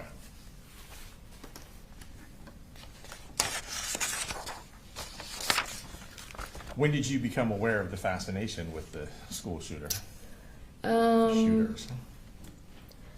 When he, I would say when he came down to stay with me for that month, right before all three of them went to live with their dad. Okay. While he was down in Fitzgerald for that month, he talked about one certain school shooter. He had done some research on him and talked about just some quirky things that he did, different video games he liked to play, just basically showed like a general interest in the individual, not necessarily the act of shooting. So that would have been late summer, early fall of 2023. Yes, And Colt was down with you for approximately how long? about a month. About 30 days? Mm-hmm. Okay.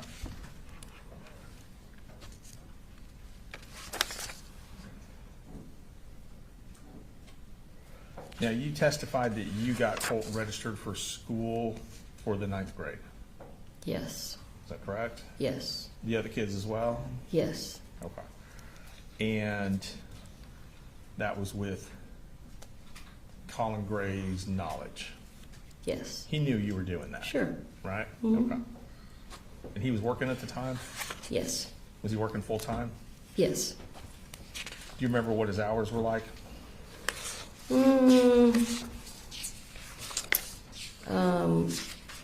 It depended on the day, but in general, you know, and it may have changed after I went to stay with them because, you know, I was at the house all the time. But I don't know, like 7 in the morning to anywhere from 4 in the afternoon to more later in the evening, just depending on what he had going on. Okay. And at that time, it sounds like you did not have a car? Yeah. So you would have been home during the day Yes. with the kids? Yep. During the summer, because school hadn't started yet, Yes. fair to say? Yes. Okay.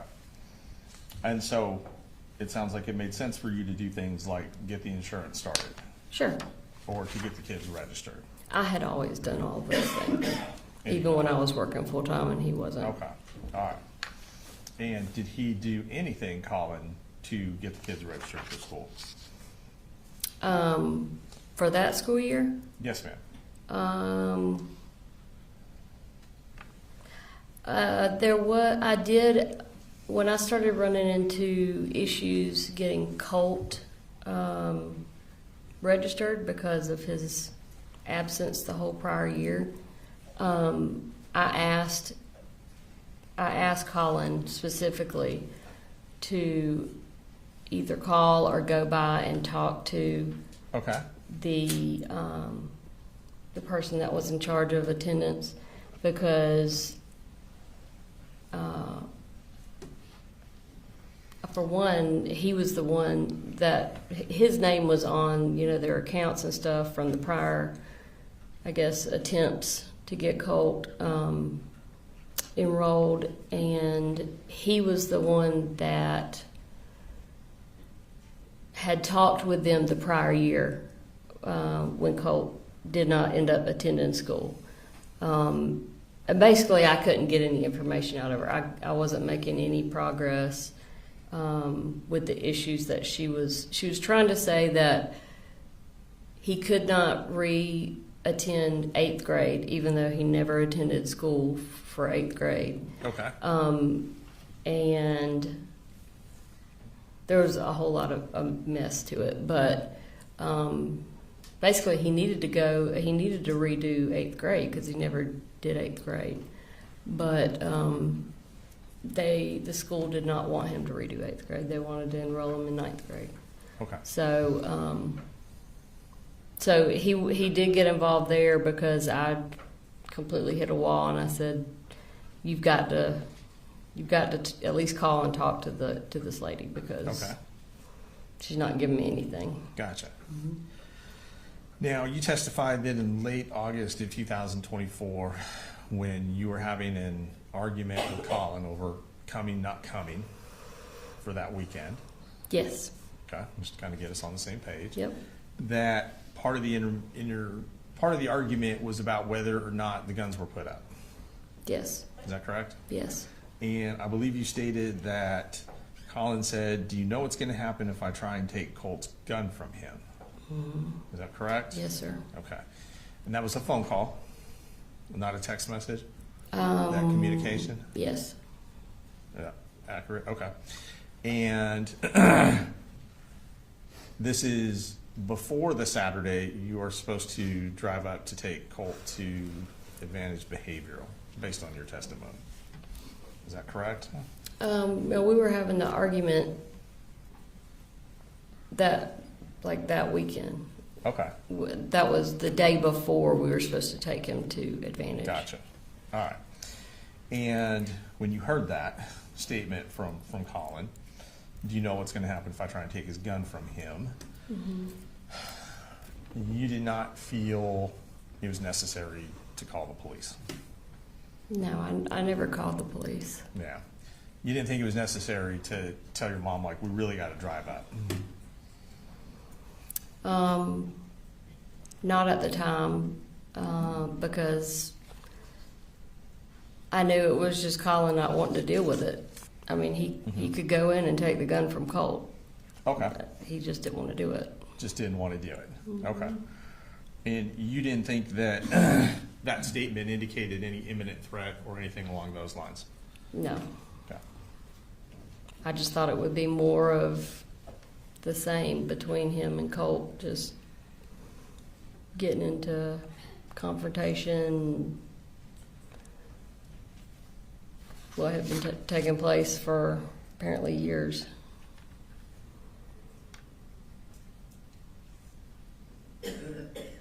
Now, if you can, I'm trying to orient this. In 2024, you would have lived with Colt for about 5 weeks. In Winder or in up here? In Winder in 2024. Yes. You're going to work backwards. Yes. In 2023, you would have lived with Colt for about 30 days. Yes. Is that correct? Mm-hmm. Okay.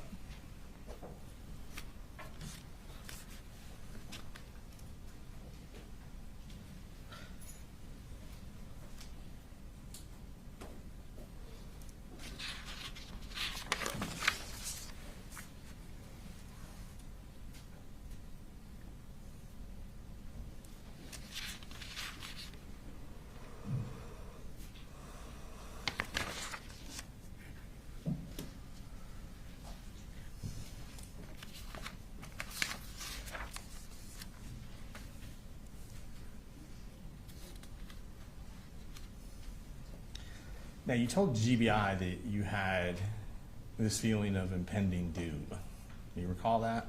Yeah. Was that after you received the text messages on the 4th from Colin?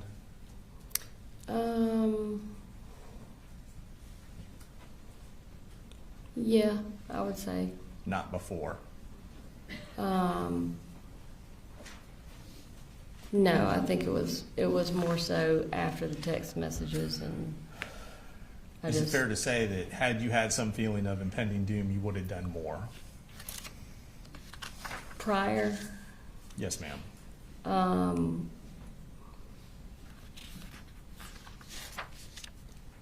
Oh, I can't say what I would have done or would not have done.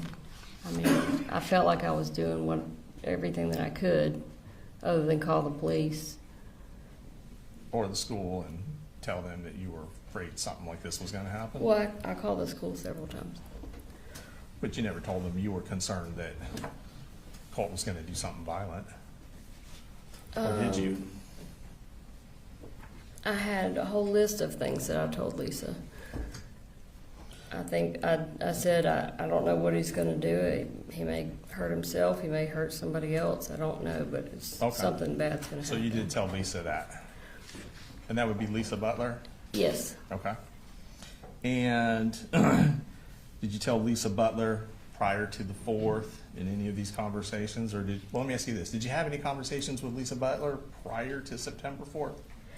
Well, I tried to call her the week before, if you remember, and she Right. was supposed to call me back, and that was the first time I reached out to her. So the first time you reached out to her was the week before and she didn't call you back? And the only Yes. conversation you had with her would have been the day of the shooting? Well, I had a very short conversation with her the week prior. Okay. And during that short conversation, and she told me she was going to call me back, I said, it's very urgent. It's very important that I talk to you today. Yes, ma'am. Did you go over that list with her during that conversation where you said it's very urgent for you to call me back, or no? No, I didn't go over the whole list. The list, you didn't go over that with her until the 4th? Yes. Is that fair to say? Okay. Fair to say, the whole list. Now, I could have thrown a couple of bullet points out to her during the conversation the week prior. I don't remember exactly what I said. With one of those, well, you're not don't sure what remember. you told her No. that week in August of 2024, basically, right? There's a number of different things I could have Okay. told her. But didn't. Well, I did tell her something, but I don't know what exactly I told her. Okay. I wish I had a photographic memory, but I don't. That's all right.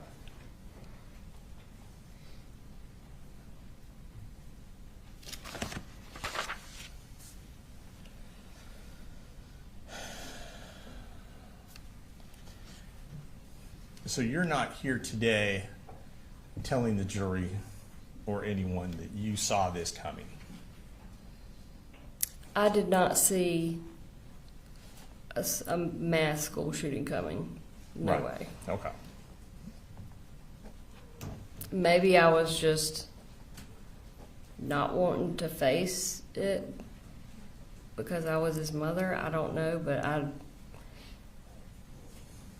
it was the last thing that I would have guessed. Right.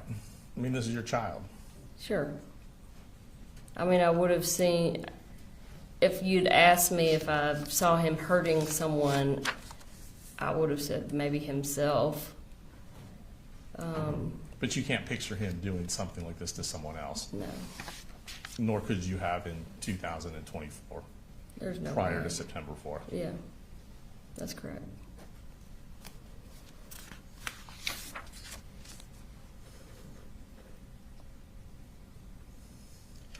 You said you were familiar with the bullying in 7th grade?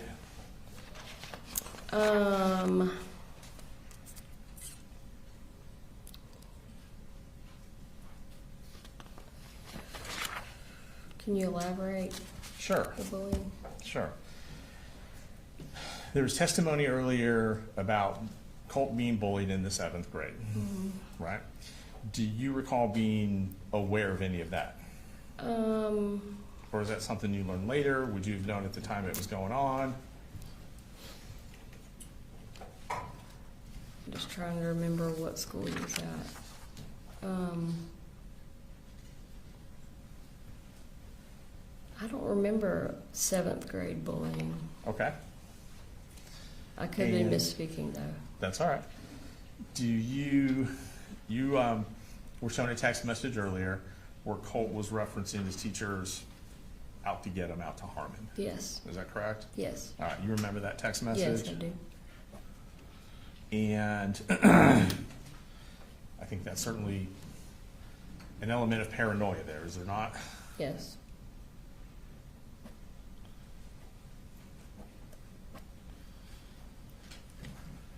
And that that text message didn't make you think, I need to get involved and call the police. it did not make me think I needed to call the police. It made me think we've really got to get him into the crisis center. Mental health treatment. Yes. Okay. I remember saying that's not normal. Do you remember telling one of the investigators that you and Colt had long conversations? Yes, we did. Is that fair to say? Oh, definitely. Right, and He he would shared talk to me things for with hours you. and hours sometimes. Right, and he would share things with you, is that accurate? Yes, Share things with you he wouldn't share with his dad? definitely. Is that fair to say? I believe you characterize some of those conversations as being more emotional that you would have with him as opposed to his father. Yes, definitely. Is that right? Is that fair to say? Mm-hmm. Okay. Yep.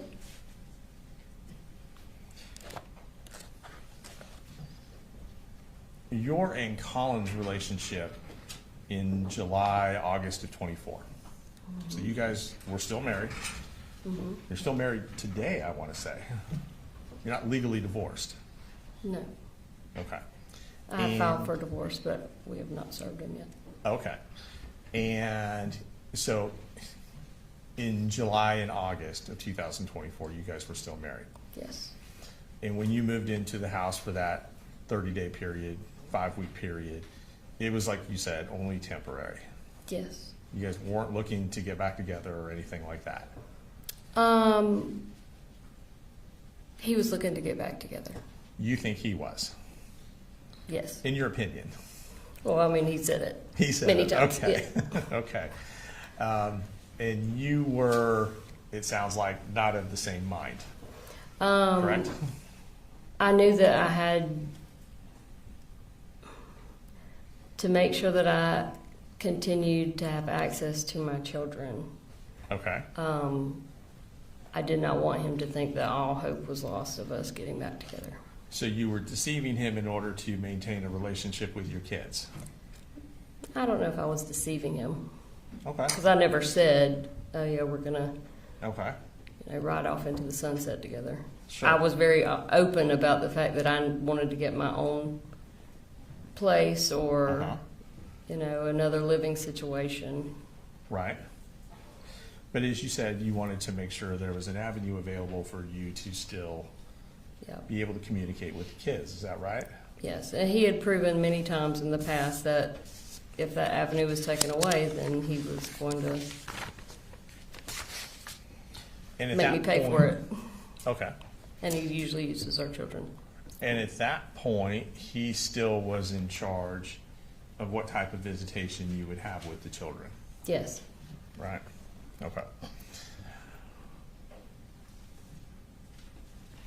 Just have 1 second. Yes.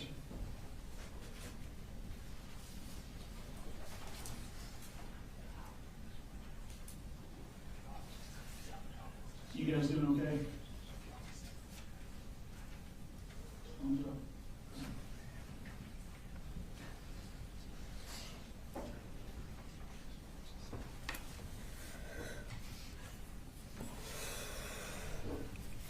All right, and I'm almost finished, Judge, for timing purposes. I know, you've been here all day. So, we saw some internet searches you did, right? And to characterize, I think, the way you were testifying, and correct me if I'm wrong, that you were just kind of randomly searching. different topics. I do that a lot. So there's, is there a lengthy internet search history on your phone is what you're telling us? You'd probably think I was crazy, but yeah, my husband always called me the Google Queen. Okay. And your testimony today, when you were searching the school shooter parents, that was based on trying to answer some questions you had of a documentary y'all had watched. I know, but we had watched a documentary, and I know that a lot of questions had come up, and I had researched it. You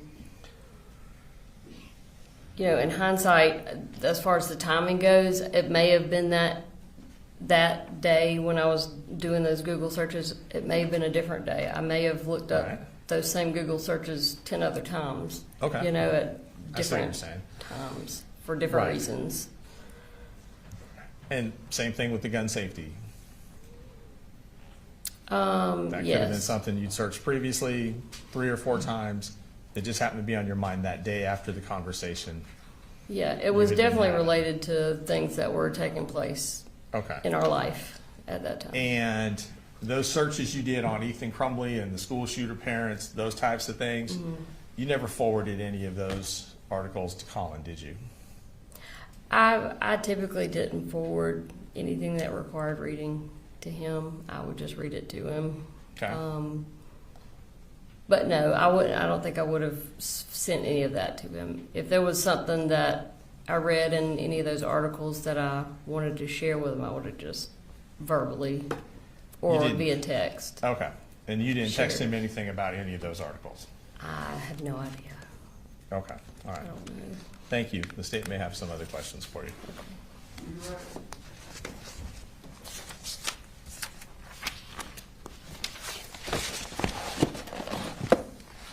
Just briefly, Your Honor. Isn't it true that you were concerned that you and Colin could be arrested if Colt did something just like Ethan Crumbley's parents, and that you conveyed that to the defendant? I don't remember ever doing that, no. Nothing further. Is she free to go? Yes, Your Honor. All right, you can be excused.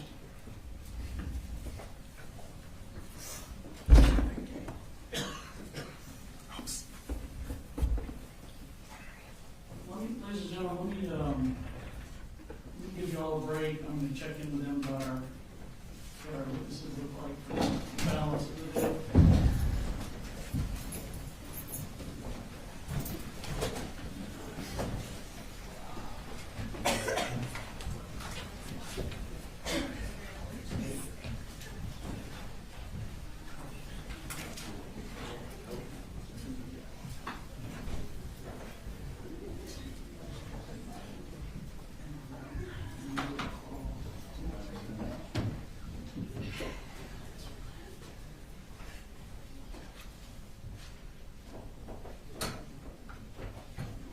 What does it?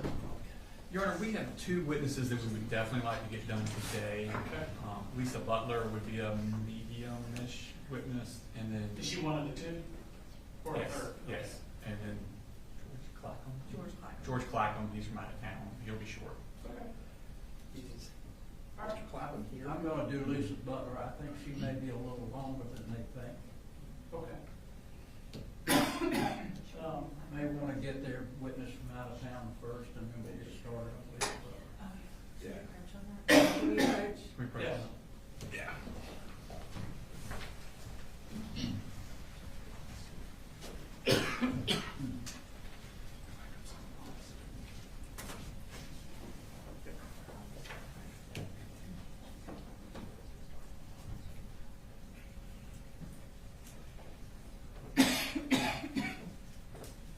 We'll take a short break.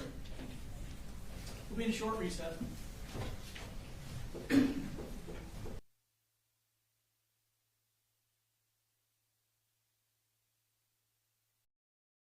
That's employed by the school district and this partnership, and they go out to the school and they meet with the students and provide counseling, or they'll make a referral maybe to an outside agency if the student needs additional support.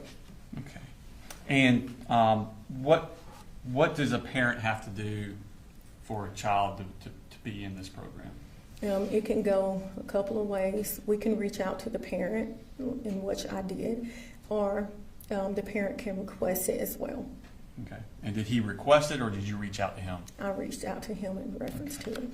And so this form, how did you communicate it to him? I got his email, and I actually emailed it to him. Okay. I'm going to show you what's been marked exit number 172. Unless you recognize this.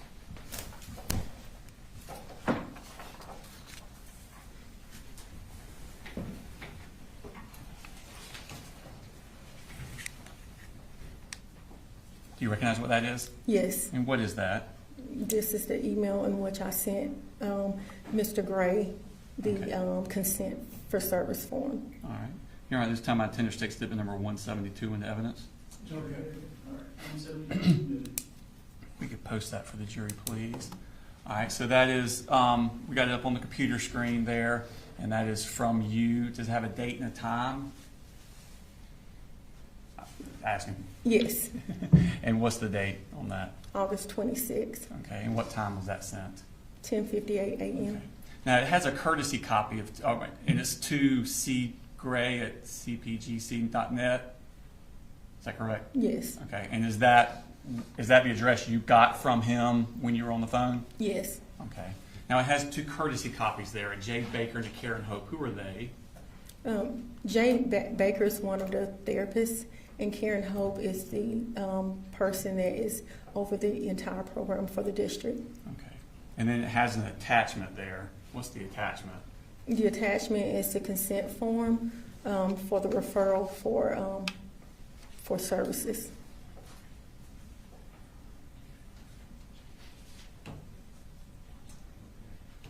Okay. It shows marked states number 204. I ask you to recognize that. Yes, And what is that? this is the consent form. And is that what the attachment is? Yes, that's correct. You're right. This time I tender states number 204 in the evidence. It's submitted for obligation. Notice that for us there. So this is a one-page document. Is that the document you gave? Yes, Okay. And is this the form that Mr. Gray would have to fill out for Colt to be in there? yes, And are there any other pages? no, This is the entirety of what he would have to do. yes, Okay. And you sent that to him in that email. yes. Okay. Now let's turn to. I want to show you next what is marked state exhibit number 173.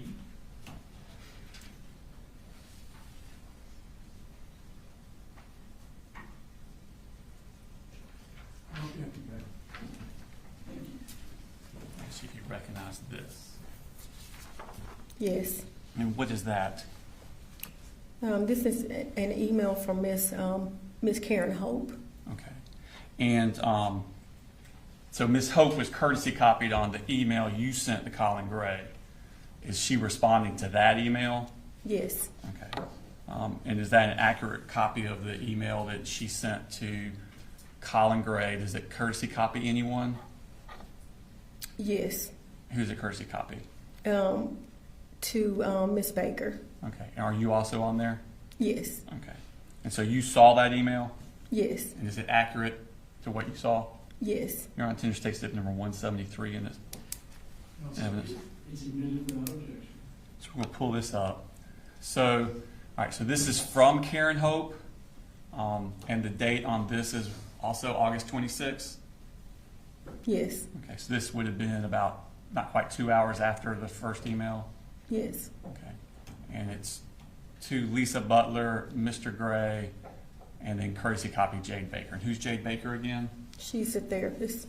Okay, and she says, she points out that the counseling sessions are at the school. All right. Yes, Okay. Does she also attach her email? yes, And does she attach a phone number? yes, And are those there if he has any questions or concerns? yes. Okay. Now, on this day that Colt's having this anxiety attack, so this is all happening on that day while this is going on, Colt's in your office. Yes. Does he ever go back to class? Maybe about 30 minutes before school ended. Okay. So I know you didn't have a clock, like a timer, but about how long did he stay in the counseling office? For over 6 hours. Okay. And what did y'all do with him for those 6 hours? We have a calming room, and we provided that room to him. For the first maybe hour and a half, he sat in my office, and I talked to him and just tried to comfort and soothe him. And then after that, I started getting busy with other students, and so I told him that he could go into our calming area, and he agreed to that. And so I let the receptionist know. It's a window where she can see students at that point. And so I let him sit down into the area, and he stayed there for a while. We repeatedly asked him if he wanted something to drink or anything to eat. Did he want to go get lunch or any of that? And he said no every time that we checked on him. Okay. Did he have instructions as to how long he could stay in there? No. Okay. Did he ever feel like he could leave at some point? Yes. And did he say anything before he left? He said that he was ready to go back to class. Okay. Now, what did you do after this in relation to this situation? Just based on the conversation I had with Cole, I did a sworn referral. Okay. What is a sworn referral? That is a referral in which it goes directly to the school social worker, and at that point, the social worker can look further into, things that might be going on with the student.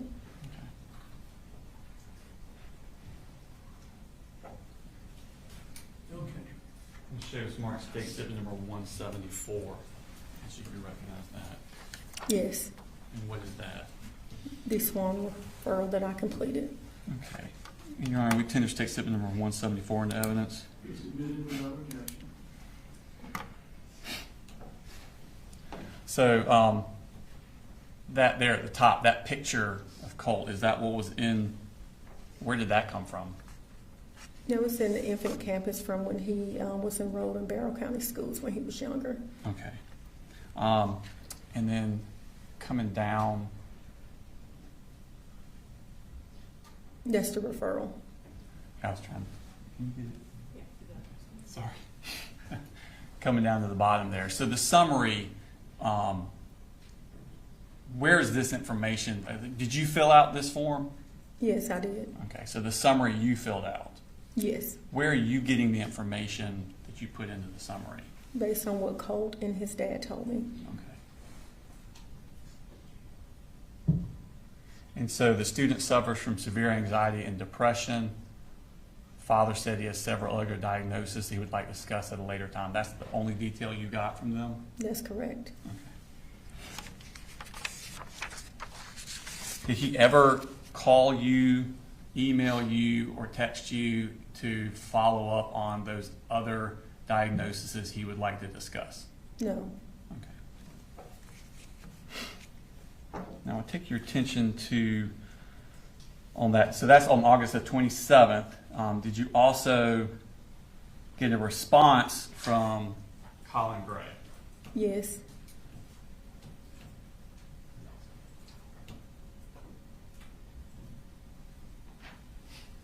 Okay. Showing you 175, states 175. I should recognize that. Yes. And what is that? This is an email from Mr. Gray. Okay. And is that in response to the email you had sent with the attachment of the Project Aware consent form? Yes, that's correct. Okay. Your Honor, this time I tender state statement number 175 in evidence. It's admitted without objection. Okay.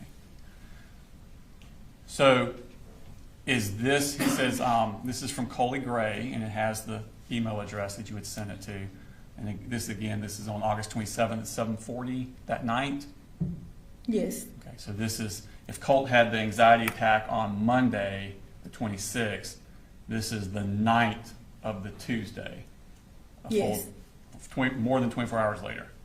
yes, And this is when he sent back in that consent form to you. yes, All right. And again, he's courtesy copying Jade Baker, Karen Hope, and D. Polhamus at Hotmail. Do you know who D. Polhamus at hotmail.com is? I think it's the grandmother. Did you know that at the time? Or is that something you found out later? No, I did not know it was the grandmother. Okay. So at that time, you don't know who that is? Mm-mm. Okay. But again, we talked about who Jade Baker and Karen Hope are. Now, on August 28th, the next day, in response to this email, does Jade Baker send an email also to Colin Gray? Yes,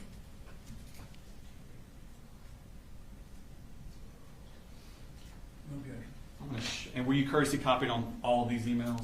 yes, I'm going to show you what's marked states 176. Ask you to recognize what that is. yes. And what is that?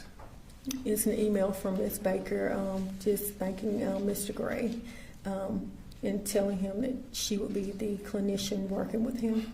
Okay, Your Honor, tender state statement 176 in evidence. Admitted without objection. Asked to be published to the jury. So this is the next day, the very next morning. And it's from Jade Baker, and it's to Colt Gray, Lisa Butler, and then, of course, courtesy copied Karen Hope and Deborah Polhamus. And she's just basically saying that she's the clinician who's going to be working with Colt, and I plan to work with him early next week. So this is August the 28th on a Wednesday. So you're going to talk about, that's the Labor Day weekend, isn't it, coming up? Yes, Okay, so Monday the 2nd, is the school open? I think the Holiday. second. The 2nd is a holiday I think, on Monday. Labor Day is a Monday? Okay. So the first day she could would have been September 3rd. It would have been the earliest of early next week. yes, Okay. So it was not going to be before Saturday, 31st. no, Okay. And then I think she says, please let me know if you have any questions or concerns. Is that correct? yes, Okay. Now, down there at the bottom, she gives her name and her cell phone number. Is that correct? yes. Okay. Now, the day or so after Colt's panic attack, did you get a call from Colt's grandmother? Yes, Okay. And what was she calling about? Without going into the details, what was her purpose of calling? she wanted to talk to me about what was going on in his life. Okay. And how did you feel about meeting with her? I did not want to meet with her And why not? because she's not listed as a guardian or any point of contact in Infinite Campus. Okay. And are you supposed to talk to people about students if they're not listed in Infinite Canvas as a point of contact or their guardian? No, Okay. Did you agree to talk to her anyway? I agreed to listen. You agreed to listen to her, okay. Kind of a halfway point, right? So you don't have to disclose anything, but you can hear what she has to say. Is that the point of the meeting? Yes, Okay. And did you meet with her on August the 28th? yes. Do you remember what time of day this meeting? It's kind of morning, midday. Okay. And was it at the school? Yes. Okay.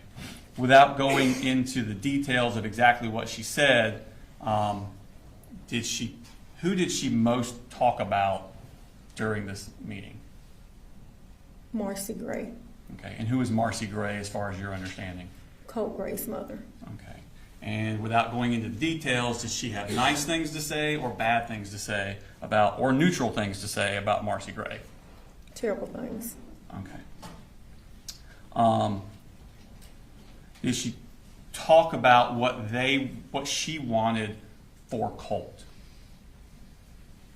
No, Okay. Did she talk about Colt's problems or issues with Colt? no, Okay.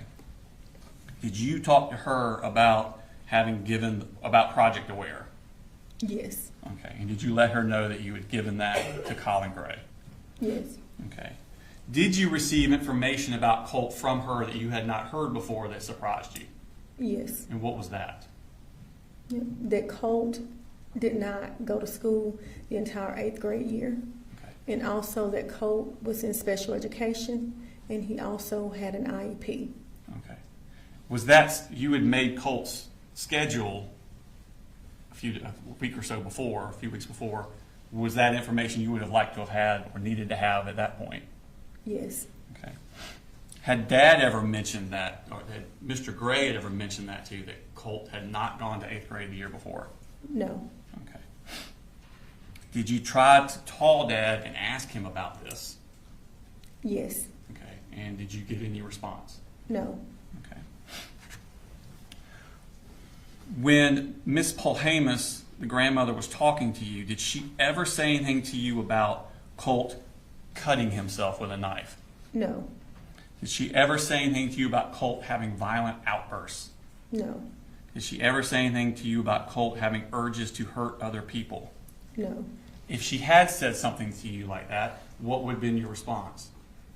I would have referred her to take him to get counseling, or maybe to an emergency room or anywhere, and to get counseling.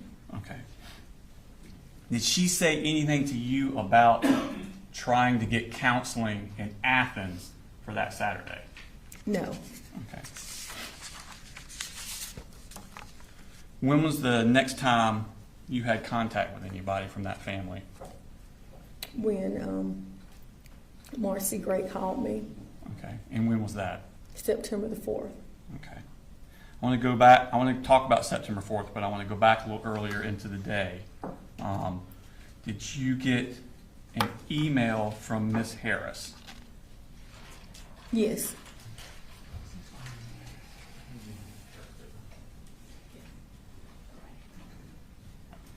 I'm showing you what's marked in State Exhibit 177. Your Honor, I believe this is already in evidence with Miss Harris under States 32. That's what I was thinking. But I don't have that one in front of me, so I'm going to hand her this one because it's in front of me. I think we were duplicating a little bit. So I'm showing you that it states 177. It's already in evidence. It states 32. Ms. Harris has already testified a few days ago. Do you recognize that? yes, And is that the email you got from Ms. Harris? yes, Okay, we can pull that up. All right, so when you got this email, did you remember Colt? yes. Okay, and what did you remember? What about this email? What did you think about when you thought of Colt? When he had been in my office, and that he was, I guess anxious, and just the way that he was, that's what made me remember him. Okay, and when you read this email, how did you take it as far as Colt?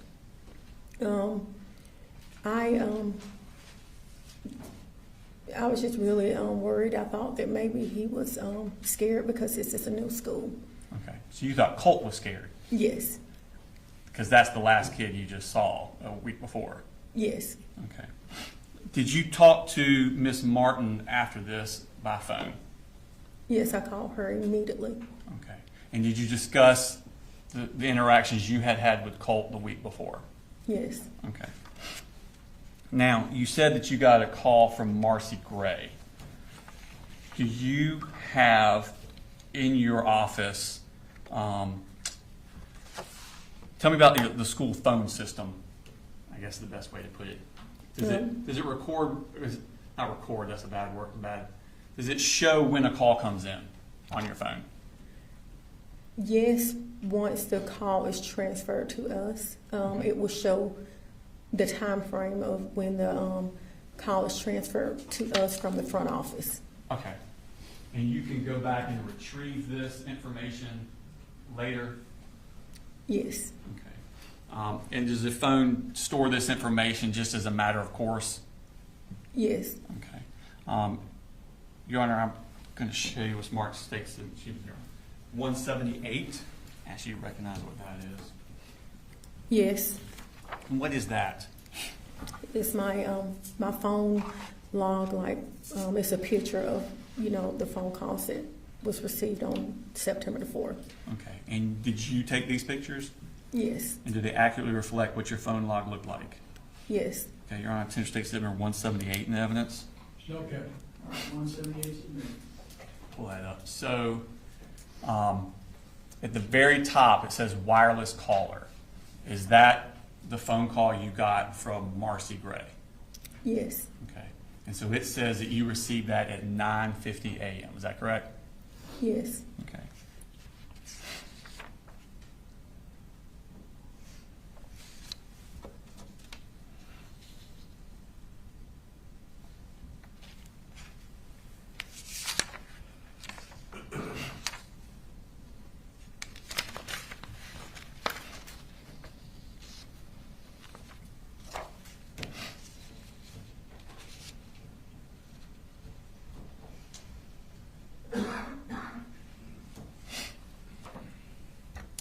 I have these mismarked, Your Honor.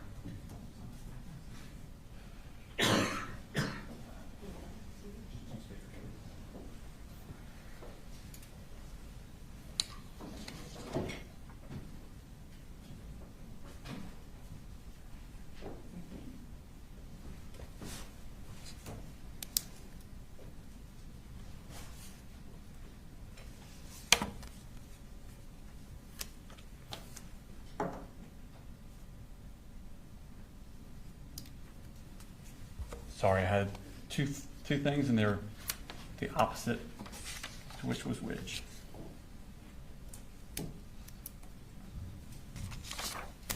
Now I'm going to show you what's marked state statement 179.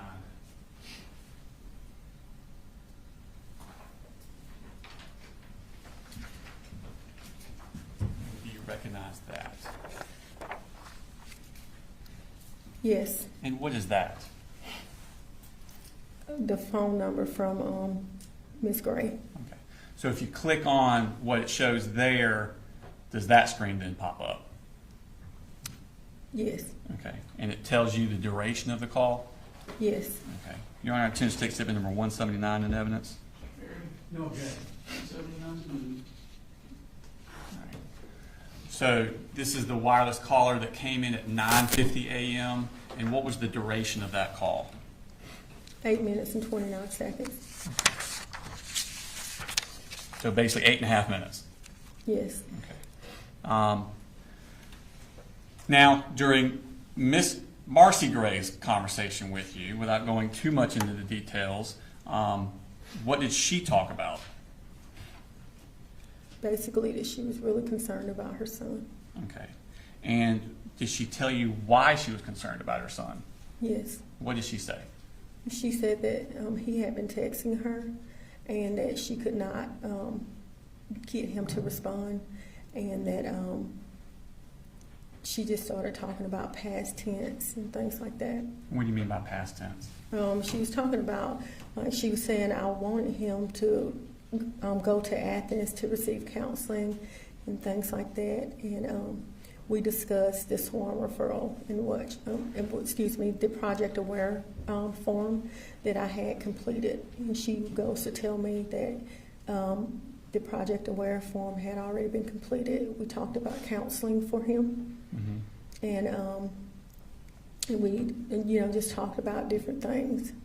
Did she give you any further, I guess for a better term, diagnosis of Colt than you had already gotten about the anxiety and the depression? No. Did she give you any details about Colt's behavior that was disturbing? Yes. When was that? Towards the end of the phone call, Okay. And what did she say? she said that she was concerned about him because he had access to multiple guns through his dad, Okay. and that he had became obsessed with school shootings. Okay. And was this at the end of that 8.5 minute phone call? Yes. What did you do when you heard that? I took her number down. I told her I needed to get her number, and I wrote her number down, and I told her that I would give her a call back. Well, excuse me, let me go back. I told her that I was really concerned. I told her about the conversation that Ms. Harris had sent in the email. Let me ask you this. When you're telling her about the information Ms. Harris had sent, was that before or after she had said what she said? Before. Okay, so this is before she says about access to guns and stuff, okay. Yes. So you told her about the email earlier with Ms. Harris. Did she immediately respond with the access to guns, or was it even further into the conversation after that? Further into the conversation. Okay. So, so her saying he has access to guns and school shooter, how'd she say it about the school shooter? That he had became obsessed with school shootings. Okay. How close to the 8.5 minute mark was that? Right. It was at the end of it. Okay. What do you do at that point? I got her number. I told her that I needed to get an administrator, and that I would give her a call back. I was really worried. Okay. And what did you hang up? I assume you hung up. Yes, I did. I hung up. Okay. And what did you do when you hung up? I immediately called the head counselor just to tell her about it, and then within that same minute, I called Miss Martin. Okay. And so the head counselor, do you know her name? Whitney Hardegree. Okay. I want to show Smart Stakes number 180.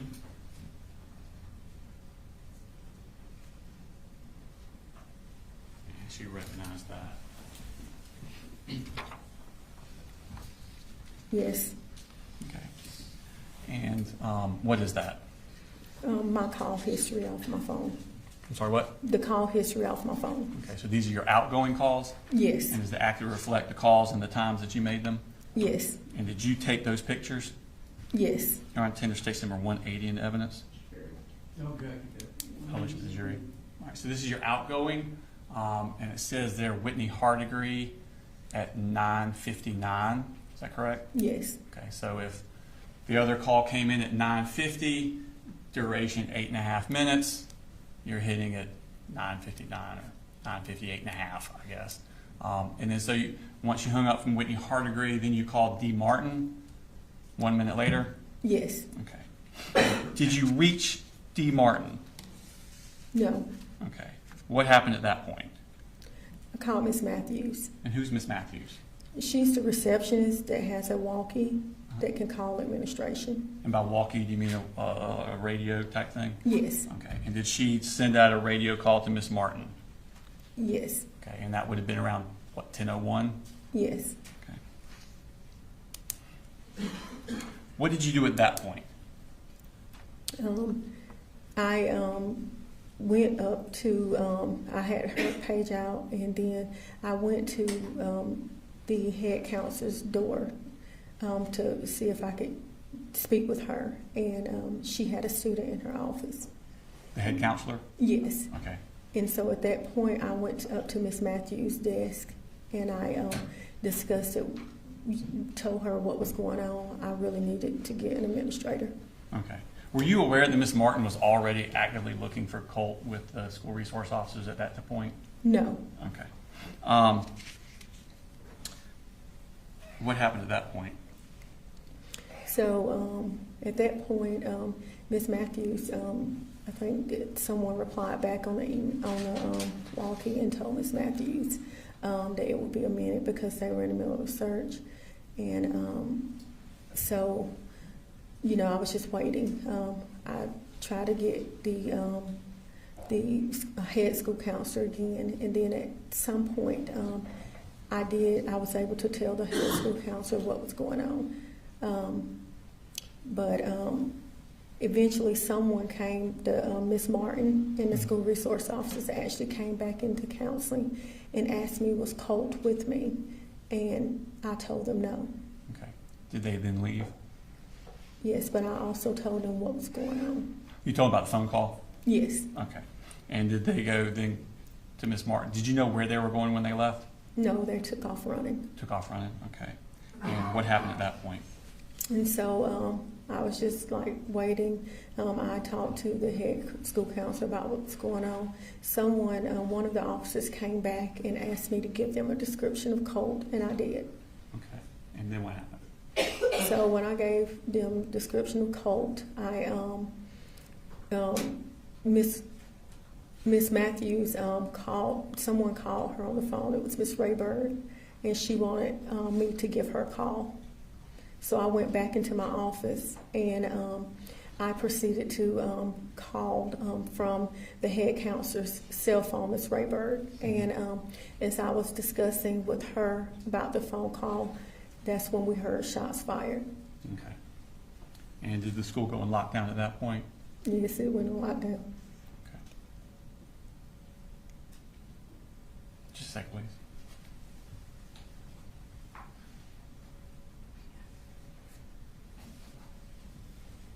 I have no further questions. Thank you, ma'am. Mr. Gray, can we approach you? Yes, sir.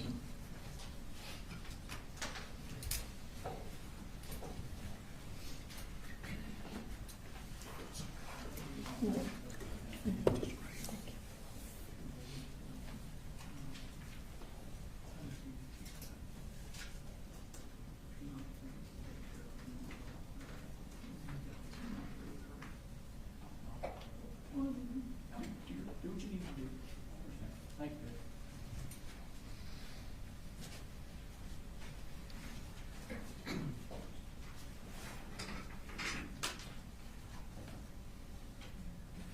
Good afternoon, Ms. Buffett. Hello. Sorry for your family loss. I'll try to be as quick as I can. I know you've got things you need to do tomorrow. I just want to go through a few things with you so that I'm clear, okay? The first time that you indicated to us that you had seen Colt or Colin Gray was the day that they came up and he was registered. Is that correct? Yes, that's correct. Okay. And when he registered, did he sit down with you and talk with you about any issues at all, or was he just trying to get information about the classes that Colt would be in? Just classes that Colt would be in. Okay. So you really didn't have any conversation that day with him about what was going on with Colt or his family life, I presume, correct? Correct. Okay. But you do remember that they came up together.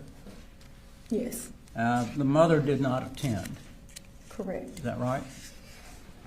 Let me ask you just a little bit about your background. I know you told us that you graduated in counseling. As a counselor, what things are you trained to look for when you're dealing with teenagers? Just if they have like, sometimes if they have like trauma, some things we can see. Just be able to try to help them make sure that while they're in school, that, they can, school is not in their home life, and whatever else is going on in their life, it is not affecting their education. Okay. And I know that you gave a statement in this case. I think you gave more than one statement. But in one of the statements, you indicated that there were several students that were waiting to talk with you. So I presume that you, in teenage years, you have a lot of students that you have to talk with about anxiety and problems that they're having. That fair to say? Yes. Okay. Matter of fact, you had several of them waiting on you.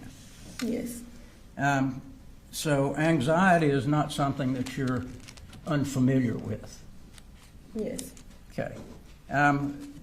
When Colt came in several days later, you put in your report and indicated to the officers that he seemed to be suffering from anxiety. Is Yes. that correct? Did you have any knowledge of his background about being bullied at school? No. At that point, you didn't have any information, correct? Yes, that's correct. Okay. And so when he came in to talk with you, he gave you a little bit of background information. I don't want to go into that because it would be hearsay. But he did give you a little bit of background, correct? Yes. and you sent him to, I think y'all call it a panic room, or a, what do you call it? Some sort of waiting We room? have a calming room. Okay. And that's for students that are having anxiety issues. That's correct. And on that occasion, when he was having this anxiety, you told us that his dad, you were able to get his dad on the phone, and his dad basically told him to calm down. Is that right? Yes. Okay. And he told him that he was stuck on I-85 where he worked. Is Yes. that correct? Okay. Did you find anything unusual about that? No. Okay. And I think you said a short time later on, Colt said, I'm ready to go back to class. Yes. Did he appear to be over that anxiety spell that he had? Yes. Was there anything about that episode that would cause you to believe that he was a violent person? No. Okay. Now, you did get some information from Colin Gray after that, Yes. is that right? And when was that you talked to him about problems that Colt may have been having in dealing with some situations? When I had spoke with him over the phone. Okay. And how long of a conversation was that? It was a few minutes. Okay. Told you a little bit about the background with the mother. Is that correct? No. With his wife, with Colt's mother? No, we did not discuss that. Okay. All of that information you got from the grandmother? And also Colt. Okay, and also Colt. And when the grandmother came to see, I think you told us that you primarily just listened to her. Yes. But she gave you some information that was disturbing, correct? Yes. She told you that her daughter had tied her up. No, that was Colt that had told me that. All right. So you got some information that the grandmother was tied up. Yes. And did you get any information from the grandmother that Marcy, the mother, started doing methamphetamine unbeknown to the father, Colin Gray? Did she tell you that? Yes, that's correct. And did she tell you that Colin and she were working together trying to get Colt some help? No, she did not tell me that, no. Did she tell you that Colin had been working through these issues and that they were talking about counseling? Yes. Okay. And as a matter of fact, she got the information also about the counseling that she told Mr. Gray about. Yes. And even though it was about 24 hours, I think y'all cut your phones off like at 3:30 in the afternoon, right? No. Okay. Does it go all night? I saw something on the bottom that says we don't answer anything from after 3:30 or something of that nature. That would be Miss Baker's email, and so she might not. But our school ends at 3:45. Okay. So the forms were filled out, correct? Yes. For the counseling, and the counseling was supposed to take place on Thursday. Is that right? The 5th? I think the counseling would have started on that Tuesday after Memorial Day or Labor Day. Okay, Tuesday, or could it have been Thursday the 5th? No, it would have been September the 3rd. Okay. And was there something sent out that said on that particular day, this is when we're going to have it? In the email Ms. Baker sent to Mr. Gray, she said that she would be meeting with him earlier that week. Okay. It would be earlier in the week, but not a specific time, right? Yes. Okay.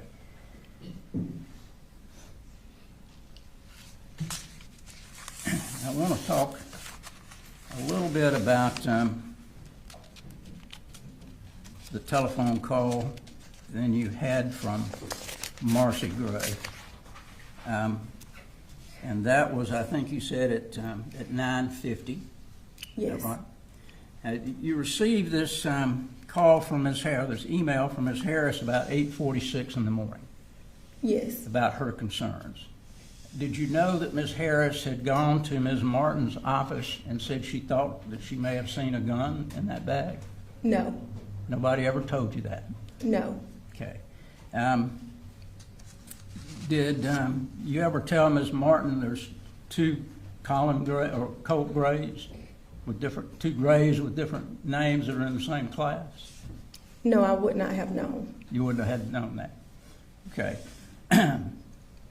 So you didn't have any idea that Ms. Harris had made a trip to Ms. Martin somewhere around 9 o'clock, a little after 9 o'clock? No. Would that have been important for you to know? Yes.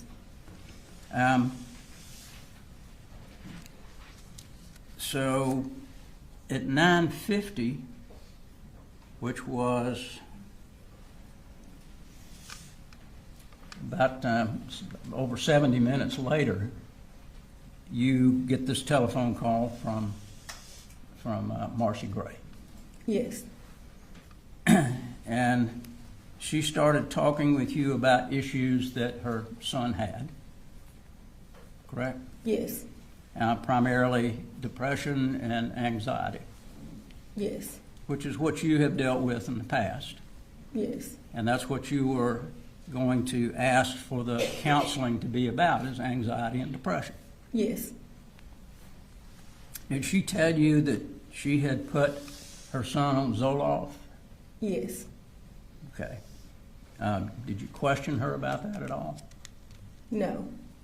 All right. And then at the end of that conversation, 8-minute conversation where she was telling you different things, she indicated that he had access to a gun. Did she tell you he had access to ammunition as well? No, but she actually stated that he had access to multiple guns. Multiple guns. Yes. And said that he had some sort of obsession with shooters. With school shootings. Okay. And I'm sure that raised a red flag. Yes. Okay. Because you all have had, I'm sure, in your counseling, you've had a number of classes on school shooters, what to do. Matter of fact, I think you had a drill just a short time before this, correct? Yes. Okay. So when those red flags went up about shooting, you immediately turned around and tried to get a hold of an administrator. Yes. And were you able to get a hold of anybody to tell them they needed to shut the school down immediately? No. Okay.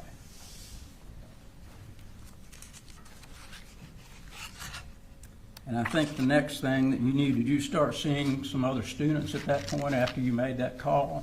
No, sir. Okay. I think that you started maybe hearing gunfire shortly thereafter. Yes.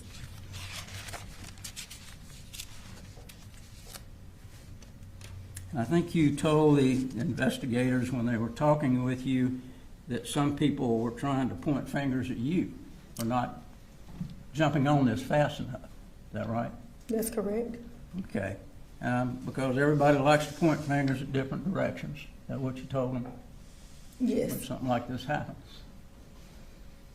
But you believe you did everything you could to let people know that there was an issue. That's correct. And Ms. Martin could have punched the button as soon as she heard something about a gun from Ms. Harris. She had the authority. Ms. Martin had the authority to lock down the school, did she not? Yes. Okay.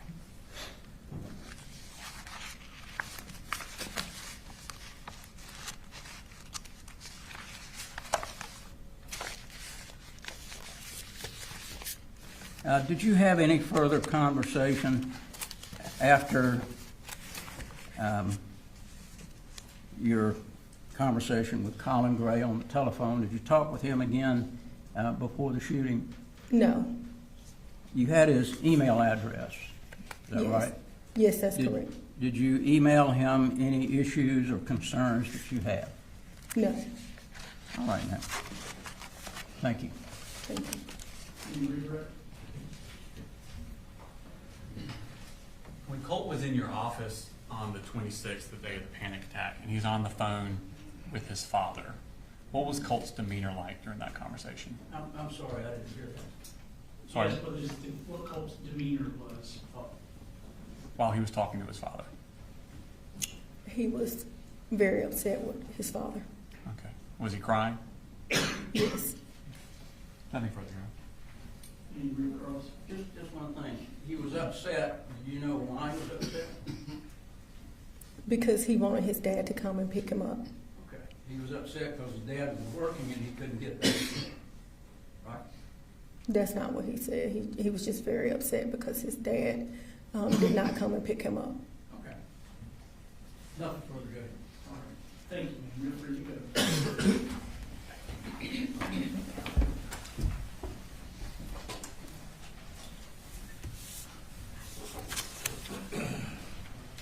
You don't want to approach.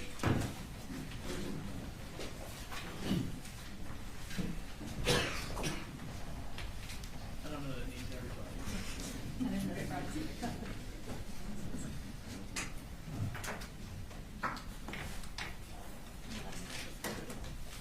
That's better. Soon give you a chance. All right, ladies and gentlemen, because we've run over, they went ahead and released the last one. They'll come back tomorrow. So we're going to suspend the trial for the day. Go home. Again, don't do any research. I know you've heard about other cases and stuff. Don't go look up anything about any other case or anything in this case. Continue to not discuss it. Seem to be doing a great job. Thank you. And we'll see you tomorrow morning. Thank you.